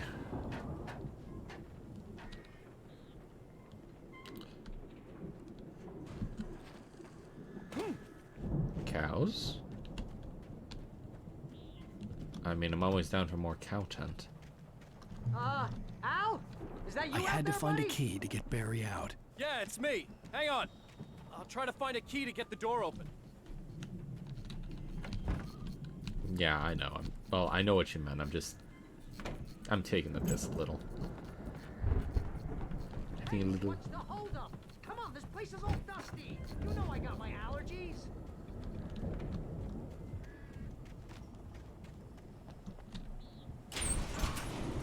Come on. Hey, let's go, man. Do you want a better flashlight? There's one up there if you want to climb.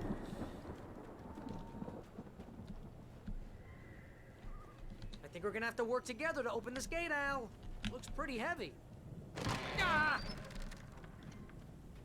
Hey, I think that's the farm on the other side of the field. We're almost there.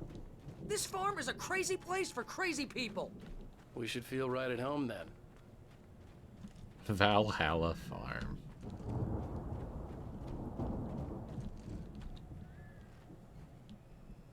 Come on, one more gate. Let's do this thing.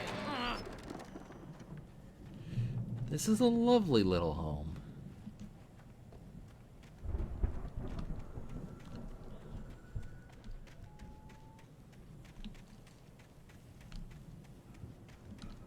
Take a quick peek around, because the last time we went into a house with Barry, there was a chest in back that I almost missed. But I'm not seeing much.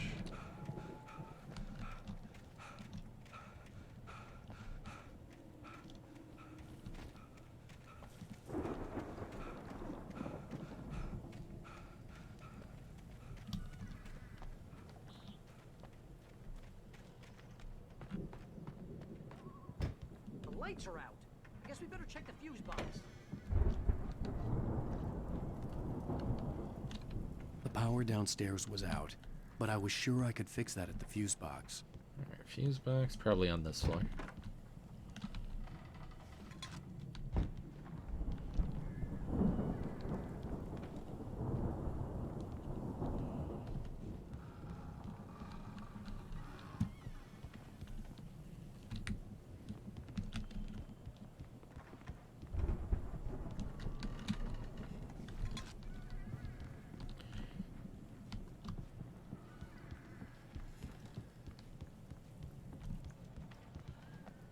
You know, this place looks kind of lived in. I thought the Andersons were in the booby hatch.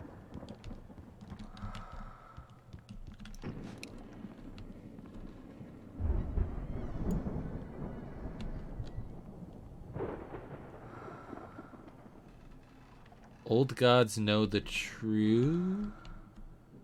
Old gods know the truth. Come on, Al, let's get the lights on, huh? Well, Barry, it'd be great if you could help me find the fuse box. Again, Alice's screams rang in the stillness of the night. I saw myself run toward the cabin, flashlight in my hand. I followed my past self. I was an out-of-body observer, a time traveler in a crazy drunken dream. This was the beginning. The night Alice had disappeared. The mystery of what had happened during the missing week was about to reveal itself.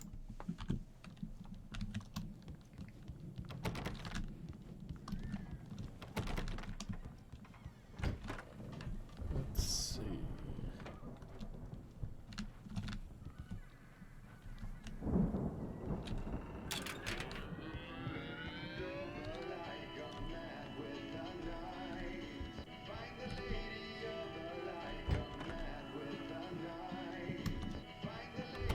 Can you hear that, Al? Music? Of course. We need to find where it's coming from. That's the message the Andersons talked about. That's the whole reason we're here. Lady of the Light? Oh, that's gotta be what's-her-face, the crazy lamp lady from the town. Cynthia Weaver. Right. Must be.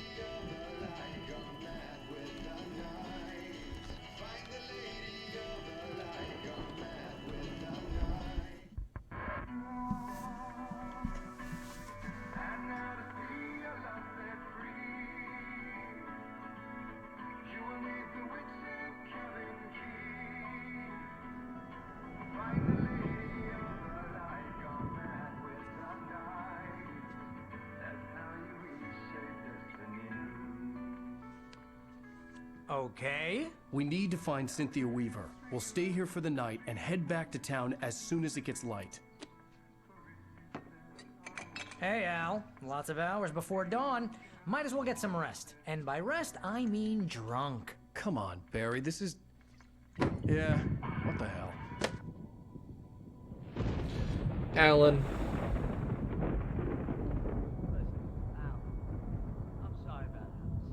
No, seriously, because I know we don't get along, but we're gonna find her, right?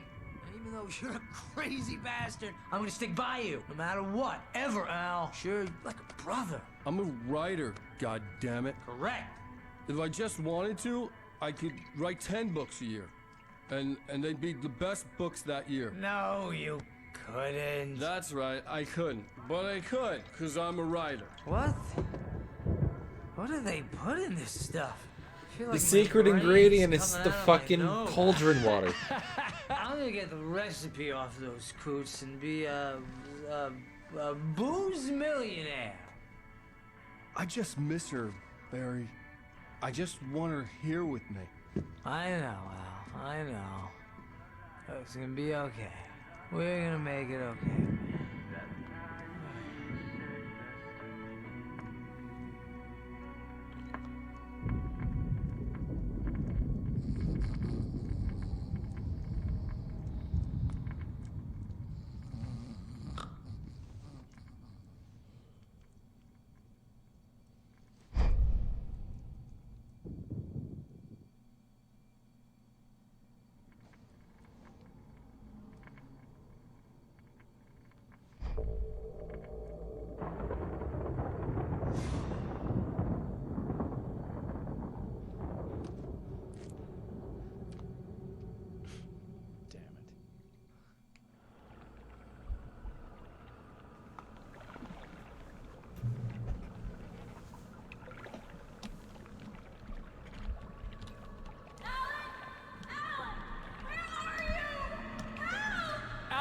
I'm coming!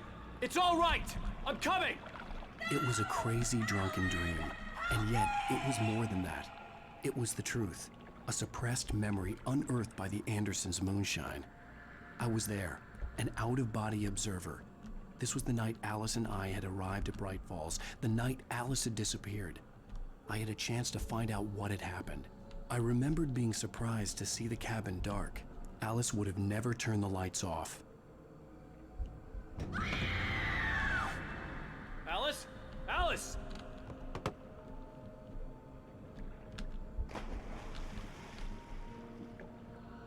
I remembered thinking I caught a glimpse of her form underwater, sinking into the darkness.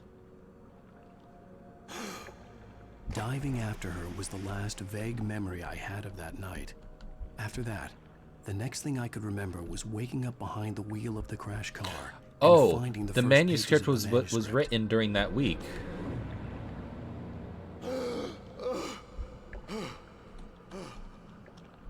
I couldn't find her in all that blackness. I must have thought she drowned.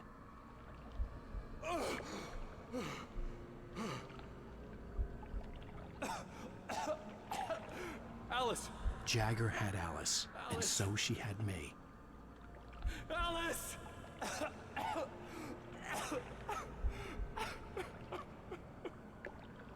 I'd been easy prey. Look at the cabin. Is there someone in the window? Alice? Maybe she didn't drown after all. Maybe she's inside. Alice! Yes. Oh. The dark presence had touched me. She had dug her nails into my brain and used me, made me her puppet.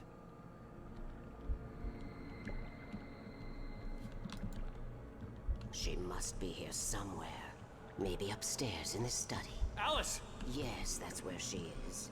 You can apologize. Alice! You'll laugh at the whole thing together and put it behind you. Alice? She's not here. You were foolish to think so. No, she's dead. She drowned. No, no, no! It's your fault your wife is dead. You are guilty. All she wanted was to help you right. You killed her. Oh, hush. There's still hope. Cauldron Lake is a special place. Here, you have the power to change things. She wanted you to write. I will tell you what to do.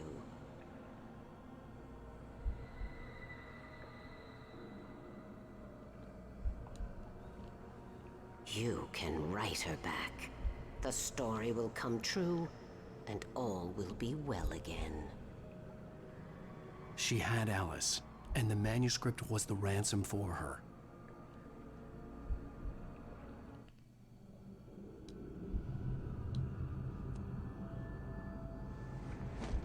Yes.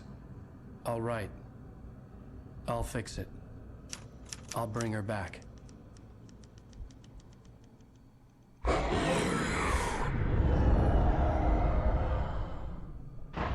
No. I wrote it. I remembered it all now. In the dark, I'd written for days, a week, almost a complete manuscript of a novel entitled Departure. Jagger had been my editor, whispering in my ear, making sure that the unfolding story would make her more and more powerful. I thought I was saving Alice. Even with the cobwebs she put in my head, some part of me had been aware enough to write my escape into the story, to bring a light into the cabin to release me before I could finish, to interrupt the horror story before the ending, where darkness consumed everything and everyone. Zane was weak and far away, but I had written him into the story, and his light had been enough to set me free. It isn't here now. I'm here because it was written. I brought the light to set you free. You must hurry. It will know I'm here. It will be back soon. It stole the skin of my Barbara a long time ago. She looks so old.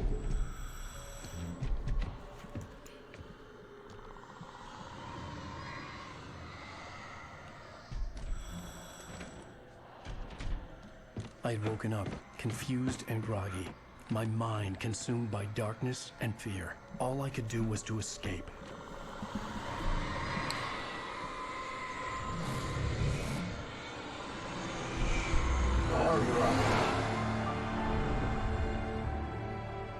The week spent in the cabin had taken its toll. I was barely conscious, and fading fast. It had to have cost Zane terribly, thrown him even deeper into whatever dark place he now haunted. But he had managed to weaken the dark presence, kept me safe that night.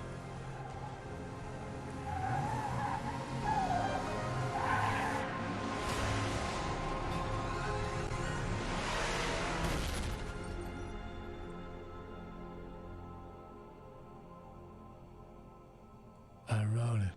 It's my fault. That's right, James Joyce. It's your fault, and you're gonna pay for it.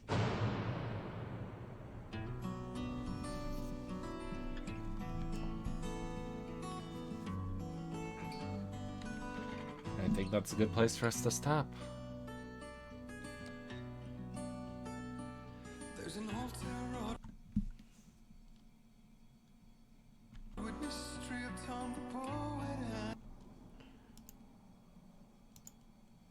I just want to make sure.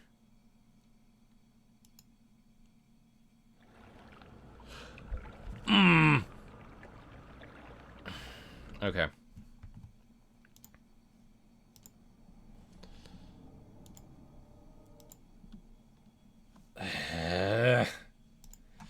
I wish, if it's gonna do a thing where it's like, hey, you reach the end of a chapter, I wish it would, like, save that.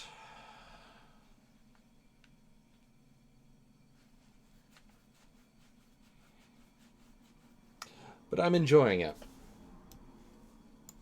I'm glad that Barry is there because he's a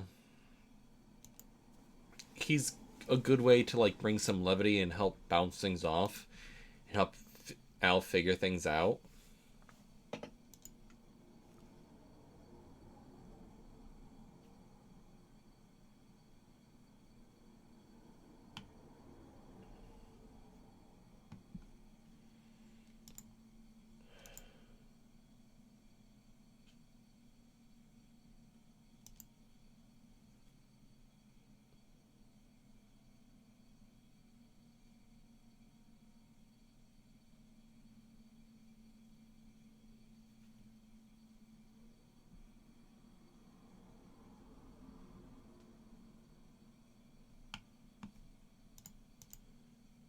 So, next time, I'm going to get to the start of the next chapter. I'll start it, but then I'll stop immediately.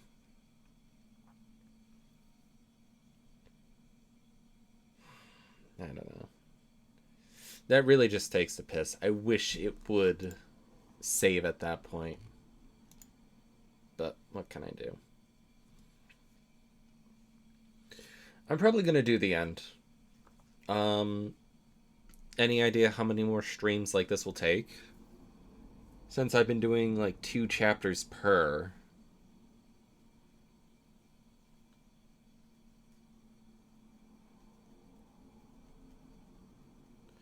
Gotta take next Friday off from streaming.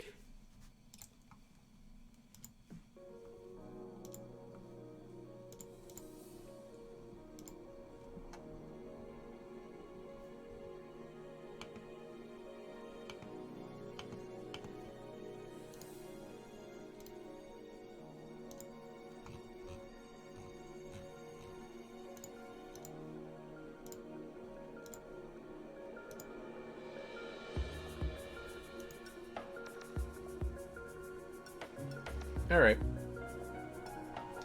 I'll even be able to start streaming a little bit earlier next time too, just because I won't be as pressed for time. But yeah. Keep an eye out for more on Monday.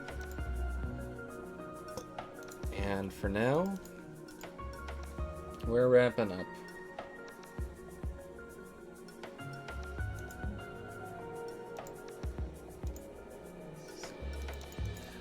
Hope you have a nice night at work, V. And I'll talk to you later. Night night. La, la, la, la.